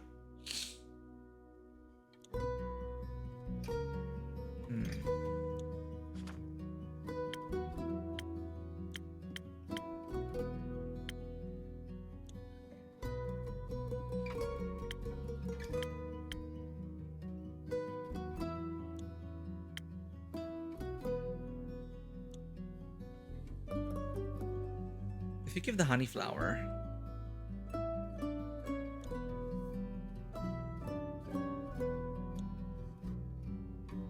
three charisma. So we need something that's 3 charisma, 2 dexterity, 3 charisma, 1 dexterity, 2 shield.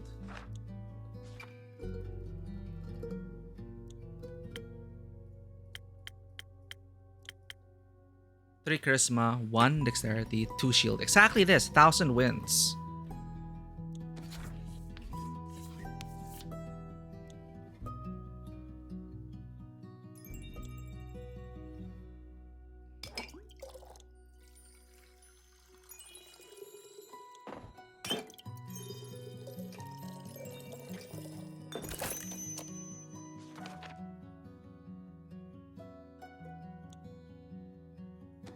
Oh well. It's maxed out. You're right, you'll need all the help you can get. Some charm seems like the right approach. I just hope you're not completely delusional. Me too, I hope I'm not delusional. You better restock your supplies, Innkeeper. You're gonna need a whole lot of drinks. I'll take your word for it. May you return successful. Be careful. You're starting to sound like some random NPC again. Let's go, Kyle. See you later. Until then, dear innkeeper, stay safe, you two. Was that the right choice? Oh my god, I don't know. Okay, we have team sword the kill squad. I'm back. And I see you brought Lynn with you. What a pleasant surprise. Good to see you too. We're taking this quest, if you couldn't tell. I guessed as much. You're not going alone, I hope. Of course not. We're just waiting for the others. Voy, Hex, and Grace will be joining us. We're keeping the team small because it'll probably be hard to get there. But I think Carolyn could probably defeat him all by herself anyway. I don't know. I think I work better on a team. I think we all work better when we don't have to go through terrifying experiences on our own. All part of the humanoid experience, I suppose. No philosophizing before a big quest, please. But I love my philosophizing. We know. Are you scared and excited? Yeah, both. But it's not the worst combo. We're excited for an epic fight and scared because we care about this world and each other. That seems like a good thing. I guess if I didn't care, I wouldn't feel so worried about all of you either. Good to be worried then, in a way. Though I could do without this feeling of ants running around in my stomach. Me too, but I'm glad you care. Would you say I care, Lynn?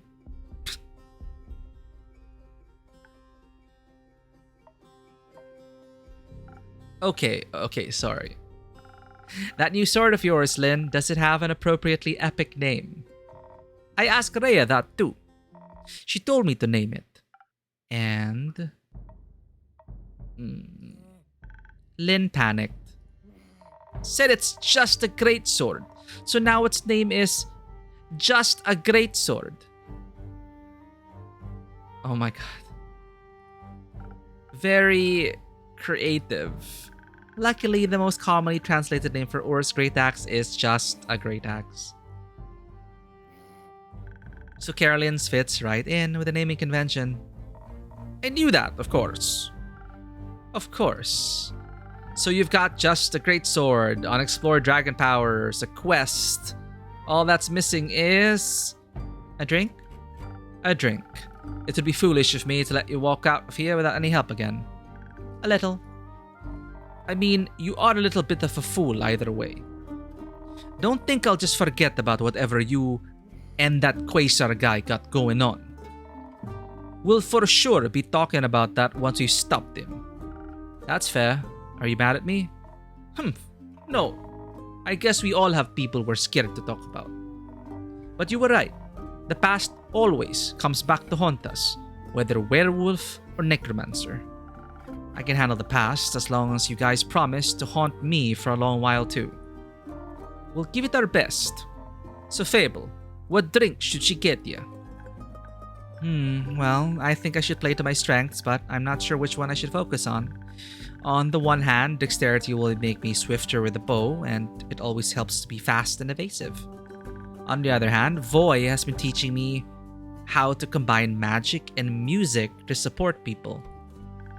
And I think a powerful pep talk or healing word can go a long way, so charisma could work too. Innkeeper, I'll leave the choice up to you. I don't think there's a right or wrong answer here. I like both of these sides of myself. Just make me your favorite charisma drink or your favorite dexterity drink. A favorite drink for a favorite customer coming right up. Are they reassuring us that it doesn't matter? Okay. It's simple for... Well, we started off the very first quest for Fable succeeded because of charisma. Let's reminisce and make that one.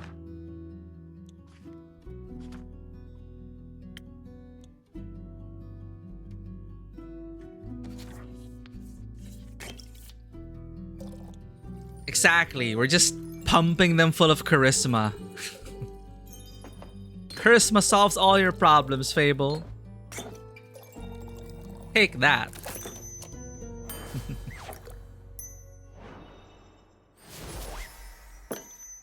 Maybe we'll have a talk no jutsu moment. I don't know. I think it's time to hone those musical and magical talents of yours. After all, your charisma is what convinced Ur to help us.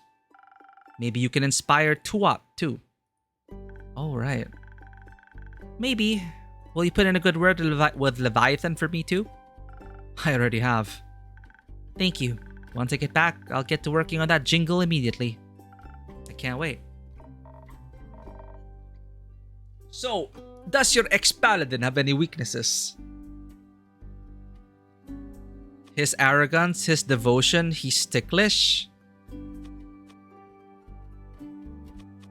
His devotion to the cause, to bringing everything back. He'll be willing to do anything, I guess. Is he arrogant? I guess he's arrogant.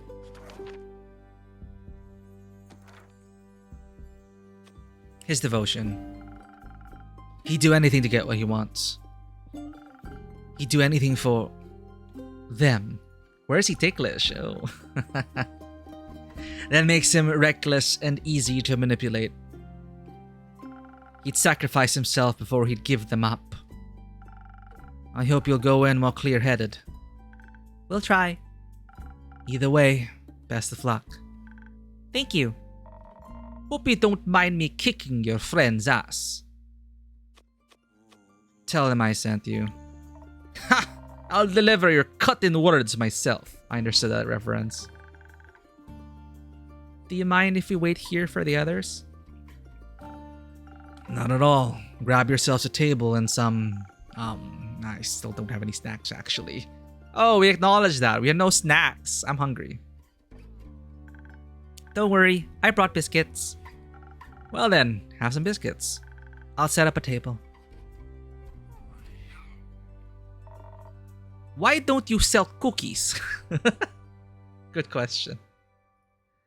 I was never good at baking. Maybe you should. Oh. You're back. Huh. You can finally breathe a sigh of relief, everyone. The face and the muscle have arrived. You're all saved.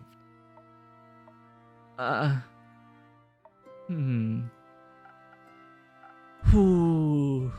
Ray? Okay, I was trying to make this less awkward, and I see I've made it worse. It's okay, Voy. Some situations call for a little bit of awkwardness. I am... Care, innkeeper? I'm sorry. I forgive you. Just like that. Just like that. Thank you. Yeah, Clay. Listen, I'm sorry too. You needed us, and we... There's nothing you could have done. I needed some time alone to be miserable. Thank you for still being here for me when I came back. Anytime, bud. How are you feeling? Not the best. I miss her a lot. Me too. She's... I know. And I feel pretty powerless without her here. But Dave was right. She would have hated it if we gave up now. I don't want to abandon the world she loved so much. We have to try and save it. It's Neil now, I think. But yeah, I think we owe it to her to try. And she deserves a proper ending too. Not to fade into some sort of puppet of his. You're always looking out for her. I know she really appreciated that. And you're always looking out for us. I'm sorry I got so angry about that bird. We're all trying our best. No, you were right. I should do better. Let's try to do better together then. I'd like that. Good job, you three. That wasn't so hard now, was it? It was very hard, but it was worth it. Thanks for dragging me here, Voy. You got it. I've heard you're joining too, Voy. Course I am. Where would everyone do? What would everyone do without my priceless encouragement and skillful illusions? Plus, I'm dying to hurl the worst insults known to dragonkind at that man. Don't hold back on my account. Would you like a drink to help you with that? Nah, I think I've got it covered this time.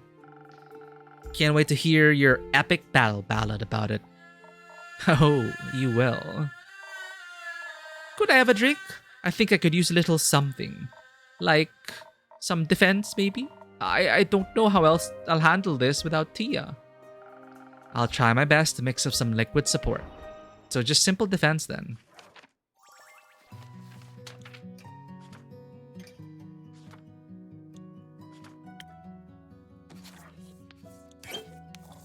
I wonder.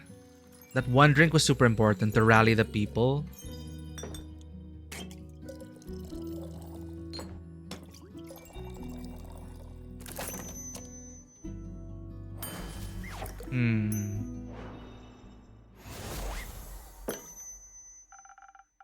It's not quite Alethea, but this is as much defense as I can give you. Thank you. This reminds me of her. In the best way possible. I really needed that. Feeling a bit better? Lots, actually. Coolio. Just missing the two wizards now. We should wait for them with Fable. And with Fable's biscuits. And with Fable's biscuits. There's biscuits? I'm glad they picked up snack duty. Me too. Me too. Glad you're okay, big guy. Thank you. Now come on, before Voy starts his inevitable grand speech without us. Did someone say speech? Nope. This way.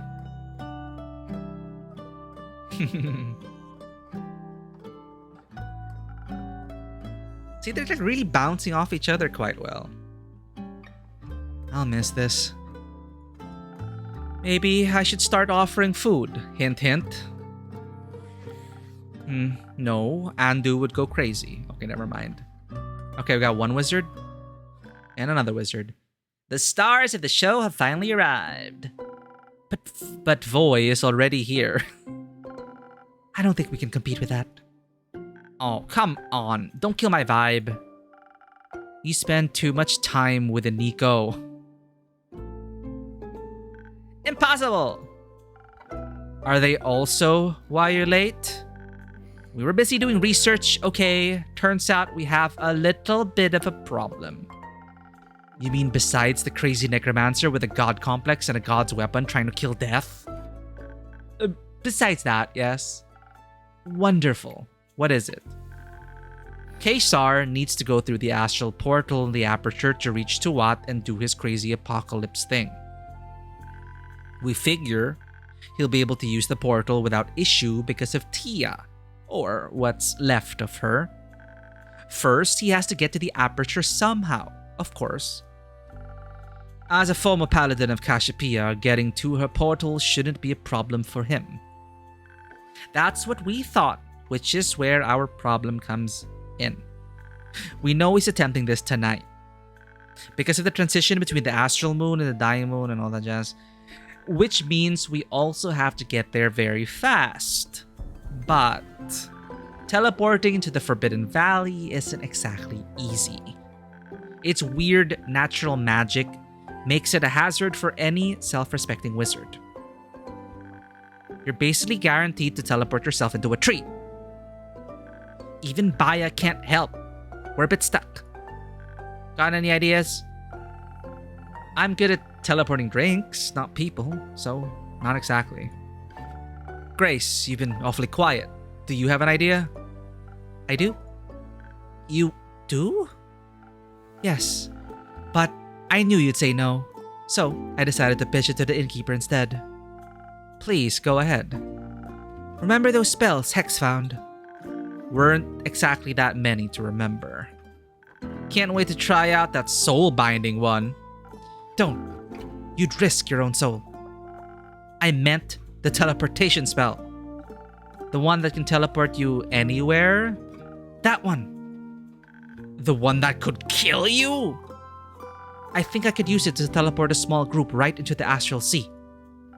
Somewhere close to the portal so that they can find Kesar easily. That would be great. No, it wouldn't. Well, Did you miss the part where it could kill you? With my modifications, it has a whole 30% chance of succeeding without stripping me of all my mana. That's a 70% chance of death! We don't have a lot of options. This isn't an option. We'll find something else, another way. And with what time exactly, Hexagon? Fine. Sure. I'll cast it then. Don't be silly. You're awful at teleportation. Plus, it's more stable if the caster stays behind. And you're a much better fighter than I am. They'll need you at the aperture. And I need you alive. I won't be alive if we don't stop him. I know what I'm doing. Just trust me. Absolutely not. I won't let you sacrifice yourself for some useless heroics. Either I cast it or we don't do this at all. This is Grace's choice. Let her make it. She makes stupid choices sometimes. She's too good for this world and it'll kill her. So you'd rather shape her into something she's not? Don't you love her the way she is? More than anything, her heart is what makes her so special. Then let her keep it. If we want to save this world, this is the only way. What's the point of this world if it doesn't have you in it? Hex, that world without me that you fear so much, it will exist one day. No matter what we do today. Oh no. For context, chat, they're siblings, half-elves, but she inherited... Why she looks so much older despite being his younger sister? She inherited the short lifespan. He inherited the long lifespan. So that's why Hex is so overprotective. Hex, that world without me that you fear so much, it will exist one day. It will exist one day, no matter what we do today. But it doesn't exist right now, and yet you keep acting like it does. I'm just worried. You're so worried about the possibility of me being gone. You treat me like I'm already a ghost. The time we have, it's so short. I know, I'm scared too. I don't want to die either. But I can't miss out on living, pretending I'm already dead. You'll have plenty of time to mourn me when I'm gone. Right now, I need you to love me. I'm so scared, Grace. I don't know what I'll do without you. You'll figure it out. You won't be alone, even when I'm gone. It's not the same. I know. But let's focus on what you can do right now, while we're still together. We can save this world. If you'll only let me live. I guess I can't keep you in a glass case like some sort of spell scroll. Even though I'd come up with great riddles to trap you with. I'd solve them instantly. You would. It's kind of sus to say that though. Do you really want to do this? I can help. This is how I can help. You don't have to. I want to. Let her be her own person, Hex. She deserves this. You'll make it out of this, okay? You have to promise me you will make it out of this. I promise. And then we'll have a tea party. So many of them. More death flags. Hooray. I love you, Gracie. I love you too, Hexy. Alright. I guess if anyone could handle casting a crazy, powerful, probably cursed teleportation spell, it's you. Or the innkeeper. But I guess you're not volunteering. Unless you all want to permanently be transformed into drinks, I can't help you. Good thing you got me then, to cast this spell and to keep you company afterwards. I'll stay behind to ensure the spell's stability and improve the chances of keeping my promise. Sounds lovely. Would you like a drink to assist you in this matter? No. What? I think I'd like to keep destiny in my own hands today. But thank you. Some of them are embracing destiny. They're their destiny. Let's do this then. Before I change my mind and lock you in a tower. That's kind of sus again. I'd like to see you try. Alright. Are you ready? Ready as I'll ever be. You better keep her well hydrated while I'm gone, innkeeper. Will do. See you soon. You can count on that. It looks like everyone else is ready to get going as well. So, shush, and let me concentrate.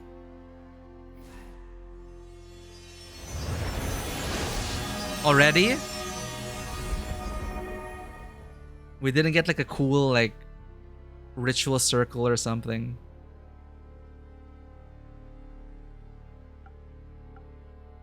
I would have liked to see like everyone gathered around Grace and then Grace getting ready with the teleportation circle. I think that would have been nice.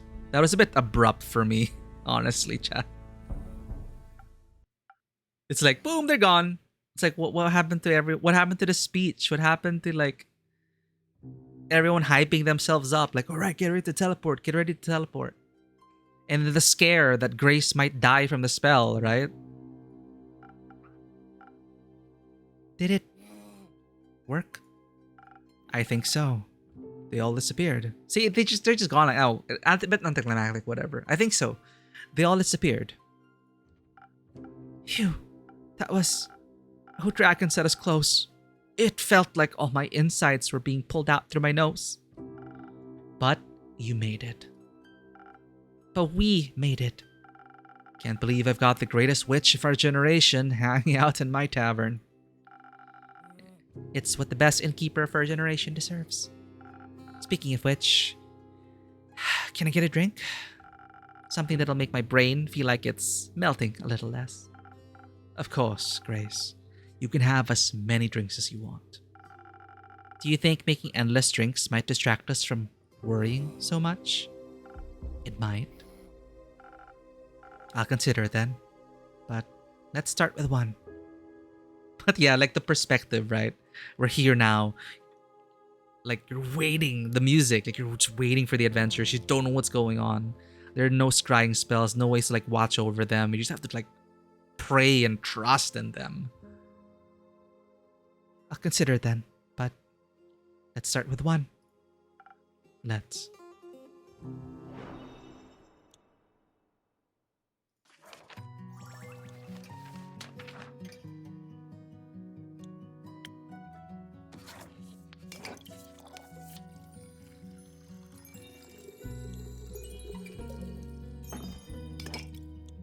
Like all that's left now is to wait for the outcome, but that was super abrupt. Like I thought there was gonna be a whole build up and speech and seeing everyone around the teleportation circle. It's too bad. But this waiting is also what I expected. You know, you're waiting for the outcome of the quest, and that's also very stressful. Emergency anti-brain melting liquid just for you. Huh. Thank you. I think my synapses are putting themselves back together. And now, we wait.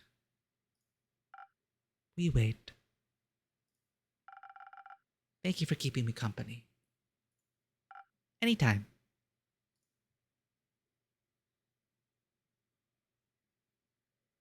Oh, Quincy's back.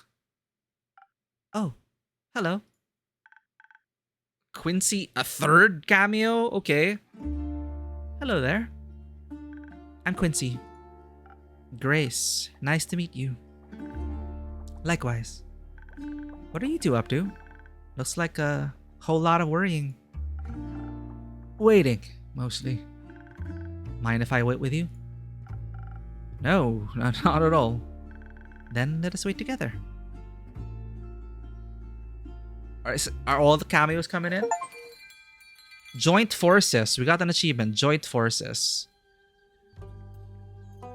The Final Lullaby. First of the Dying Moon. Chapter 25.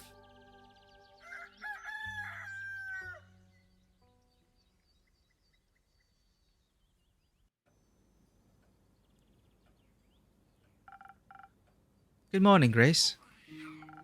You're up early? Couldn't sleep? Not really. I kept waking up every half hour or so. Eventually, I just gave up, and I heard you moving around down here, so I'd gladly accept your company while I clean. Thank you. Oh, okay, they're back. We're back, Innkeeper! Welcome back, adventurers. You're practically beaming, Fable. That's just the sun. Have you been outside today? The good weather seemed antithetical to my worrying. Ha! Mind if I set down my sword, or will that make you worry more? Please feel free. Look at that sword, chat. So pretty. I think it's the first. Oh, we see her. We see the hilt on her art, but it is modified with like a pearl, an opal thing. So shiny. I'm hesitant to ask, but your smile seemed to indicate there's good news to be told. It's safe to say we'll have many more opportunities to try your drinks. And everyone made it back safe and sound? Yes, we're all okay. Actually, Hex and Voy are outside, safe and loud. We should probably put a stop to their antics soon. Voy might explode for real if Hex keeps up his teasing. Innkeeper, I'll go. No need to wait around any longer. Thank you. Someone has to go to poor Voy's rescue. Someone who's ready to give Hex a taste of his own medicine? Perhaps. For now, I just want to tackle my brother into a hug. I'm so glad to see you all safe, everyone. Let's catch up later. Like, if this is it, like, I really wish it is missing that beat. Like, the waiting was fine, but it is really missing that beat of sending everyone off. I would have loved that as like a victory send-off. I believe victory drinks are in order. Perhaps later, when I've calmed down a bit more. I'll wait until the feast. Feast? I think that's what people do after saving the world, no? We gotta celebrate. Don't say you're pulling out, Innkeep. Don't say it like that. I'd appreciate a drink.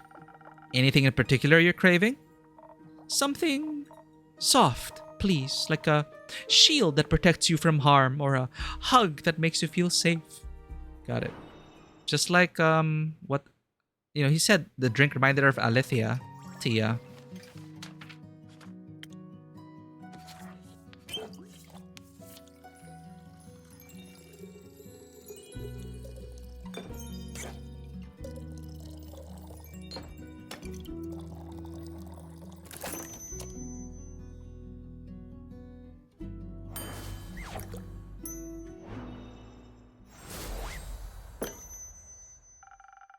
A mighty drink for a mighty good friend. And made by a mighty good innkeeper. This is just what I needed, thanks. Alright, I believe it's time for my story. It'll be the best you've heard from me yet. Our tale begins not so far from here, in the capital, with the other group. They're safe. The roots and the people. Local government didn't believe them about the danger, so it was a close call. But it sounded like they got everyone out in time. Then all that was left was kicking some undead ass. Kyle says they had a lot of help too, like the Wyvern Chimera defended the city gates together with the Hydra. The Banshee and the Mary Morgan answered Baya's call and scared some of the skeletons to dust. A powerful wizard and a bunch of familiars and former familiars showed up with claws and fire at the ready. Scully convinced the Everbloom Archive's Bleak Stalkers to come to our aid. After they heard about Tia, they were furious. Even Neil's parents showed up with a group of retired adventurers from Borkham. And with Scully's union for the Undead Alliance at the ready, not all of them had to be killed. Scully said many of Quasar's undead creatures deserted and joined our side. Uncle Dragan came by and helped too, together with the werewolf settlement from the Ashen Grove. So these are the results of all our quests, chat. Was glad to hear the old fool still got some guts in him. It probably would have been so different then if we didn't help Uncle Dragan. Sounds eventful, but the team won. They won. Not to toot our own horn, but so did we. It was exhilarating and also exhausting. Grace managed to teleport us exactly where we needed to go. The astral sea was unlike anything I'd ever seen before. Tia had told me so much about it, but that didn't prepare me for how mesmerizing it was. On one side were the sprawling nebulas of Cassiopeia, and on the other, a portal of swirling dark blood leading back to the aperture. Below our feet, the ancient blood of the first vampire stained a river of the astral sea a deep red. It would lead us directly to Caesar and an undead Tia. But the water was deep, too deep for us to wade through. And there weren't exactly any boats around. So Clay called out to the sun humpback whale for help. Oh, I remember this. We're calling back to this. It showed up in a shower of stardust and allowed us to ride on its back. Once we got closer, we didn't have to wait very long before being bombarded by spells. I made sure to answer with my own volley of arrows blazing with dragonfire. Still, the fight was tough. Having the sun whale there definitely helped, even though Quasar banished it whenever it got too close. Both Quasar and Tia barely gave us any time to breathe. Seeing her again, fighting for everything she used to despise, made me so angry. I let my fury guide me and managed to lead her away from Quasar. Her movements were less graceful in undeath, and it looked like the water of the astral sea was clinging to her legs. I don't know what it was in the end. Our voices calling out to her, being so close to Cassiopeia. But right before her weapon could swing down once more, instead of pain, I felt her healing magic. And she smiled. She managed to shake off Caesar's control to help her friends. Meanwhile, we were battling Caesar. I was leading the charge. I tried to draw his attention as much as possible, while Fable, Hex, and Void supported me with spells. Hex kept Caesar from concentrating on any annoying spell for too long with a barrage of fireballs. You guessed it. Fable and Void really got in the groove. Don't know if I'd have held out that long without their healing and buffs. Heck, I'd attend a concert of them performing as a duo. Eventually, the tide of battle started turning in our favor. While we had each other as backup, Caesar was alone. And he was starting to get real tired. That was our opportunity. I called on the flame deep inside me and let several pillars of dragonfire cut off any escape routes. I realized what Fable was trying to do. Suddenly, all the doubt about worthiness that had been eaten at me during the fight disappeared. I wasn't doing this for honor or to gain the dragon's favor. Glory laughs in the face of legacy. Worthiness was never something that could be given to me. It was something for me to grasp. All I had to do was to walk forward to protect my people. And at that moment, I did. My slash struck through. Caesar looked neither enraged nor shocked, just tired. Then he dropped to the ground and stayed down.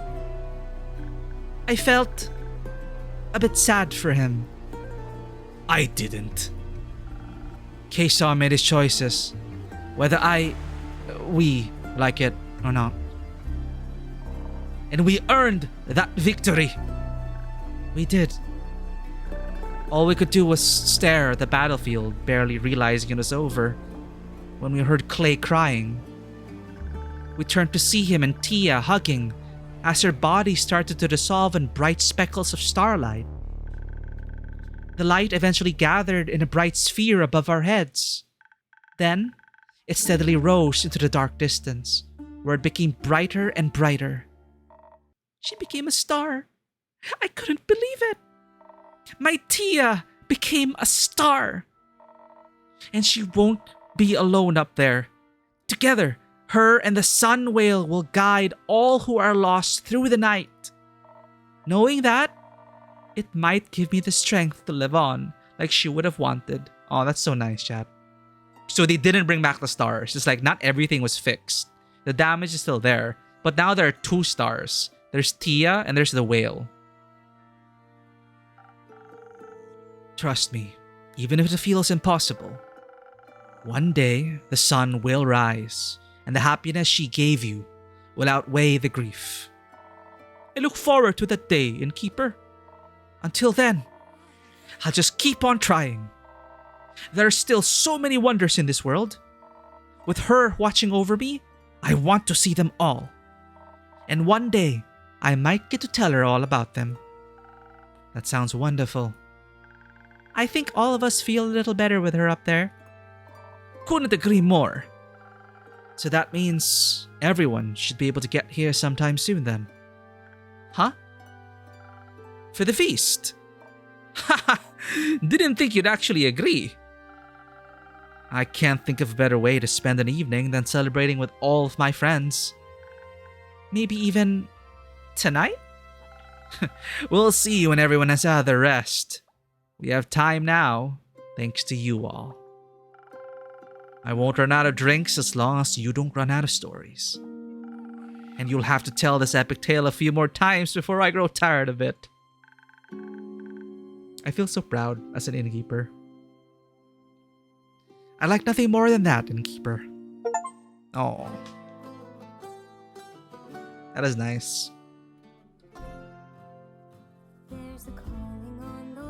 Fable song! Fable song! I've heard the tale, set the sails. It's time for me to leave, but my feet stay at the door. Unsure of what's ahead. That was nice. I felt so proud as an innkeeper, chat. I was so invested in these characters. But Tia's end was nice. See, that's Tia. That's Tia in the sky now, chat. That's Tia. And the flying whale. The only stars remaining. But they're gonna guide more people.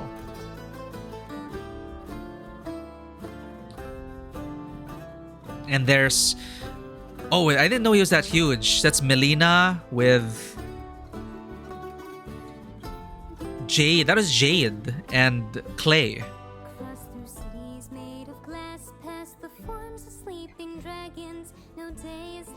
Archie, got Grace, more Clay. Scully's hanging out with Vampire Bat. Was he able to regain? He remembered how to turn into a bat.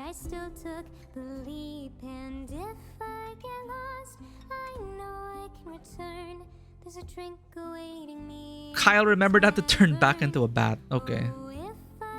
Because I think he told us before he forgot how to go into his bat form. Jade. Aw, look at Voy getting ready for the next concert. That's Kyle, right? Getting ready. Una doing her old auntie things. You know, it was a very slow burn, okay? It is a very slow build. I honestly was getting bored of the gameplay, okay? Because I came in expecting some gameplay, but it's pretty straightforward. But the quest decisions were pretty cool. I like that they allowed you to... That's where it mattered. And I just treated it like a visual novel. And then over time, I don't know when it happened, but suddenly I started to care about all the characters. And they all suddenly felt familiar to me. And I think it was in the third act. It's in the third act where all the threads were starting to come together. And the different parties all started to like... Oh, look! They're kissing and they're having cheesecake. But then at some point I got like super invested in these people. We want to thank our families and friends for keeping us cozy, filled with love and supporting us on this quest during Serenos. In loving memory of Chrissy. Oh.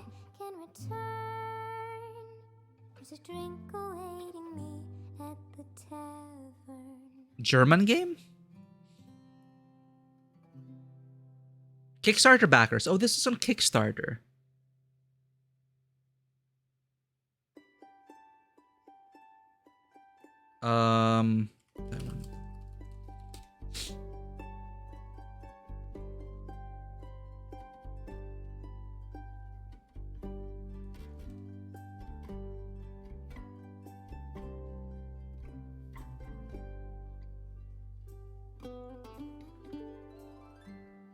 Okay, Tavern Talk is currently sitting at very positive reviews. That's good to hear. It's from Gentle Troll Entertainment.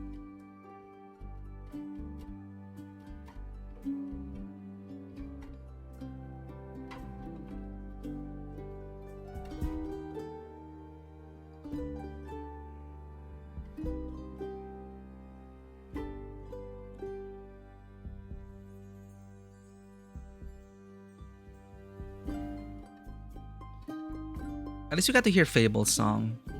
But thank you for everyone for joining us on that little... It is a super cozy adventure. Again, it is a super slow build. And then at Act 3... Act 3, I think, was in... Everything started to come together. All the party mates started to bounce each other. And I realized that... Oh, yeah. Like, the relationships are all being formed. And I'm surprised at how much... The perspective of an innkeeper. You know, the perspective of an innkeeper... Like, I honestly wasn't really expecting... It's lives or dies by the patrons and you know, these games, Coffee Talk, Valhalla, this, are the characters that are your patrons interesting? Are the stories you tell you interesting? Because it is a risky way of storytelling. It is all telling, barely any showing. They're literally telling us their adventures, but the way they were telling the stories with the music and the writing, it came together well, and overall I really did enjoy how they were telling the story. I looked forward because I was so starved for wanting to experience what is going on outside that I latched on to their storytelling, and I think they did pretty well in terms of how they told their, you know, the outcome of their quests. And I don't know how much of an influence our decisions made at the end, but I think I have a suspicion that they were listing down everything, right, for the final battle. I guess they tallied how many positives we had to help in the final battle. So they said all those people who jumped in to help out, like Uncle Dragan, all of that. I think that was as a result of our actions or the potions we chose for the quests.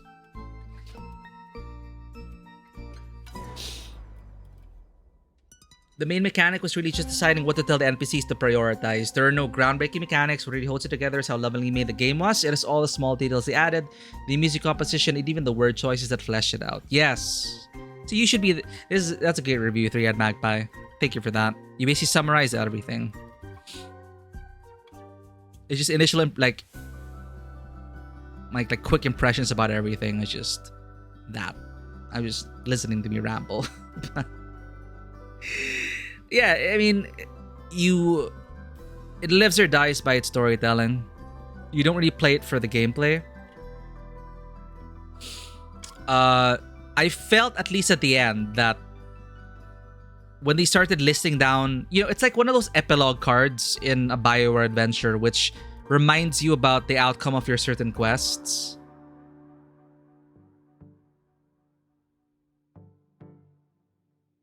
Wait a minute. There's actually a different ending? Your sister got a very different ending? Oh, now I'm curious. I have a feeling there's a way to redeem him. I have a feeling there's a way. Maybe if you choose, like, be kind to him, and you focus on social, I have a feeling there's a way to, like, bring him back from the brink.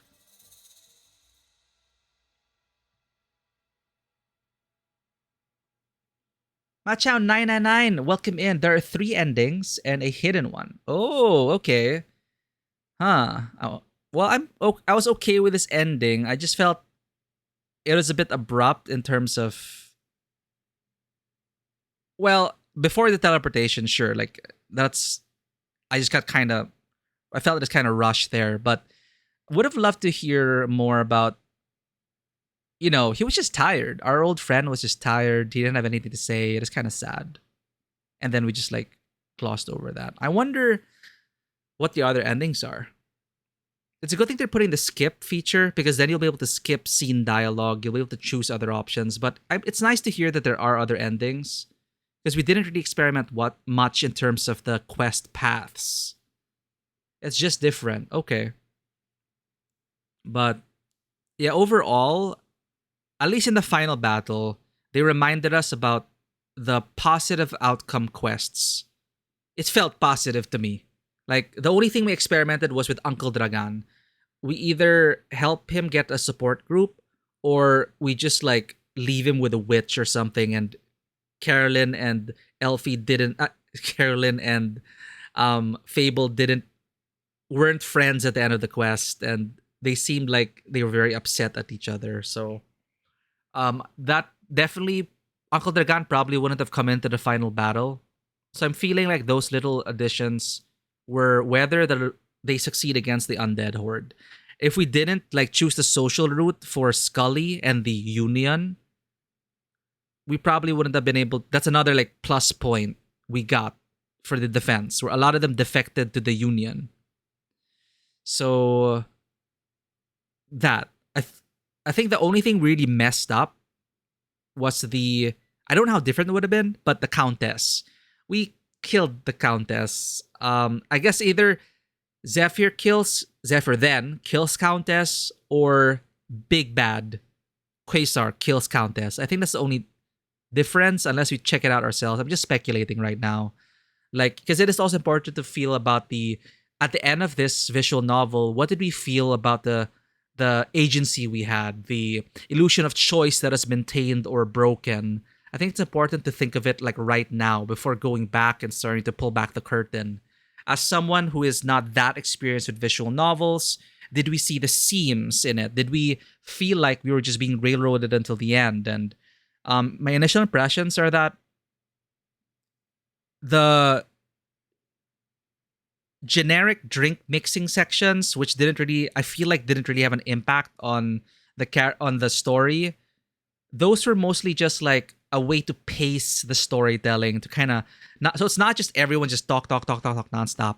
Like it is a welcome break. Like especially when tensions were high, right? And everyone was getting angry at each other. Their quests were failing, and then make a drink. It's just a basic drink. It won't really have a consequence, but it's a nice like break. So if you role play it and just go with the flow, the drink mixing is part of the pacing of the way the narration is told.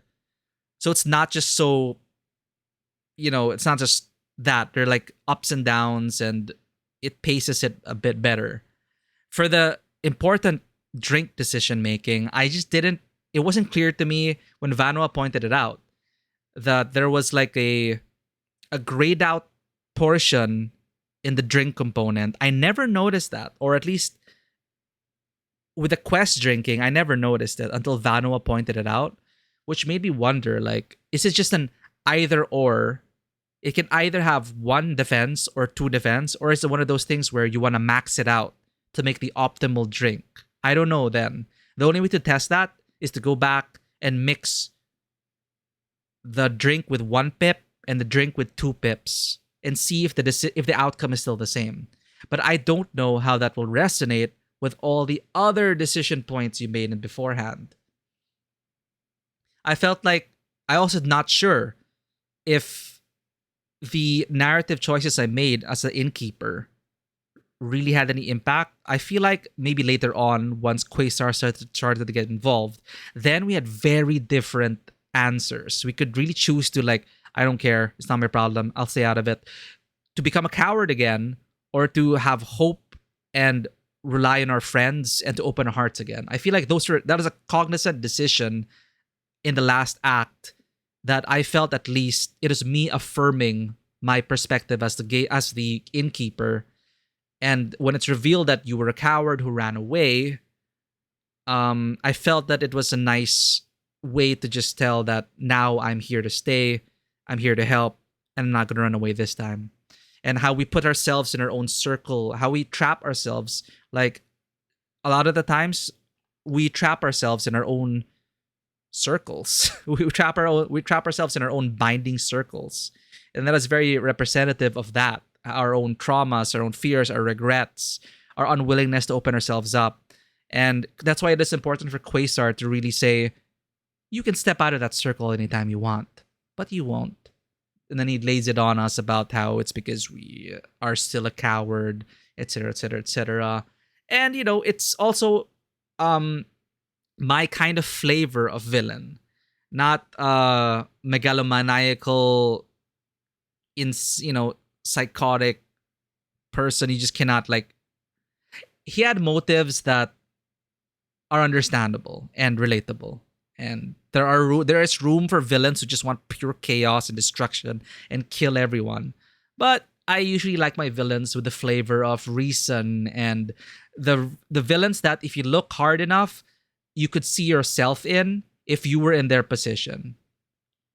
And those are the kinds of villains I do like to gravitate towards. And I do wonder then, our relationship with Quasar, it being a very major thing in the story, how different it would have been if we told others to be kind to him, if we said the right things. I actually don't know. Very surprising that you could even take that direction. And now I'm very curious about these other endings. These 3 endings Machaon 999 said, and the hidden ending.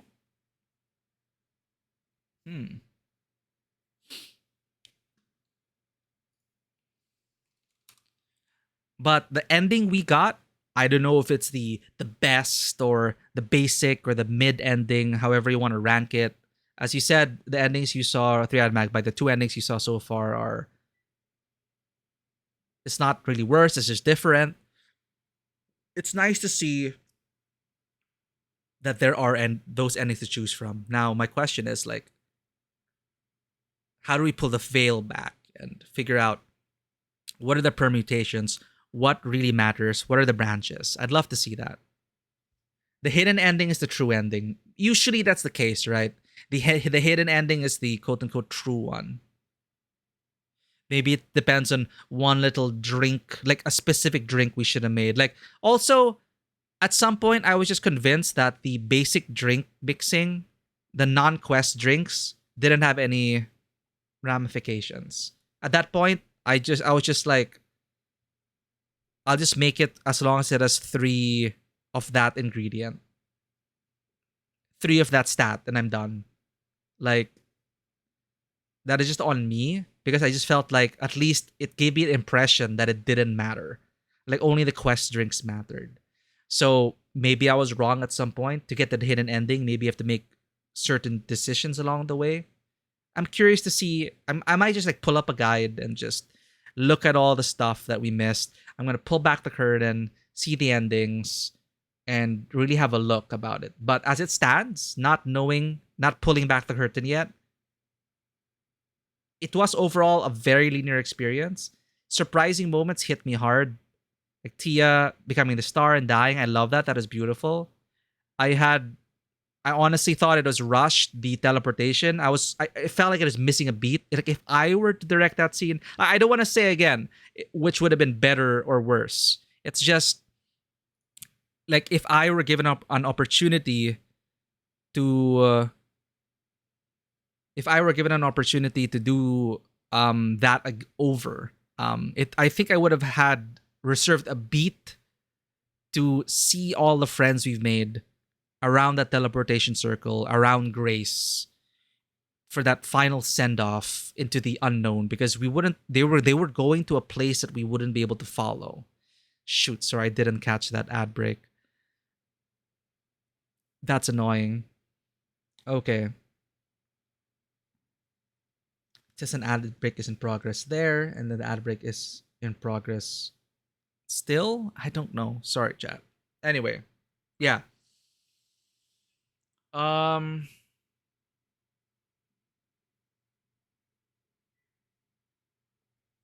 Yeah, I mean, what else was I thinking about? Yeah, it's nice. It really came together. It really came together in the 3rd act. It was starting to drag on because I felt like I just didn't feel like I had any. It didn't really matter, like in terms of the options. But the 3rd act built upon the characters, so I started to get invested in them and their relationships. And then we started to feel the pressure, the stakes were getting higher. So that was fun. And in the end, I guess we got a lot of positive outcomes for the final fight.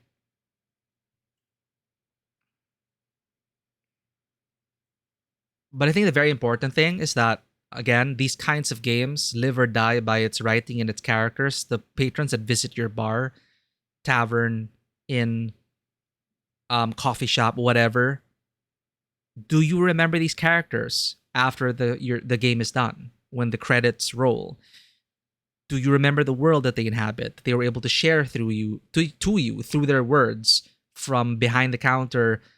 Did you feel like you're part of a living, breathing world?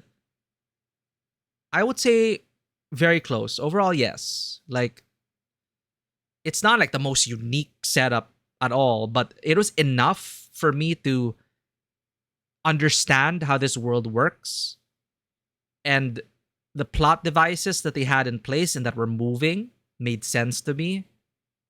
And the little bits that they were able to establish, the limitations of their magic rules, were honestly well done.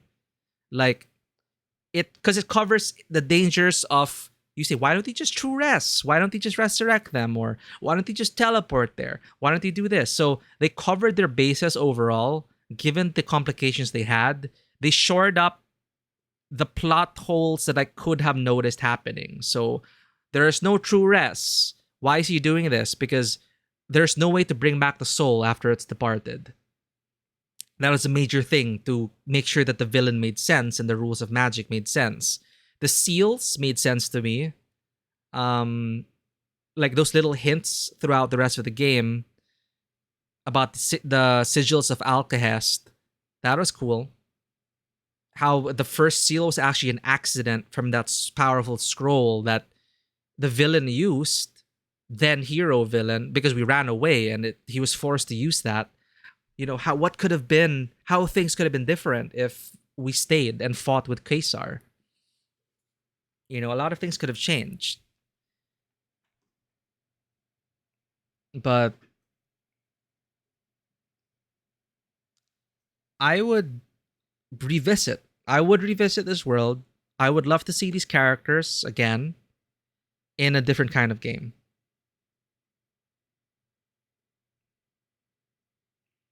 I feel like the pace of progression lends well to a series. It all pulls together like a neat season 1 thing where we gradually meet the cast and explore the world a bit.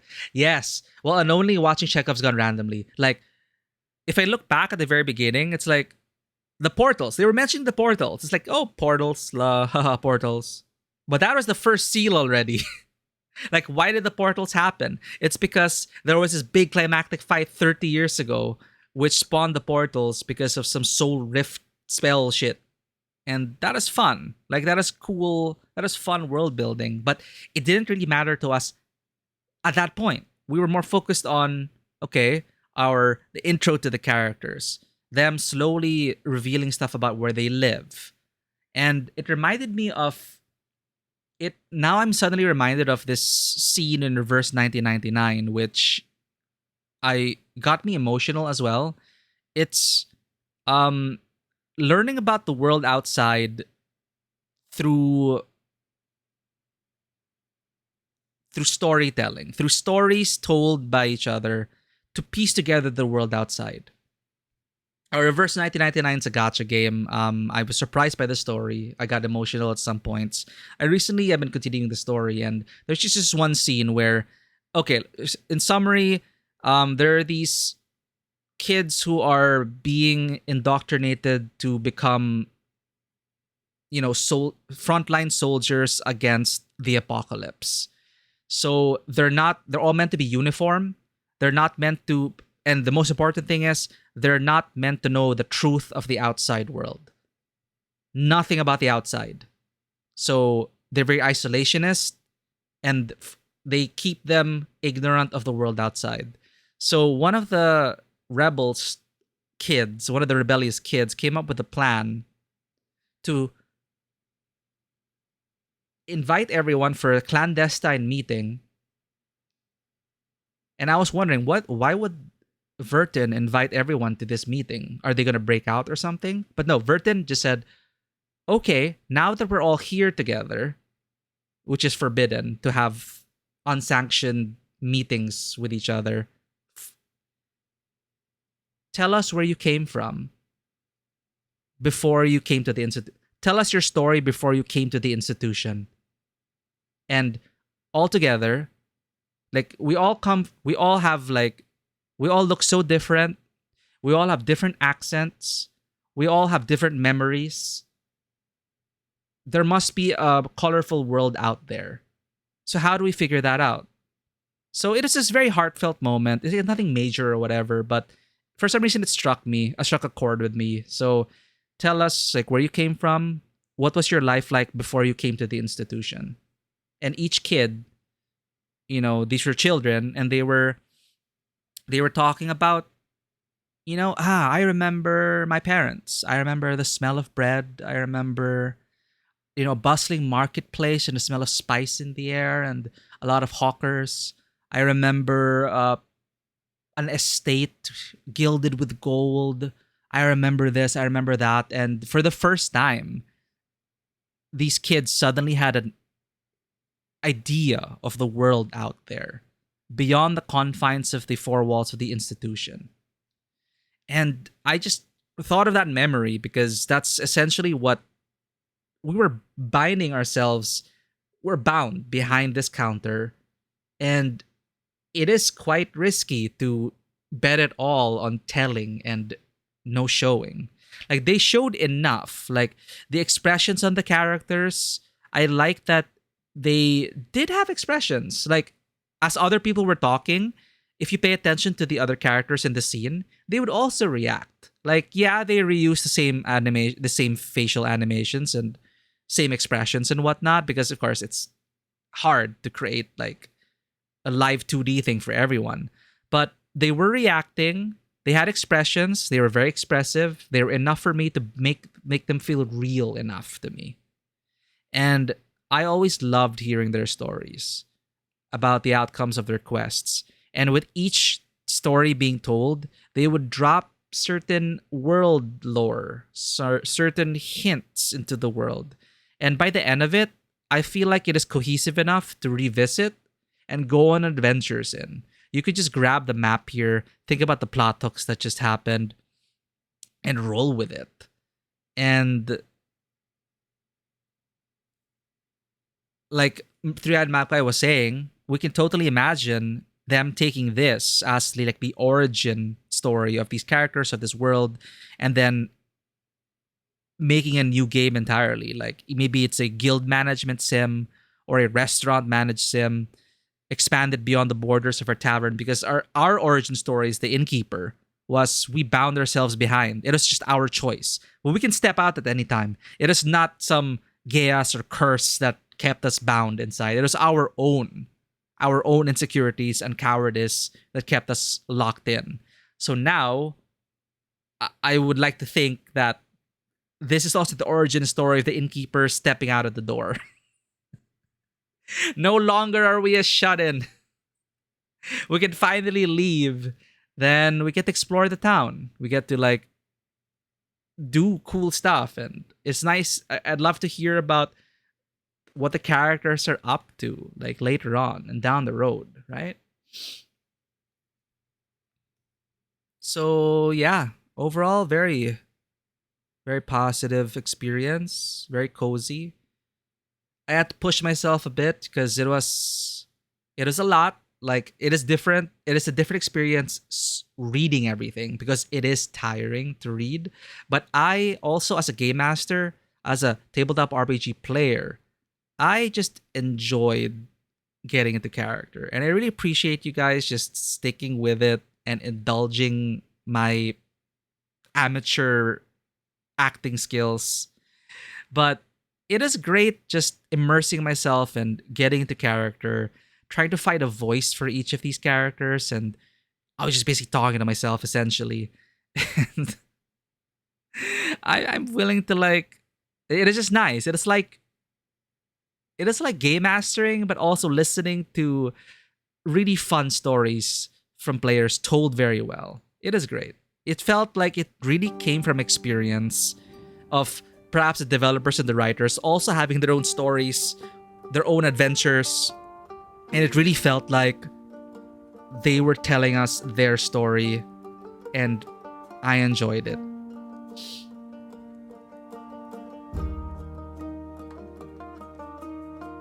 So that concludes our review and progress of Tavern Talk. Once again, thank you so much to the developers and the publishers for sending over this game for review. I'll definitely leave a Steam review. And again, full disclosure, they didn't pay me to do this. They're not expecting, like, they're not paying me to review it. And they're not gonna get, they didn't get a chance to edit or preview edit this. You're watching it live. You're hearing our impressions live. So, I mean, the least I can do is leave a proper review, right? So, thank you again for the game, to the developers, if you're ever watching this. Or it is surprisingly, like, I honestly did not have high expectations coming into it, but when I played the demo, and I was immediately drawn into the atmosphere of the art, music, the little atmospheric effects that were in play, and it felt like a home to return to. I did not expect to like fall in love for the characters, the tavern itself, and from here, I think it is a great foundation to tell all sorts of adventures and make fun games. So I'm really hoping for the best for this development team, and that they're able to expand upon the world that is already being told here. I can see myself being invested in it, and also being inspired by these characters and adventures to, in a way, pay it forward, and perhaps once I get back into game mastering or as a player, to take these memories with us and these adventures, the memories of these adventures with us, and just see ourselves reflected in these stories and all that, and just see how else we can, you know, relate with other people and have fun, right? Adventure Guild, it's Darkest Dungeon clone, but less grim, a bit JRPG. Oh, it's Guild Simulation. Yeah, this is a fun game. Okay.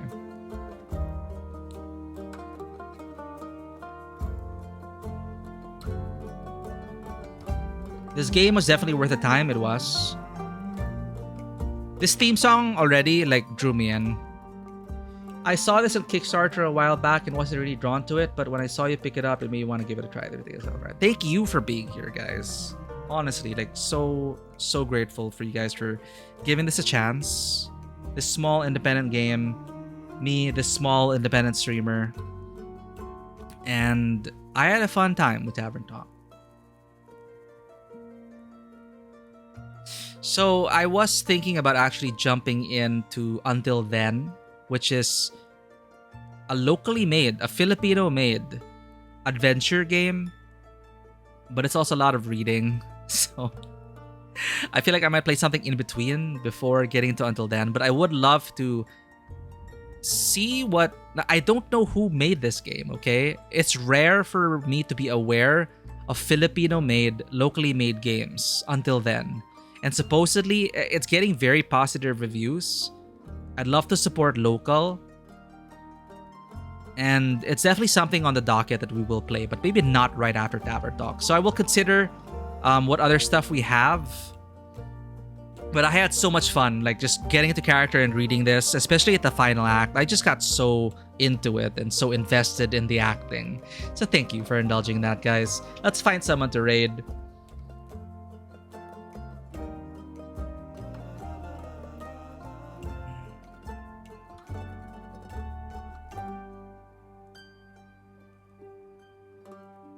Ruthie's playing ZZZ. Churney Adventures is playing Dragon Age Inquisition. Lara's playing The Legend of Heroes.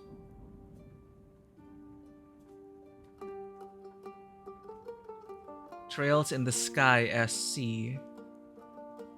Let's go say hello to Churney. You know, this Tavern Talk gives me big Churney Adventures energy. Churney Adventures is a streamer I discovered thanks to Ponder. And they are also very much heavily invested in tabletop RPGs and RPGs in general. And Churney could be a tavern keep, an innkeep. They could be innkeeper, honestly. And they're playing Dragon Age Inquisition right now, and I never really get a chance to raid Churney. So let's go ahead and say hello. My bot is down, however. Come on. I had to reload the page. Oh, right. Because for some reason or another, we got disconnected. Okay, now it's back. So for anyone who may be lurking, if you did enjoy this content, please consider hitting that follow button and checking us out on Twitter, Instagram, YouTube, and Discord. Raid messages are coming out. For those who are subbed and not subbed, thank you so much for your presence, for your sharing your love for stories, for games, for just being here. Thank you so much. I appreciate each and every one of you. I will see you all over at Sherney's. Let's go ahead and say hello.